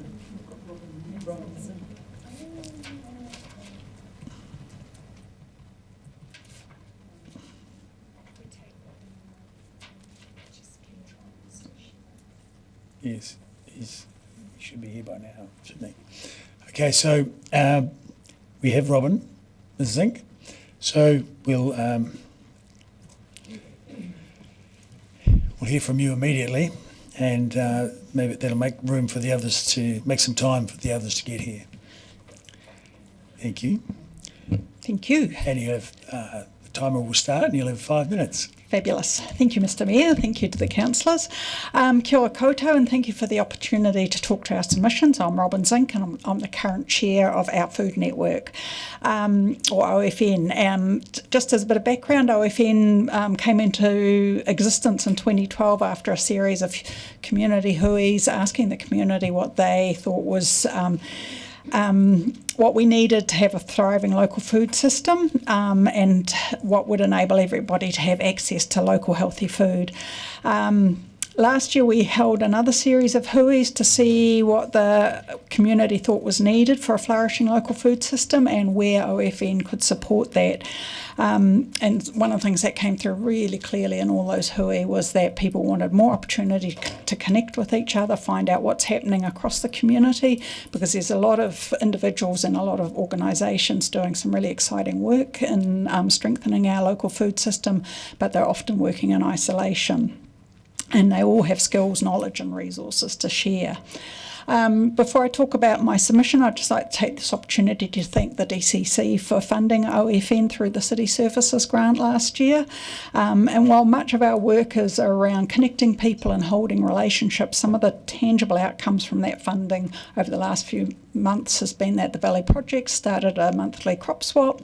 There's a greater connection between quite a few of the community gardens. We're working with Well South to update their low-cost food and transport map, and we're collaborating with Toitu on an event later this year to highlight some of our local food history. And I'd also like to thank DCC for the ongoing support to the community fruit harvest, which has been funded through the Waste Minimisation Fund. And again, we work in collaboration with the Valley Project on that, collecting fruit from people's home gardens and distributing that to food banks, pātaka kai, various community groups, and we've also run preserving workshops. But just to give a little bit of a context of why we think it's important to have a thriving local food system where everyone in the community has access to healthy food, I'd just like you to think about the breakfast that you had this morning. Just think about the items in your breakfast, or if you didn't have breakfast, what you had for dinner last night. Do you know where that food was grown? Thought you would. Do you know where it was processed and packaged? Do you have any idea of the working conditions of the people that got your breakfast to your table, or any idea of the environments in which that food was grown? And I'd like to suggest probably in many instances our breakfast may be from more countries than some of us have travelled to, and has travelled more miles than many of us have travelled. So encourage you to go home and just read some labels of the common items you have in your pantry. And as you're aware, given the increase in weather events disrupting national supply chains and the increasing unstable geopolitical environment, which impacts global supply chains, and of course our need to reduce our reliance on fossil fuels, we do need to strengthen our local food systems. And if we look at what's been happening locally with our food systems, we see that there's been a decline in market gardens. So on the Taieri, for example, in 1949, there were 232 hectares of market gardens growing vegetables. By 2016, that had reduced to 83 hectares, and I would suggest that that's probably reduced even further since then. So that's 149 hectares less in vegetable production. And given that the population's grown by about 46,000 over that time, it means either we're eating very few vegetables or we're bringing a lot of vegetables in from other parts of the country now. And that decline in vegetable growing is occurring across all of Otago. We're also living in a situation where 1 in 4 families experience food insecurity, and of course this is much higher for Maori Pacifica families and for renters. And to our great shame, New Zealand has one of the greatest levels of food insecurity in the OECD. So, what can DCC do to support a thriving local food system? Keep supporting Good Food Dunedin and resource that adequately. Resource the community development team to include food in their focus, and working with ORC develop a food action plan. Great, thank you. We have some questions. Councillor Ackland. Thank you. Just in relation to the labels on the boxes in our cupboards at home that you refer to, what are you suggesting we do? Should we be blacklisting some of them, or should we not have breakfast? What do you mean? I think first of all, just starting to get an awareness of where our food is really good. I'm certainly, and you will discover it's actually really difficult to try and work out where our food comes from, because often it says a mix of local and imported, but we have no idea what. Often I don't know what local means. So A, it's just getting an awareness, and B, it's just starting to think about, are there more local options that I can swap out, whatever it is, and talking to people about, asking people if they haven't know where their food has come from. So we just need to really raise that awareness. Great. Councillor Walker. Thanks, Robin. Sorry for upsetting your presentation, because my lunch today came primarily from YY Permaculture in Osborne, Purukanui, who are great folks and well worth supporting. My question in your submission, one of your recommendations is that we resource Good Food Dunedin adequately to increase the amount of food grown. Since this process is largely a finance budgeting process, what do the words adequately mean? Best guess, please. I can't give you a figure, but as I understand it at the moment, there's a person that's part of their role, but they have no funds to actually do anything. So that would be a discussion with the Economic Development Unit in terms of what that would look like and how that could be carried out most effectively. Very good. Thank you, Councillor Gilbert. Thank you. Hi, Robin. Given you're talking about the reduction in the ability to grow either by land that's being used as, or people who are actually doing it, shrinking in Otago. It's shrinking in New Zealand, it's shrinking more or less everywhere. So is what you're talking about here about, a 0.5 FTE for good food or whatever, is that really going to be able to make much of a difference, particularly when you've got, and I understand the reason why, Polytech more or less canning hort, so is this actually going to make much of a difference, and if not, what would? Given the context we're in, I think that's probably the difference that I can ask for. And there are people that want to grow food locally, so anywhere where they can find and grow on that small commercial level, anywhere they can find support to do that, I think will make a difference. And again, it's will help to raise awareness of just how insecure our whole food system is. Obviously, I would like to see a lot more resourcing and the Polytech reinstating their horticulture courses and food growing courses, but that's a different conversation. Thank you. Councillor Mayhem. Kia ora, Robin. I'm ashamed to say I ate a far-travelling crumpet this morning when I could have chosen Body of the Year bread in the toaster, couldn't I? I grew up in Waititi and it was always market gardens. You mentioned that there are people there are none now, there are people that want to grow food, and places like the Tairi and Waititi with its beautiful silt loam would be the place. But it takes a lot of bunches of radishes to sell to actually put food on the table or money in the household. How can we make market gardens viable or incentivise or attract people to growing food? So I think there's a couple of different elements to that. One is price of land, obviously. So it's how do we support people to access land without having to purchase that land, because that makes it prohibitive for most people. And the other element to that is how can we create places where they can sell their food. So at the moment we have the farmers market, which is fantastic. A lot of the smaller local growers sell to restaurants, but is there an opportunity to have, say for an example, a food co-op where growers can take their produce and have some sort of, as we did in the old days, have an auction system where people could buy that food. So the grower isn't having to grow and market and distribute that food.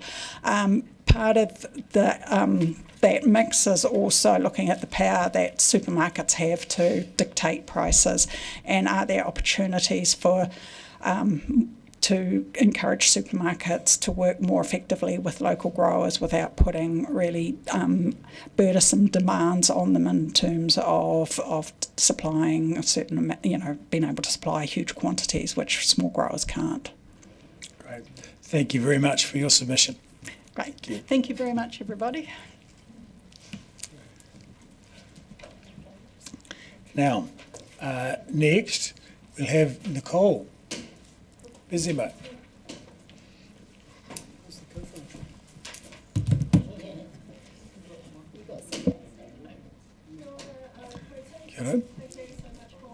Oh, yes, press the button. There we go. Yes. Kia ora koutou. Thank you so much for having me here today, 1 year on from our last discussion. I'm going to keep things quite short and simple and sweet today. So, drawing your attention to our submission, you might notice we have something to celebrate this year. We are 25 years old. So, Beach Care was formed in 2000 by a small group of friends. Over the last 25 years, we've grown into something quite spectacular. We're very proud of what we do. We're also very proud of how we achieve it. So, what we've achieved in the last year, since you awarded us that very kind pot of funding, we've continued to diversify our volunteer base. I'd like to draw your attention to the graph I've included in our submission, which basically shows lots of different colours. Last year we managed to increase our volunteer hours to over 2,000 hours. So we're quite happy with that. What we are asking for the council to consider is to increase our annual funding from $13,000 per year to $20,000. The reason we are asking that increase is to cover the actual costs that we incur growing, planting and maintaining trees. So if we continue to plant 1,000 trees a year, that allows for $20 per tree. What that amount accounts for is the process right from the planning through to the execution, through to ensuring the long-term survival and establishment of those trees. That's it in a nutshell.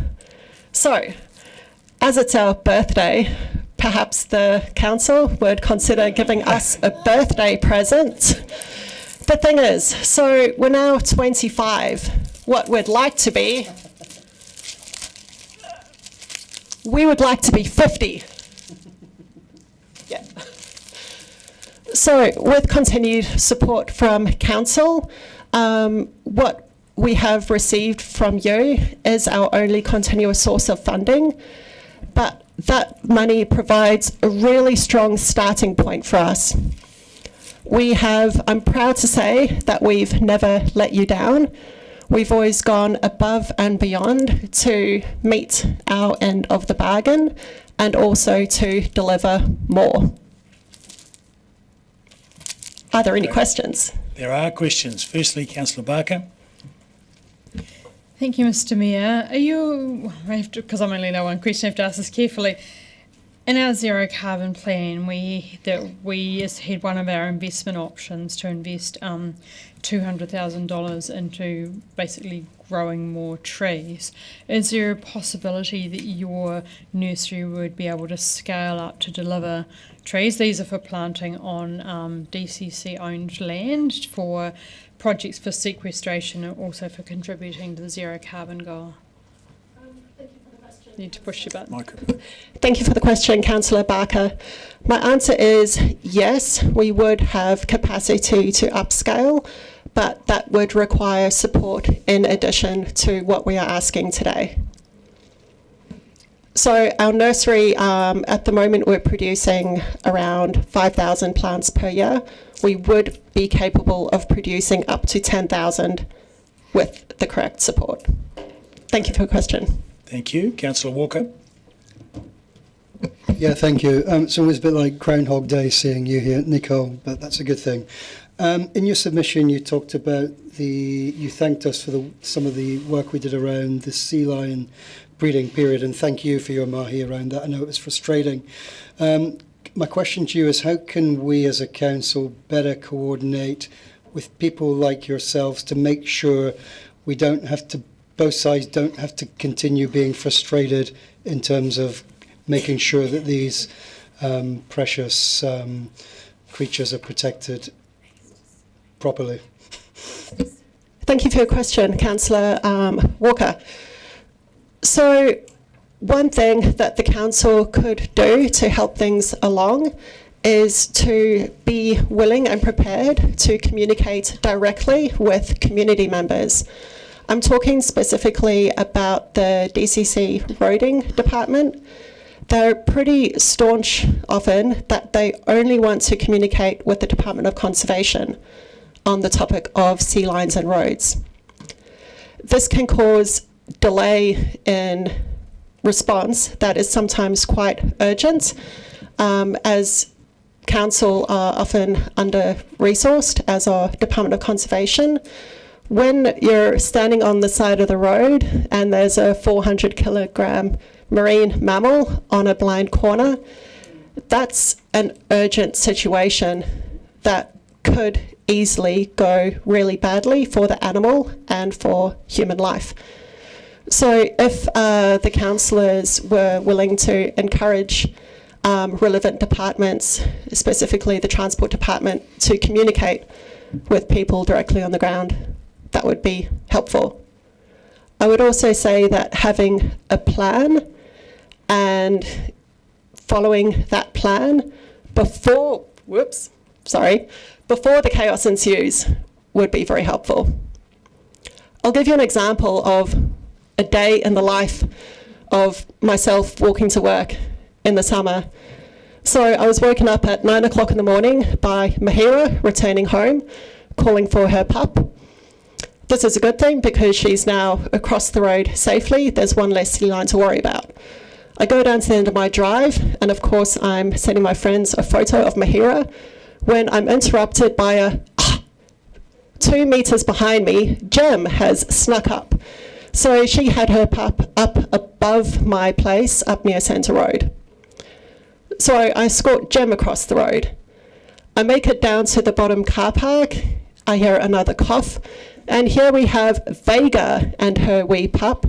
Her pup is 1 week old and she's been born a metre off the side of the road. So my 5-minute walk to work is now at about half an hour. I arrived to the beach care nursery where I'd laid out some carrick's sector for safekeeping out of volunteers, to find that my patch of carrick sector, roughly the size of a king-size bed, has a large sea lion shape in it from Tektite, who gave birth at the nursery. Tektite is no longer there, but her pup is. So my day consists of then searching the beach care nursery for sea lion pups, because I need to know where they are. I found the pup eventually in the form of 2 little eyes staring at me from behind a pot plant. We should move on. Any other questions? Look, I get distracted. That's it. We only have 5 minutes for questions and we've used all the time. So thank you very much for your very fulsome answers. My pleasure, Mr. Mayor. Thank you for having me. Thank you.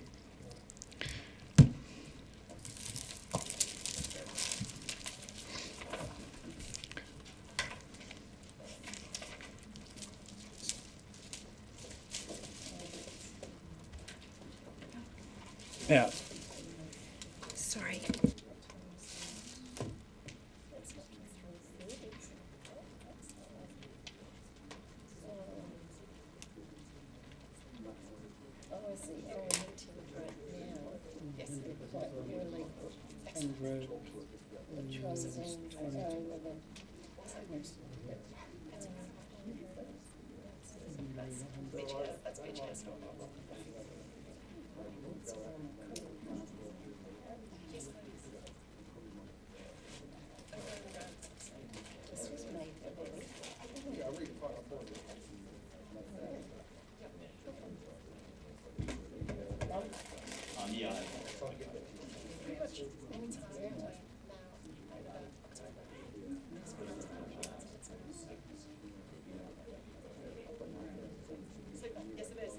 Righto, councillors. A couple of things to discuss. Firstly, 141 today, you will have received, we've all received an email from Ms Adamson about late submissions. So that would be something that would be good for you for us all to look through over the course of the afternoon, and we can make a decision on whether to accept those into the hearings process or not at the end of the day. So if everyone's happy with that time frame, it'll be the last thing for us to consider at the end of the day. There is one of those submitters that would like to be heard, and I'm sure that over the following 3 days we'll be able to fit them in somewhere. So that's that. And the other thing is that now we can have a break till, we can have a decent break for a cup of tea till 3 o'clock. Seconded, Councillor Walker, all in favour, say aye. Aye. Against? Carried.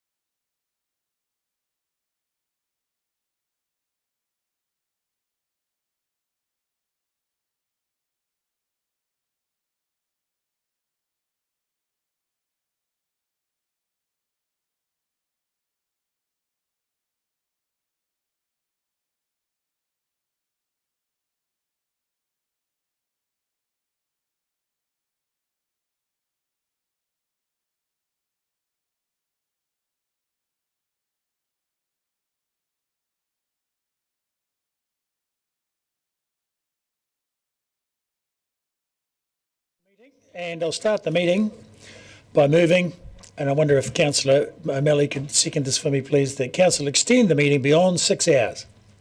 Seconded, Councillor O'Malley. All in favour say aye. Against? Carried. So now we welcome to the Chair, Ms Tanya Williams,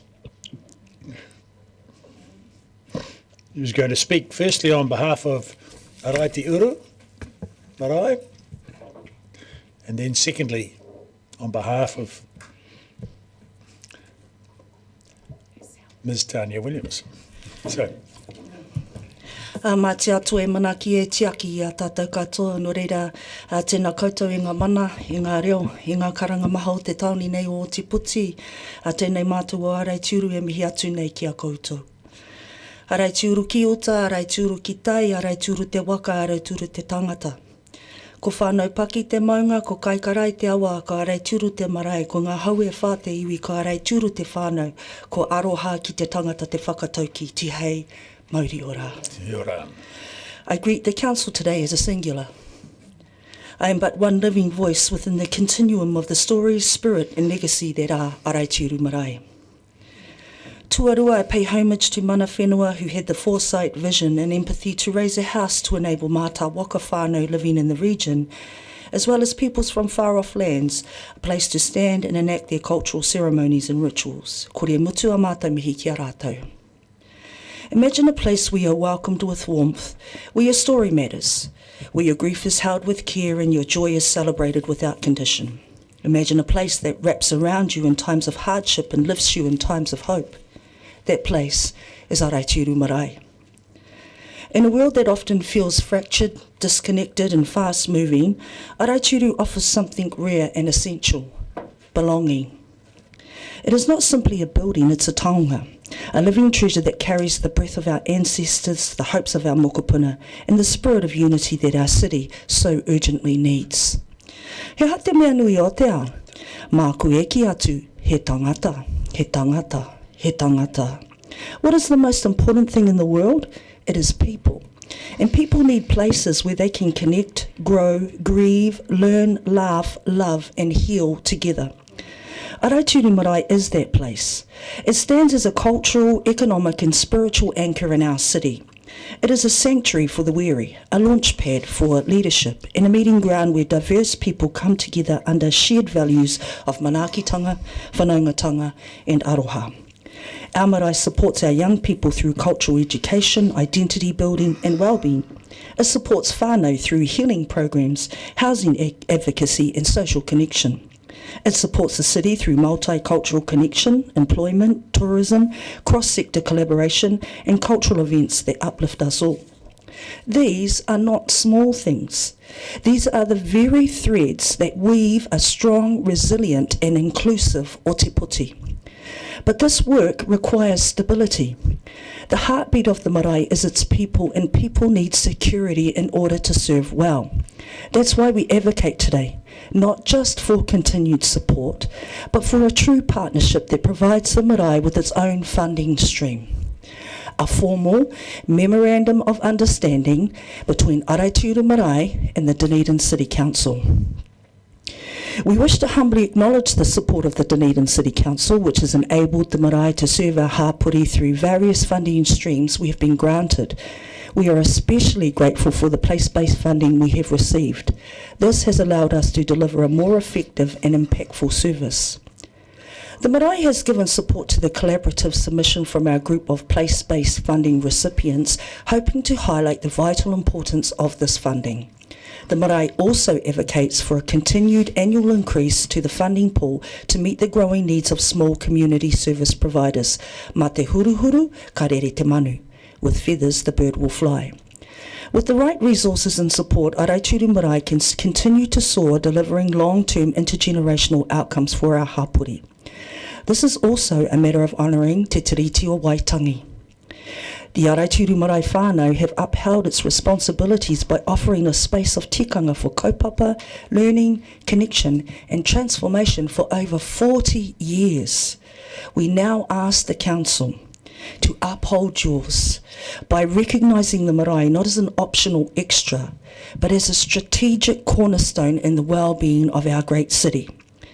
And let us not forget the land and waters that sustain us all. The awa near our marae is sick. Its neglect is heartbreaking and unjust. As kaitiaki, we raise our voices alongside others to say any future water model must respect the mauri of water as a living entity and not a commodity. Toi tū te marae a tāne, toi tū te marae a Tangaroa, toi tū te iwi. If the domain of Tāne and Tangaroa are cared for, the people will thrive. Looking ahead, we also dream of completing our wharenui to reflect the beauty, the stories and the mana of our people. This isn't about decoration. It's about dignity, about educational value, about strengthening identity and pride and the intergenerational transmission of knowledge to our future generations. So I close with this. Araitiuru is not just a service provider. It is a sacred space where people transform. It is where our tupuna live on, where our tamariki are inspired, and where our community finds strength. Supporting the marae is not only a wise investment, it is an act of deep humanity and a commitment to a shared future. Ko te paita whiti whaia kia tata, ko te paitata whakamaua kia tina. Let us reach for distant horizons and firmly hold the gains we make along the way. He waka eke noa, no reira, tēnā koutou, a tēnā koutou, a tēnā tātou katoa. Are there any questions? Councillor Barker. Kia ora. I'm just thinking about the MOU that you're asking for. So currently I think there's, is it $25,000? Just finished my question. $25,000 that the council has as a grant to Araitiero. Is there an MOU with that, or are you looking at an elevated MOU from Araitiero? Kia ora. I'm looking at a separate MOU. That funding pool is a fund that comes to the three marae in Ōtepoti, which we are truly grateful for, but I'm asking for a separate fund to be set up for Araitiuru marae. Cool. Councillor Hulan. Kia ora, ko Carmen Hulan Takuingoa. I said that solely so you can hear me clear. Thank you. What, if it's appropriate to ask, if not, don't answer, what amount would be suitable, do you think? Well, what I'm currently looking for is a figure around $160,000, which will enable a 40-hour-a-week role for a manager, 30-hour-a-week for an admin, and for a kaitiaki, a person who takes care of the grounds, and a 20-hour-a-week for the admin. Thank you. Are there any other questions? Fantastic. Thank you. Would you like to move on to your next submission? Kia ora. Kia tau te rangi Māori e kei runga i a tātou katoa, ka tangi te titi, ka tangi te kāka, ka tangi hoki a hauti hei Māori ora. E kawana kumihi ki a koutou, no reira tēnā tātou, a tēnā tātou, a tēnā tātou katoa. I stand here as a voice of many. Actually, I sit here as a voice of many. I am a mokopuna of Hawaii, one of the seeds sown in Rangiatia. I am the uri of Rahiri, the hippopotamus tupuna of Ngāpuhi. I am the mātamua of my immediate whānau. I am a representative of tangata whenua and tangata te tiriti. I stand for the knowledge bearers and intergenerational transmitters, artists, whānau o ngā hauewha, those who seek connection, creativity, culture and community. In sitting and standing before the council, I do so not as an individual, but as a present manifestation of my lineage. Today I ask this council not only to hear my words, but to feel the heartbeat of Ōtepoti behind them. He tangata takuhi manuhiri, he marae puehu. A person who mistreats visitors will have a desolate marae. This whakatauki reminds us when we honour our people in places they flourish. When we neglect them, they fall silent. So let me talk first about Araitiuru Marae, a taonga that speaks, heals, teaches and unites. Araitiuru is not a passive venue. It is a living, breathing centre of identity and care. It offers tikanga and te reo Māori, mātauranga taiao, performing arts, health and wellbeing initiatives, not just for Māori, but for the entire community. It is where rangatahi grow into leaders, where kaumātua pass down wisdom, and where whānau find shelter, strength and self-worth. I support the strategic vision of Araitiuru Marae to fully adorn the wharenui with whakairo and tukutuku. Araitiuru upholds the principles of Te Tiriti o Waitangi. I now ask the DCC to uphold yours, with long-term, ring-fenced funding that honours partnership, protection and participation. Without stable resourcing, the Marae's ability to provide a whakaruru host space for cultural inclusion, service, education and uplifting opportunities is compromised. Mā te rautaki, ka eke te waka ki uta. With strategy, the canoe reaches the shore. I support the establishment of a dedicated funding stream for Araitiuru Marae, separate from the place-based fund, to allow continued employment and long-term planning. This ensures the Marae thrives while freeing up broader funds for other valuable community groups. I nai ene ka huri taku kōrero to another cornerstone of culture and creativity, the building formerly known as the Fortune Theatre. Its walls hold the echoes of generations. It is not just a structure, it is a symbol of performance, of public gathering, of storytelling in all its diverse forms. Located at the heart of the city, it is perfectly placed to be reborn as a multi-use hub, a home for artists, creators and communities to connect, create and collaborate. Toi tū te whenua, whatungaro te tangata. The land remains while people pass on. Let us preserve this piece of Otipoti's artistic whenua, not as nostalgia, but as a strategic cultural investment. Retaining the Fortune Theatre as a council-owned asset gives us the opportunity to shape its future intentionally, inclusively, and with vision. I also support the idea of introducing an entry fee for international visitors at Toitū in the public art gallery. This isn't about excluding people. It's about reinvesting directly into what makes these places exceptional. The revenue can fund exhibitions, support local artists, and offer free or enriched education for our tamariki and hapori. In doing so, we strengthen our cultural institutions for all. Finally, I wish to speak to the DCC's model for water services. I support a path that shows leadership, that maintains local accountability, protects te tiriti responsibilities, and treats wai, water, not as a commodity but a taonga tuku iho, a treasure handed down. I am aware that Araitiuru Marae has a deep and active concern for our awa, especially te kaikarai, and I support the model that allows us to kaitiaki these sacred waterways with integrity and care. Ko te wai te oro o ngā mea katoa. Water is the life force of all things. As Māori, we do not see ourselves as owners of the natural world, but as a part of it, woven into the land, sea and sky through whakapapa. We belong to the environment, just as the rivers, mountains and forests belong to us. Our role is not to dominate nature, but to uphold our sacred responsibility as kaitiaki, guardians who care for Papa Tuanuku and all her descendants, ensuring balance, respect and continued life for future generations. So I say this to the Council. Let us not invest only in pipes and plaster. Let us invest in people, in principles, and the places where intergenerational well-being is woven every day. Support Araitiuru Marae, save the Fortune Theatre, reinforce our cultural centres, recognise our water as the almighty life-giving resource, empower our communities to create long-lasting connections that serve the hapori well.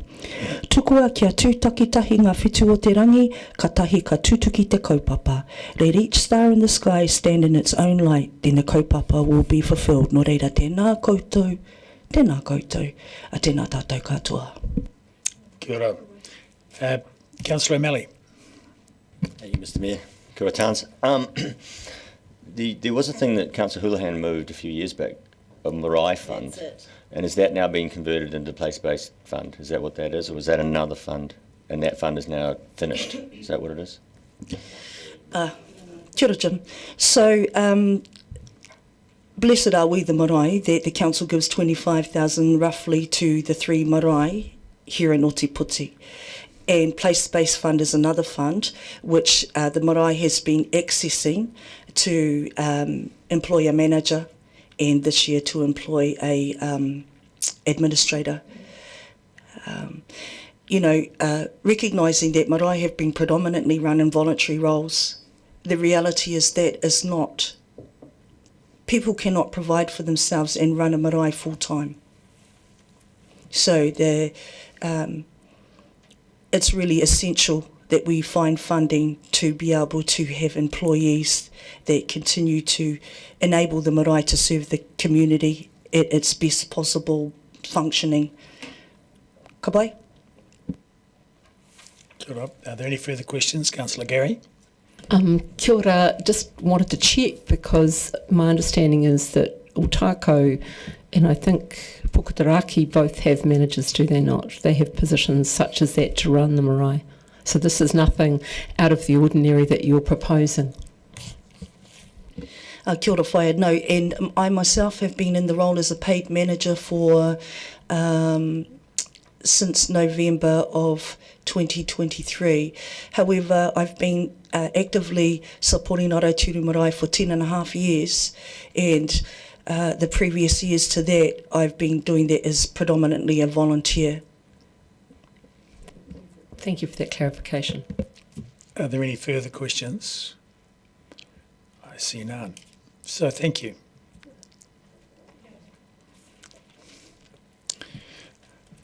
Ngā mihi nui. Okay. We'll, next up, we have Mr. Jeff Patton of the Mayfair Theatre Charitable Trust.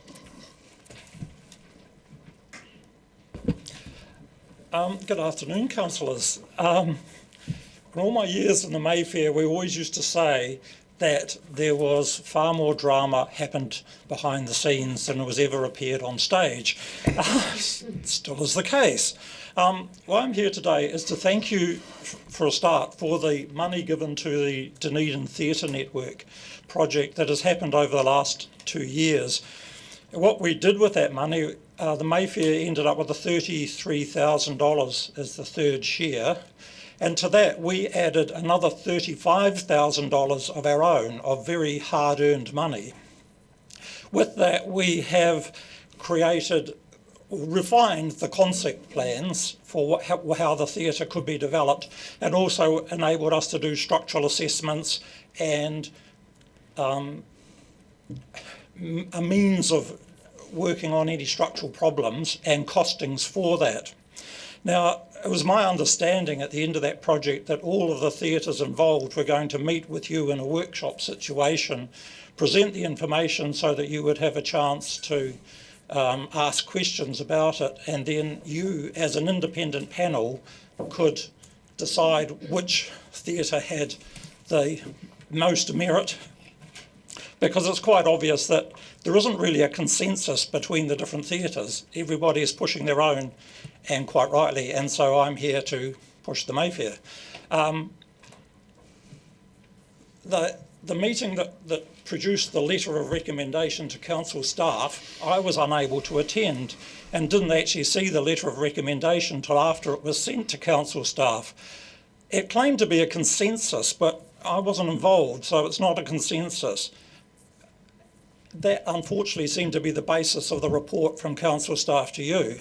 So I'm here to say that actually the Mayfair is a valid option. In terms of a new build theatre, it's just over a third of the cost.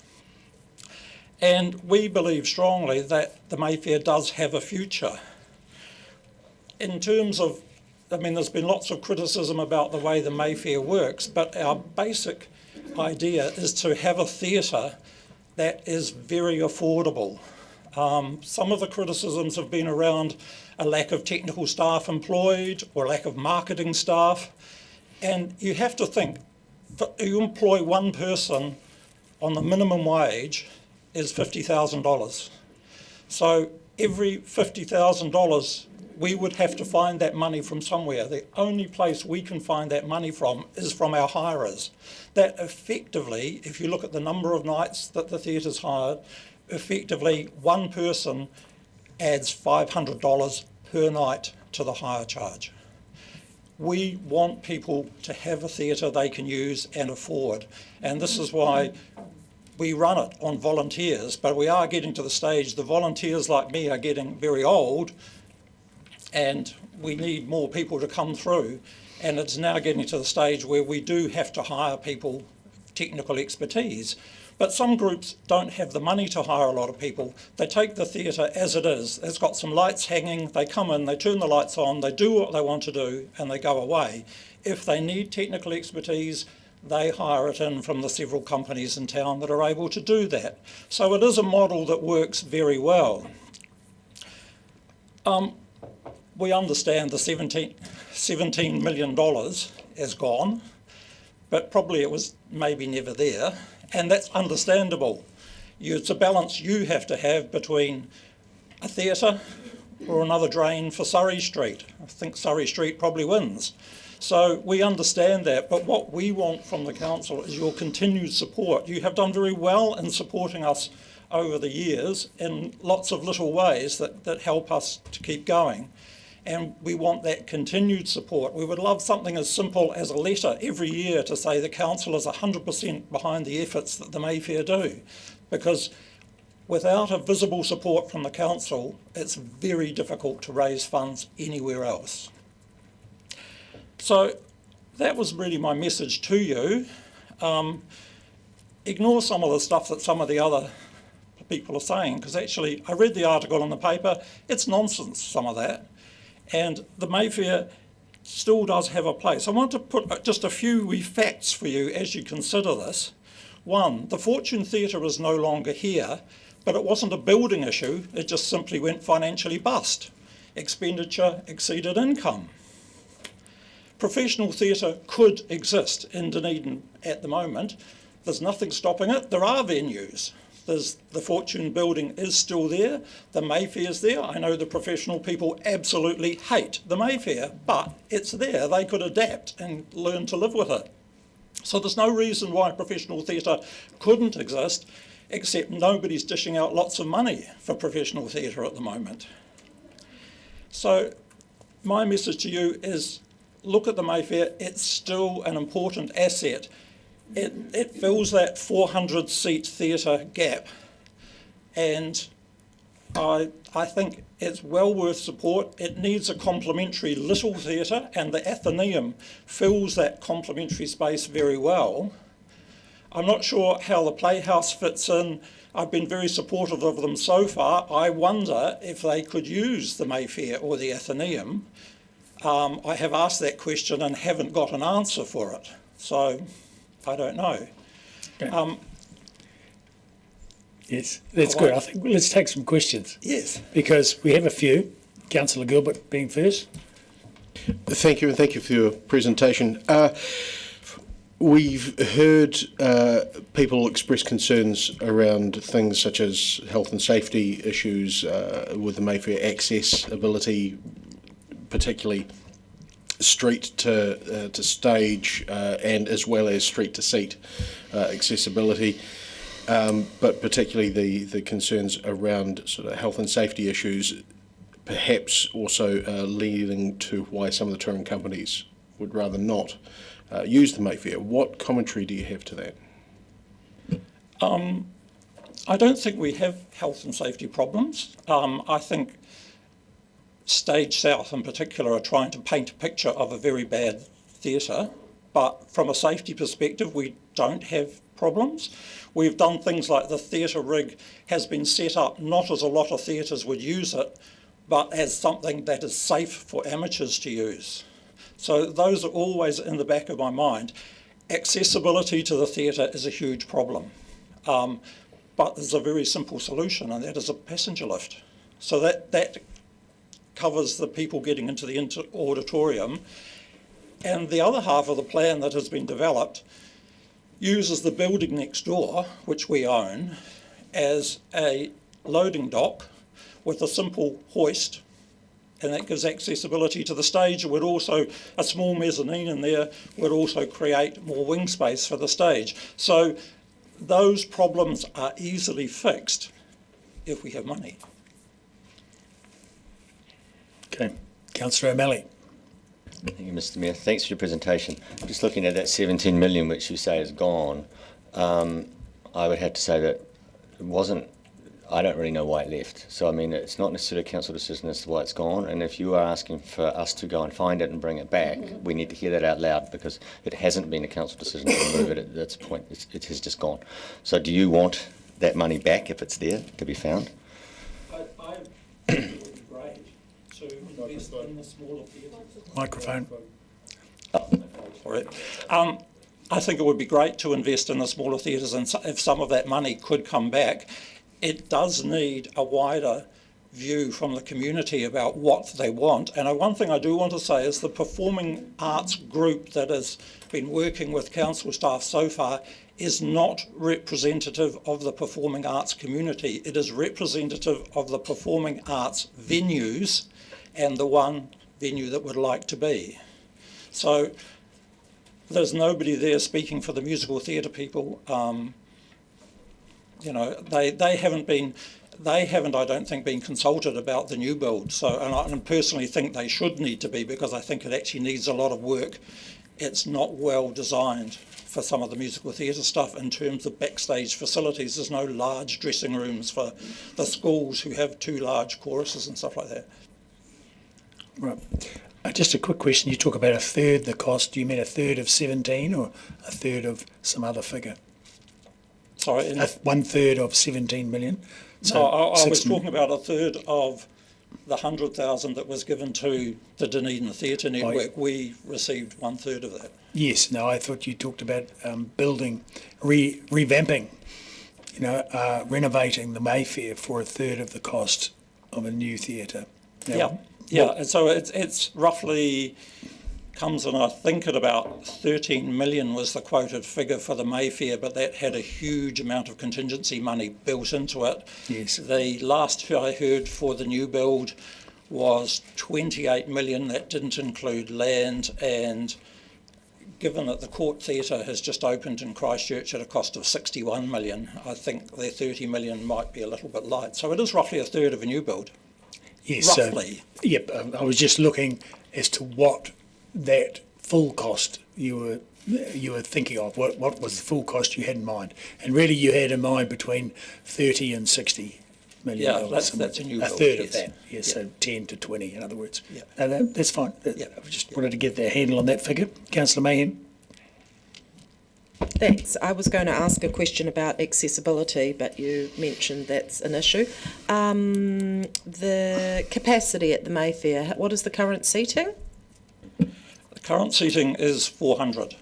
So that's one of the reasons why the Mayfair is important, because the Playhouse is 100, the Athenaeum is new Athenaeum Theatre at the moment, so it's roughly about 100, and they're looking at about a 200-seat black box kind of thing in there. So neither of those 2 buildings could take over from the Mayfair if the Mayfair closed.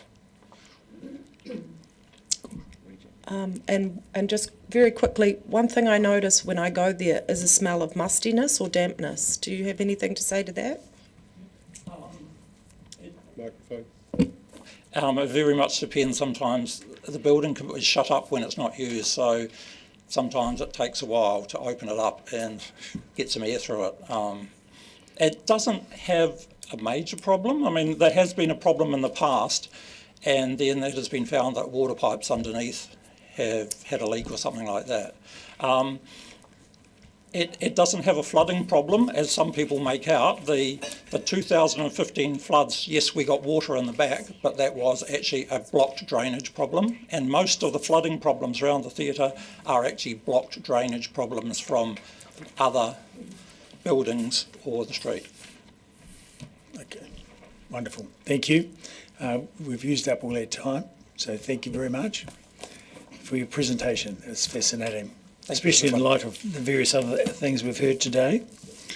So we now move to Edna Stevenson and Mr. Peter Strickland. Is that right? No? Just Edna on her own. Welcome. I'll just get a drink.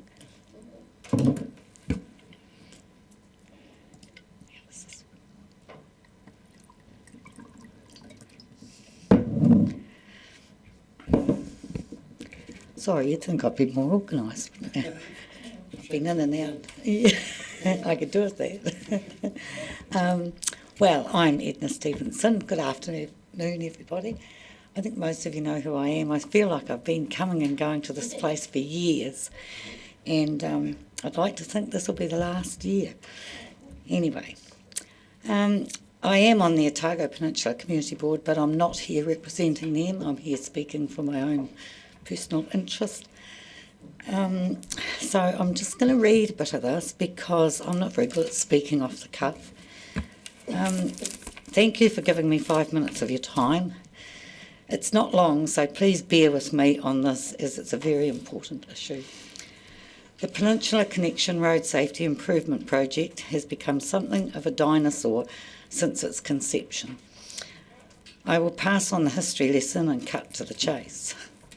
This project must be completed in years 2, 3 and 4 of this LTP.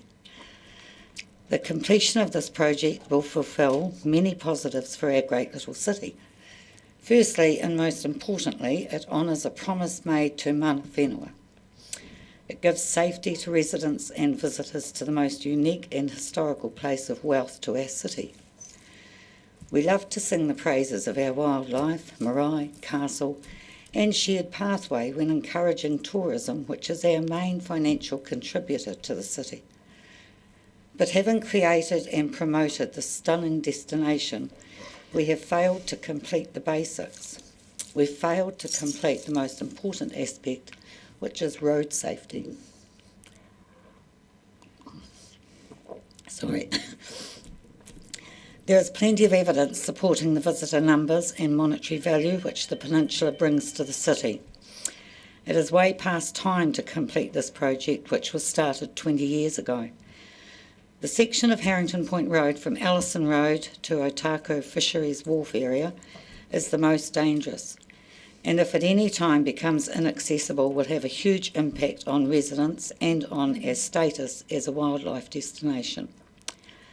For visitors and residents alike, this area is a huge risk for emergency services to negotiate when called upon to attend life-death situations. This section must be completed first, year 2, to ensure continued access for residents, farmers, Otago Marae, care of wildlife, and ultimately continued income for the city coffers. It makes sense to upgrade the Tidewater Drive to Allison Road section of Harrington Point Road to continue the shared pathway. This is good use of year 3 while the plans for the Portobello to Ware Road section are finalised. It is clearly understood this area is a huge safety risk due to the Portobello school location. However, it is also accepted, due to there being a lot more work to be done to get the plans in place for this section, year 4 is the most doable. This is not the time to start new projects. This is the time to complete existing ones, particularly those which have the greatest impact on safety and income. This is the time to reinforce the priority you have given to the project being completed in years 2, 3, 4 of this LTP. This is the time to acknowledge the council staff for the many hours put in to get this far with the project. This is the time for this great council decision to be put on record as the council who listened to the people and accepted completing projects for the benefit of everyone. This morning I had a half-hour journey into the city, and interestingly I noticed there were a lot of people out walking, taking dogs for walks, biking, running, and I thought I'm going to do a quick count of them because quite often on a weekend it's so busy I can't keep up with the numbers. However, this morning, being Monday morning, 54 people in my half-hour journey. And I thought, if you multiplied that out, work out the maths, that's a Monday. Over a week, how many people, I do wonder, actually use that pathway now? And I sort of thought back to I went down there in the late 70s, and in the early 1980s, I used to bike down there on a 10-speed. And there was no room on the edge of the road. You know, if you wavered, you'd fall in the harbour. So you took your life into your own hands, really. It was very unsafe. So it certainly wasn't user-friendly. In 40 years, sorry, pointing we've at the spent a timer. lot of money. Yep. I'll just wind up. Can I have a minute? In conclusion, I'll just plead with you to continue the work done to get the road safety project completed. Please do not make any changes to the positive outcome from the draft budget to fund in years 2, 3 and 4 this most important project. Thank you. We have a range of questions. Councillor Gary, firstly. Kia ora, and I want to thank you. I know the work that you've put in over many years. I have a question around what you're hearing. You've been the community champion for this. What are you hearing from the community about the completion of the project? Everybody just wants it done. They are just looking forward to the end of it. The people beyond Portobello consistently talk about the dangers, and that's always sort of the first thing that they mention. One of the issues which has come up recently, and I think has been mentioned here today when Edward was here, was about getting the drainage pipes and things in there at the same time.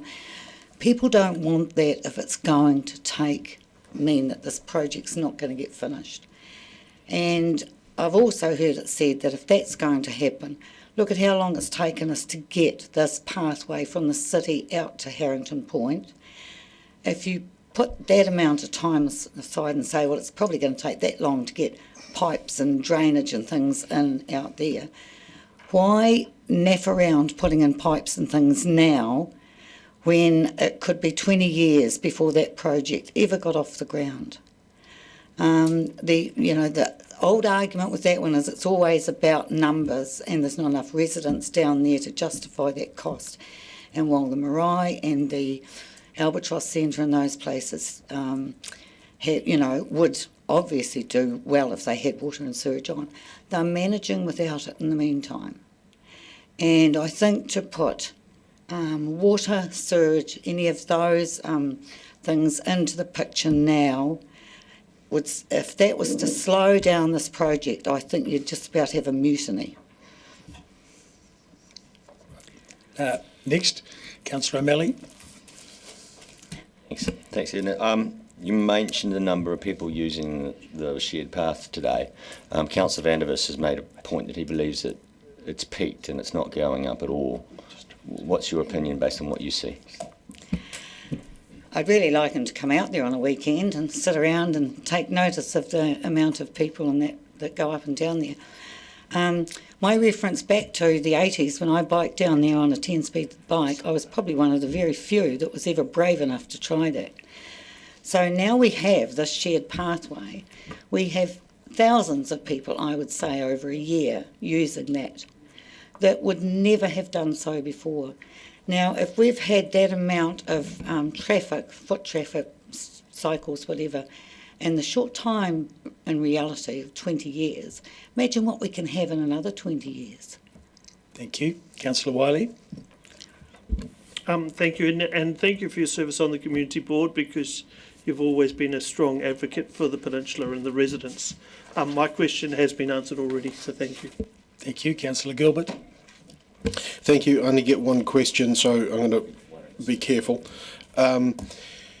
Going back to the question that Councillor O'Malley raised around, and the point you raised around the 54 people this morning on your half-hour trip in, what time of the morning was that you came in? And if it wasn't at that morning rush period, would it be fair to say that there are probably quite a few more who go through at that point? I left home to be in town by 10:30, so I left Portobello just around 10 o'clock. So that was well past rush hour. And there were a multitude of different people walking dogs, older people just having a casual walk, people on bikes, there were people running. It was all different things. And I was surprised because it's Monday. I thought, where have all these people come from? So if you can get that on a nice day on a Monday, I rest my case. Thank you. Councillor Walker. Yeah, thank you, and thanks, Edna. And the 10-speed bike in the 80s, I remember my first 3-speed bike in the early 70s Cheers. I was going to ask this question to Edward, but didn't get a chance twice over, but I'll ask you. Do you think, like the Te Aramoana path to Kupatai Port Chalmers, once completed, do you think Te Awa Otako path will be an intergenerational investment for everyone in Otapoti, Dunedin, and not just the people living on the peninsula? Absolutely. That's what I'd say to that. One of the things I want to say is because we've got this port-to-port boat service now for the bikes to be coming around, and we've also, dare I say it, got this wonderful Tauroni Reserve beach recreational area. We get people not just coming across to go round the harbour, but they're actually coming across to go down further out. So, and I think in time, that can only grow. It can only be good for the city. Great. Thank you very much for your submission. Thank you, everyone. Okay. And next, we have Dave McPherson.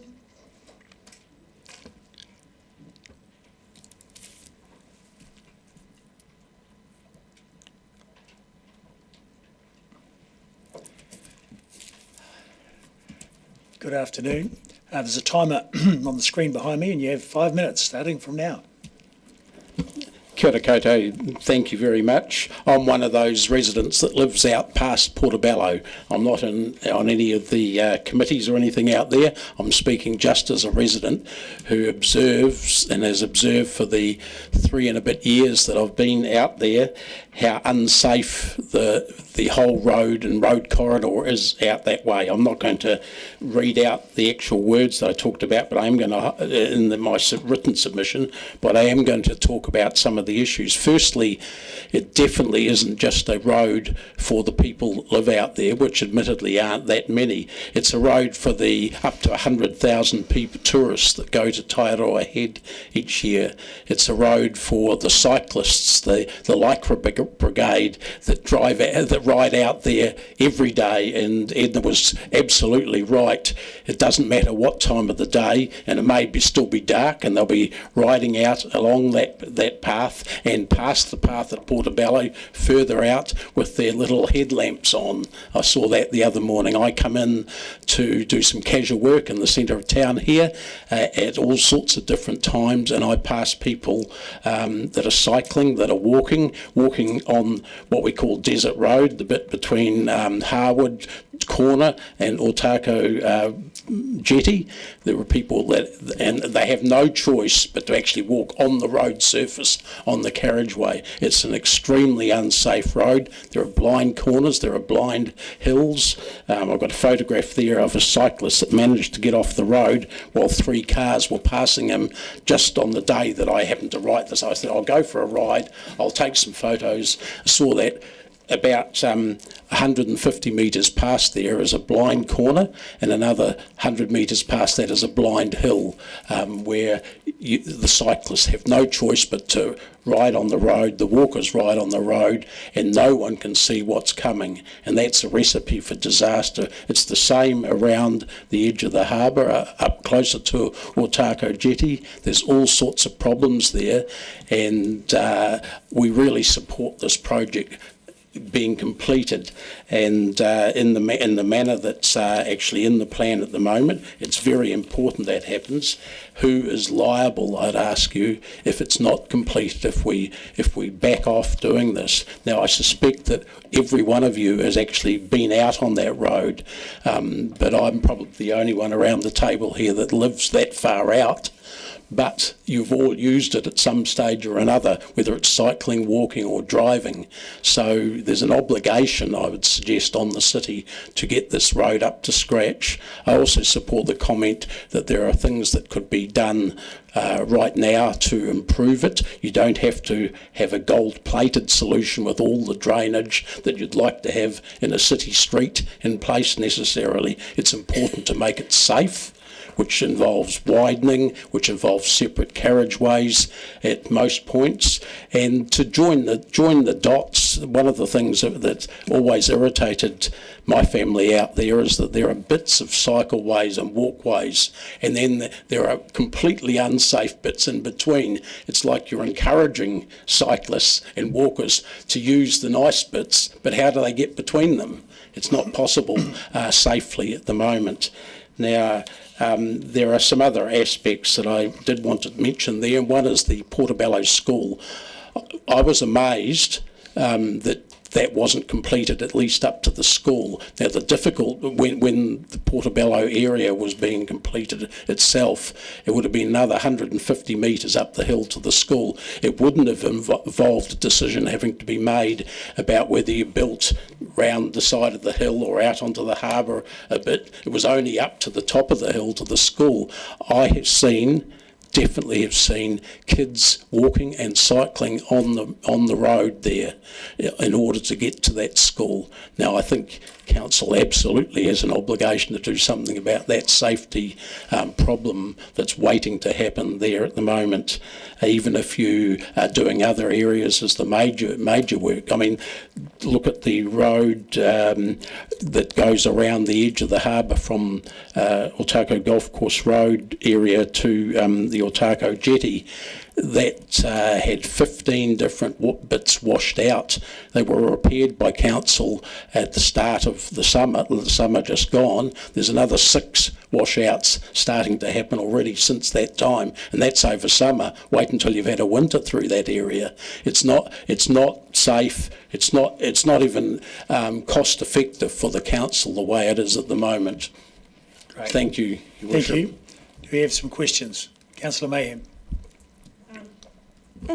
Thank you for your presentation. Wonderful to see you again, speaking passionately on a topic we've heard a little bit about today. I appreciate your photographs illustrating some of the issues, particularly the telling photo of the bus stop what bus stop? Have you been to see the regional council about the buses? I have put that in writing to them twice now. To them, haven't even had a response from them about that. And the bus doesn't actually stop at that bus stop, fortunately, because it'd be extremely dangerous for everyone if it did. It stops about 50 metres back down the road in a driveway entrance, because that's not an unsafe place, and there's no shelter either there. So what I'd sort of say is that it'd be good if the City Council worked with the Regional Council to sort that out, because there seems to be a bit of a jurisdiction argument. And would you say that in some places the buses, there's some definite pinch points, and we've been shown photographs before where the buses are actually crossing the centre line on blind corners too, to navigate their way around such a windy road. Have you encountered this?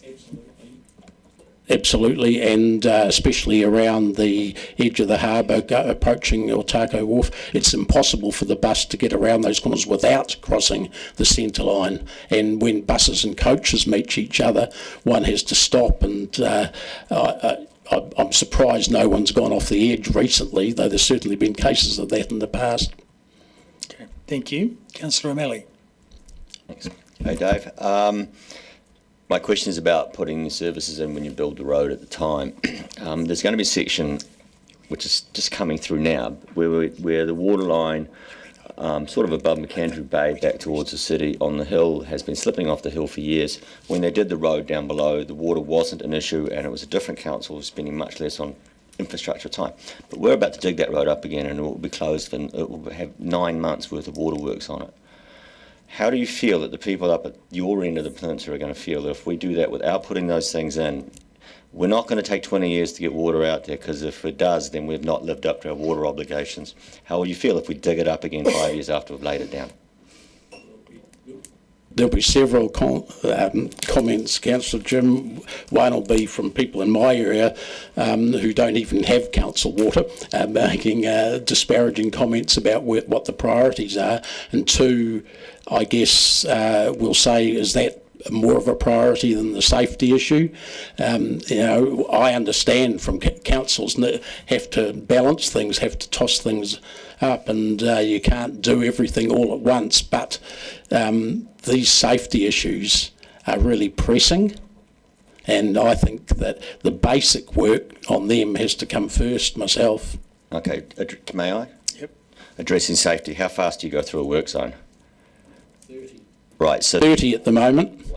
It's a work zone, the safety issue would largely go away, would it not? Because the people will be brought down to speed and then the road will go in with its material underneath it. I mean, I'm not saying that's what we want to do, but you're the third person to come here today to say build it and don't worry about the Three Waters infrastructure. And I'm really concerned that, and in terms of you don't have it, that's because it's not out there yet, but you would have it once it gets out there. I don't think we'll ever have water to where we are, out past Harwood, to be honest, but if there was a plan, I'd be amazed there. But, safety is an issue. If you go, so what price do you put on road safety with the school kids there, for instance? I'm not disagreeing with your point, but where's the balance? It's okay. That's all right. The point's made. I think we're done with questions as well. So thank you very much, Mr. McPherson. Thank you for your submission. All righty. Now, nice and early is Ms. Emily Cooper. So would you like to come forward now? Sorry?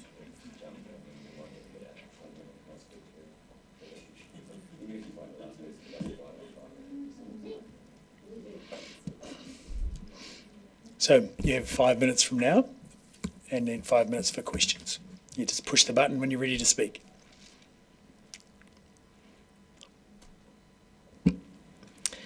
Kia ora koutou. Today I'd like to update the Council on our progress with the Coastal Connection and ask for your support. The first stage of the Coastal Connection is planned to open later this year. It will be a 4.5 kilometre trail winding up the hill from Doctors Point Road in Waitati to the end of Mopanui Road beside Orokonui Ecosanctuary. The views from this trail are outstanding, and I look forward to inviting councillors to the opening. It would be really good to be able to thank the Council for its support, its ongoing support of our vision at that opening. We are creating a community asset that, community board contributions aside, so far has cost the Council nothing significant on paper. It's been funded through charitable trusts and a whole lot of hard graft by volunteers. We've shown that we can get this trail built and that our plan to connect all the North Coast communities of Dunedin to each other and to the city is not just a dream. We are a project facilitated by the Dunedin Tracks Network Trust. The Trust administers the funding we get, and the Trust holds the easements with the landowners. You'll note that the Trust has requested a letter of support from the Council and a contribution of $50,000 per year to progress new walking and cycling trails in Dunedin. We ask that the Council grant these requests in your 9-year plan. This seed funding represents very good value for money for the city. We expect we can find funding for much of the construction of the Coastal Connection, but we usually need our consents in place to be eligible for charitable grants. One meeting with KiwiRail is $5,000. So funding that helps us get to that point is hugely beneficial and is an area where the Council can really have an impact. We also ask that the Council maintains flexibility in case external funding comes available for our trail which the Council can access. We were pleased to see a line in the draft infrastructure strategy stating that in future, cycling and walking projects may be reconsidered should the co-funding landscape become more favourable. Because we will need NZTA funding for the section along Blueskin Bay. So we're not asking for much. We're just asking you to throw us a bone. Thank you. Councillor Emily. Emily, you guys have come with a request for consent costs to be waived in the past. Did that happen? It did happen. Microphone. It did happen for the section that I'm talking about. I'm not sure of the value of that. I think that's the least the council can do, to be honest. That's not what my question. I agree, which is actually I just want to know it had happened, because the question that I had raised, and I don't necessarily think it's acted on. Or you can tell me, Mr. West, or not, whether or not, in fact, community groups that are delivering. I think the words I used was council outcomes or outcomes consistent with council objectives could be assisted in this manner by having their consents paid for and waived by the council because it's a council activity. Do you know if, Mr. West, if there's been any activity on that at all? No, but I can find out. All right. Would you like some activity on that? We would love some activity on that. I think that would be a fantastic facility for community groups. The ORC already does something similar, and they have granted us $10,000 towards consent processing fees for the resource consent for the Waikouiti to Karatani part. Thank you. Councillor Mayhem. Thank you, Emily. I believe you're a miracle worker, the amount of progress that you've made on these connections. So just to reiterate, you think, and speaking for the trust, that a letter of support from the council would enable the trust to get more funding from other sources. And the $50,000 you mentioned, is that money to the trust to assist with consents, or just is that a seed fund as well? So, yeah, letter of support is really helpful when you apply for funding. For instance, I've just applied to the Lotteries Community Facilities Fund. It would be great to have a letter of support from the council. It would make a big difference. And in terms of the $50,000, yeah, that is, it's for, I guess, pre-build costs. So that can be things like meeting with KiwiRail, which is going to cost us thousands of dollars. Yeah, as I said, when we do apply to charitable trusts, they do prefer you, well, they expect you to have the resource consent in place before, yeah, which makes sense, before they'll give you any funding. Thank you. Councillor Walker. Yeah, thanks. That sounds like it's cheaper to meet the royal family than KiwiRail. Doctor's Point to Eco Centre, what's the surface, and in terms of the money, the request of 50k a year, just to be clear, is that for the lifetime of the plan? So basically the ask is circa $500,000. Your first question, the surface of the trail will be gravel. Grade 1 or grade 2. I think there's one very small section that's grade 3. If you're on an e-bike, it's no problem. And the $50,000 per year, yes, would be for the whole 9 years, because these things take a long time. Thank you. A quick question from Councillor O'Malley is? Do you have any idea what the clip-on bridge is going to cost? Because my guess at Waikouiti, because my suspicion is you're going to have to come to council for that one, and it'd be nice to know that number up front. Do you have any? In the feasibility study, I believe it was around $1 million, but that, I'm sure the costs have gone up since then. Okay. Thank you very much for your presentation. Thank you. Kia ora. Now, next up will be Lyndon Wiggery and friends. Not bright and early, yes.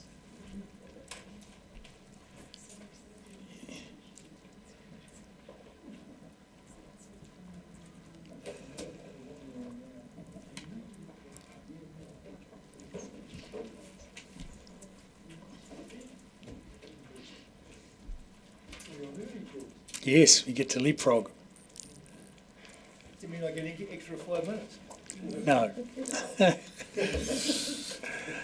But you do get to be, because you're here nice and early, you get to leave early. Oh, thank you. Oh, you guys have been here all day. That's right. Oh, well, there's still people to come, but there have been a couple that have been held up. So, you've got the counter on the screen behind me. You get 5 minutes from now. And then... Thanks, Mayor. I trust everybody has read our submission on behalf of Dunedin Area Citizens Association. So I've just taken my orange highlighter and just highlight a few points, and being good, with all the experience I've had with submitting to DCC, will just speak to the various things that we would like you guys to take particular concern about. The first one is that we note the projected rates increase of 10.5% as from 1 July is promoted. And it's interesting, isn't it, that the staff originally recommended 9.95% in January 25. So we're just recovering from 70.5 last year, and now we're about to be hit with another 10.5. So that is an area of concern.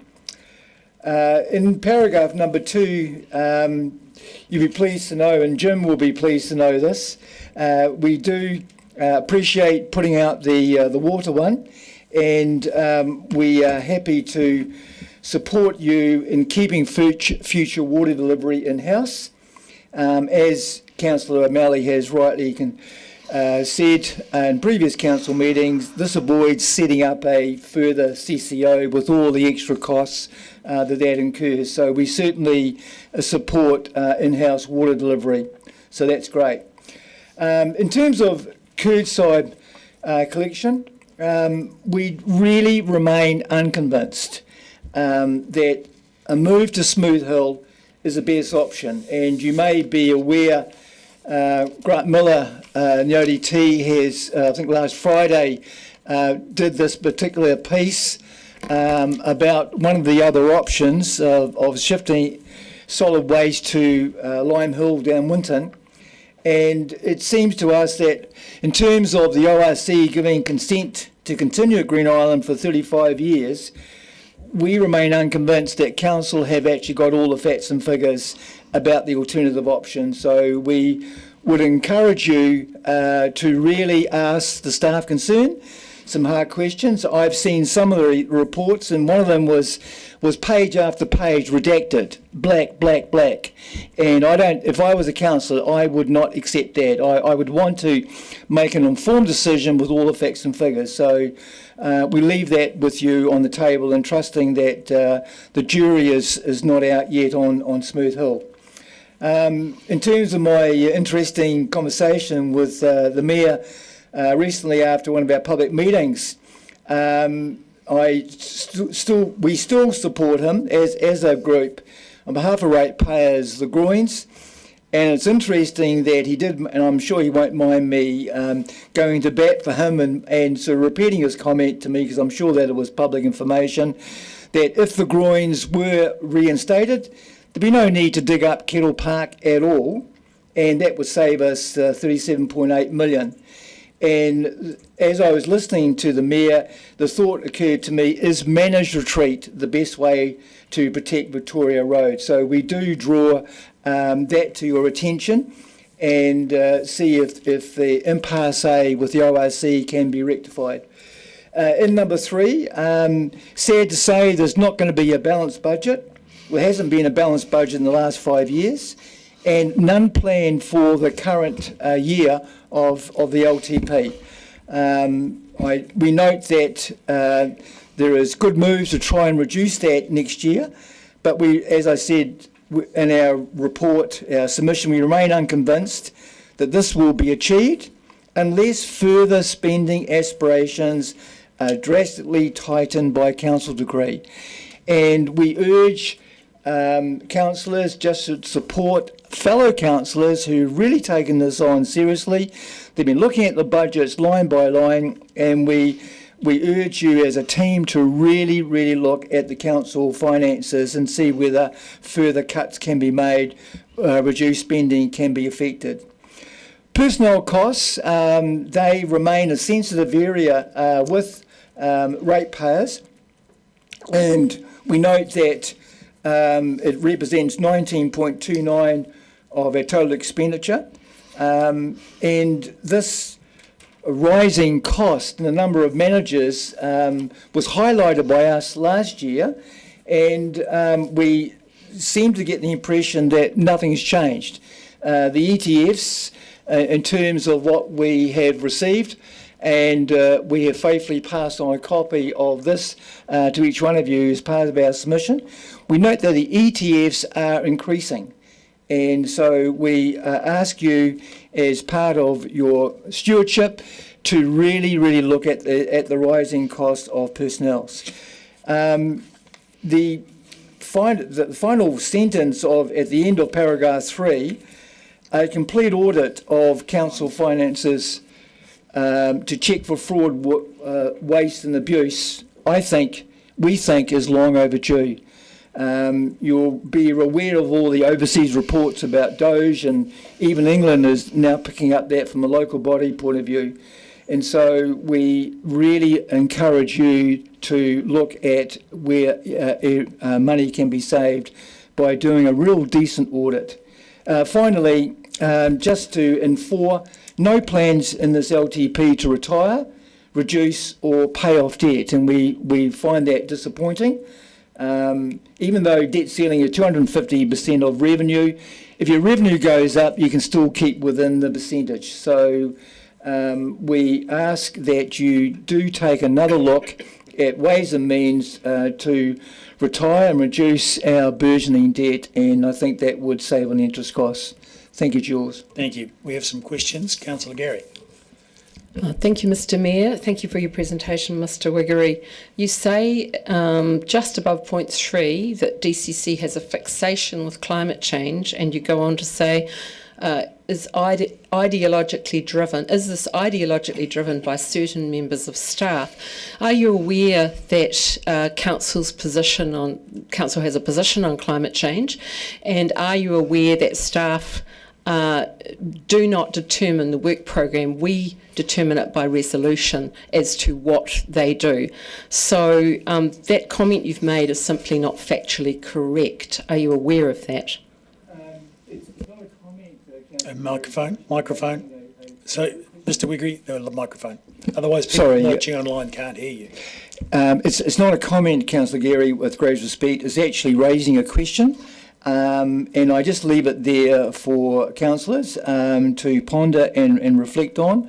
It does have downstream effects, and I've just quoted one of them, which is the planned reconfiguration of Princess Street, bus lanes and all that type of thing. So I just leave it there as a question, but I appreciate and hear what you say, that you guys are endeavouring to do your best with governance, and staff are there they are paid by us through you to do the operations in terms of policy that you said. Yeah. Thank you. Councillor O'Malley. Yeah. Are you aware that the unbalanced budget is all 3 waters operational? Sorry, Jim? Unbalanced budget is all operational 3 waters. I was not aware that it was all 3 waters.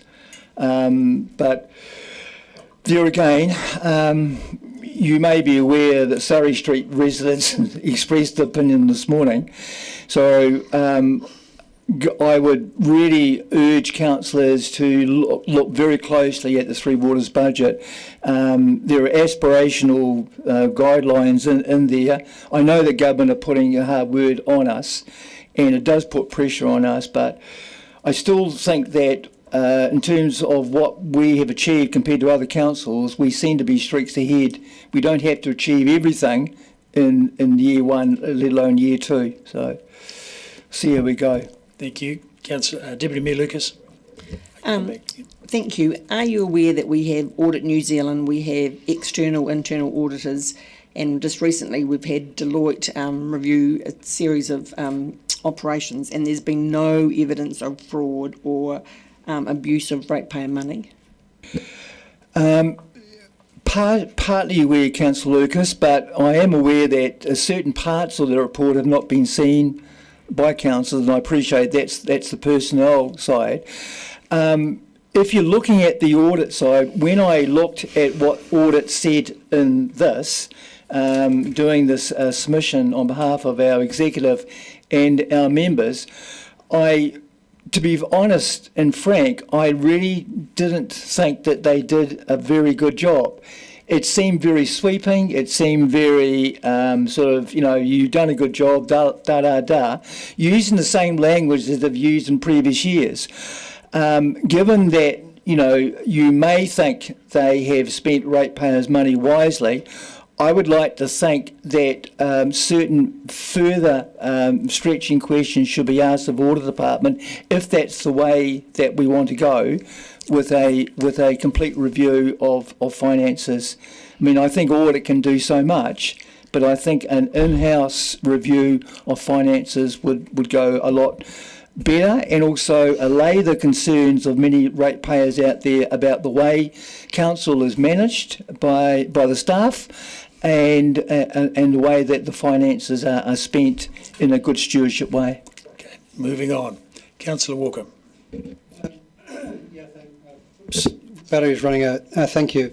I'll pivot slightly, Mr. Weggery, to your comments around the entrance fee, the $20 for our museums. Yep. And the only commentary you made was that it was tried 25 years ago. So my comment would be, is that a good reason? I mean, 25 years is quite a long time. In fact, 25 years ago, Brad Pitt and Jennifer Aniston got married. That's no longer. But things have changed, so... I don't know whether you were here 25 years ago, Councillor Walker. On planet Earth? No, you were living in Dunedin 25 years ago? No. No, okay. So the advantage I have over you, sir, is that I was here and I was aware that this was tried in good faith by previous council, and there were a couple of factors that caused them to drop the charge. One is they annoyed the heck out of ratepayers who had to present their ratepayers' demand to get into the art gallery. The other one was there were three things. Number two was it caused great stress on the receptionist, the lovely lady downstairs. She was tired of getting aggro from people who were having to produce the fact that they were locals. And the third thing was, administratively and financially, it was proving more to administer than what they were getting in revenue. So for those reasons, as I understand, that a good idea was quietly dropped. And so I'm very surprised that we're even thinking about raising it again, because it was definitely dropped as far as I'm aware for those reasons. So thank you very much for your presentation. That's all we have time for. I would actually bring to your attention, I don't know if you'd watched the meeting, that the proposal for the charge for foreign visitors is honesty box basis. So they would just be asked. And so ratepayers do not have to produce any evidence. They just have to say they live here. That's enough. Thanks, Jules. Yes. Well, anyway, thank you. Now, do we have Murray Grimwood at hand?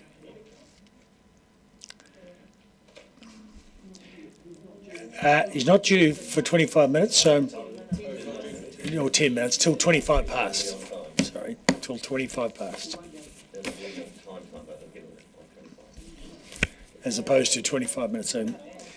Okay, so councillors, I'll just have your attention now. As you know, I spoke at lunchtime about the late submissions report. So let us consider that now. The motion is that council accepts or declines the late submissions. So I move that council accepts the late submissions. Is there a seconder for that? Councillor Mayhem. So would anyone like to speak to that? Councillor Walker. Yep, since I've been around the table, despite the critique of my short time in this country from the previous submitter, it's always been something we've done, and I think it's a generous and correct thing to do. And I think it would be remiss of us to not be democratic in accepting late submissions. Simple as that for me. Fully support it. Thank you. Any other speakers? Councillor Mayhem. And I'd point out that the closing time was noon on the day when normally our ratepayers might expect it to be end of business working day. So I think some leniency is in order. Thank you. Councillor Gilbert? Yeah, I agree. The only thing I would say is that it seems obvious that should it be accepted, Mr Holden has advised of a slot in our, rather than coming in on Friday on another day to hear one person, he's fitted into a slot. Great. So that's all good. Do we have any other commentary? Okay, so therefore I'll put the motion. All those in favour that we accept the late submissions, say aye. Anyone against? Carried. Now, do we have a contact number for Mr Greenwood, the last submitter? And has he been contacted? Which is in 5 minutes. Yeah. So he might be just outside, or he might be at home in Waitati. Yes. Yes. As the Princess of Waitati, I think you did. Princess? Yes. I was just giving you credit for your youth. Mr Mayor, can you clarify, is Heinrich not coming, and who are the other ones? Michael Shearer, Andrew Henderson? Yes. They all no-shows. Heinrich got the day wrong, and he has been slotted in for another afternoon and contacted. Michael Shearer sent his apologies. He was on his way to Auckland and said it was entirely his fault that he missed it. I have offered him that we could find him another time, and he hasn't come back to me on that yet. And Mr Henderson? Yeah, Mr Henderson, I'm just going to ring because it's not like him not to turn up. Thanks, Lynn. I know that makes a lot of extra work for you. So, any reply? Councillor Mayhem? No? Yeah, look, numbers in Waitati are longer than other places. No.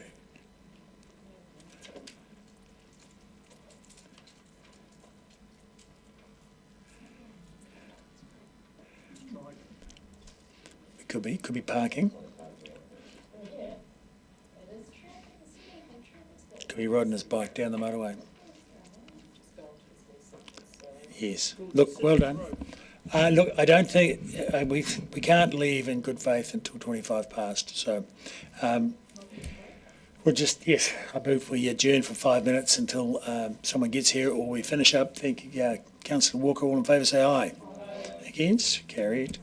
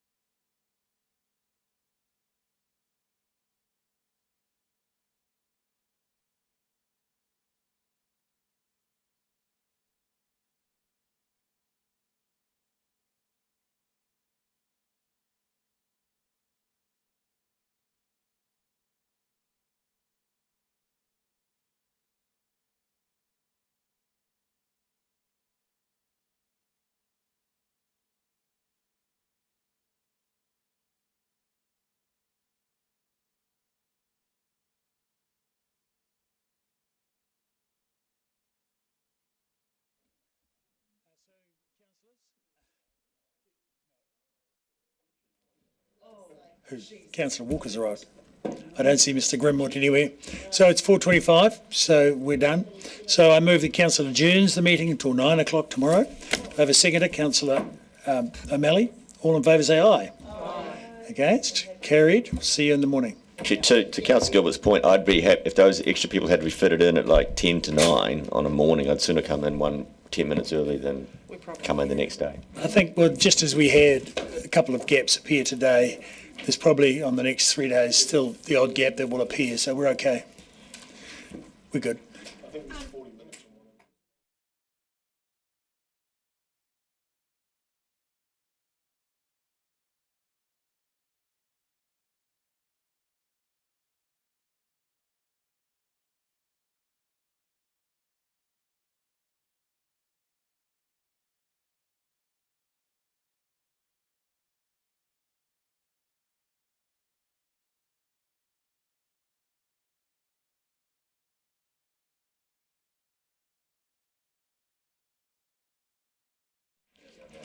Thank you. See you in the morning.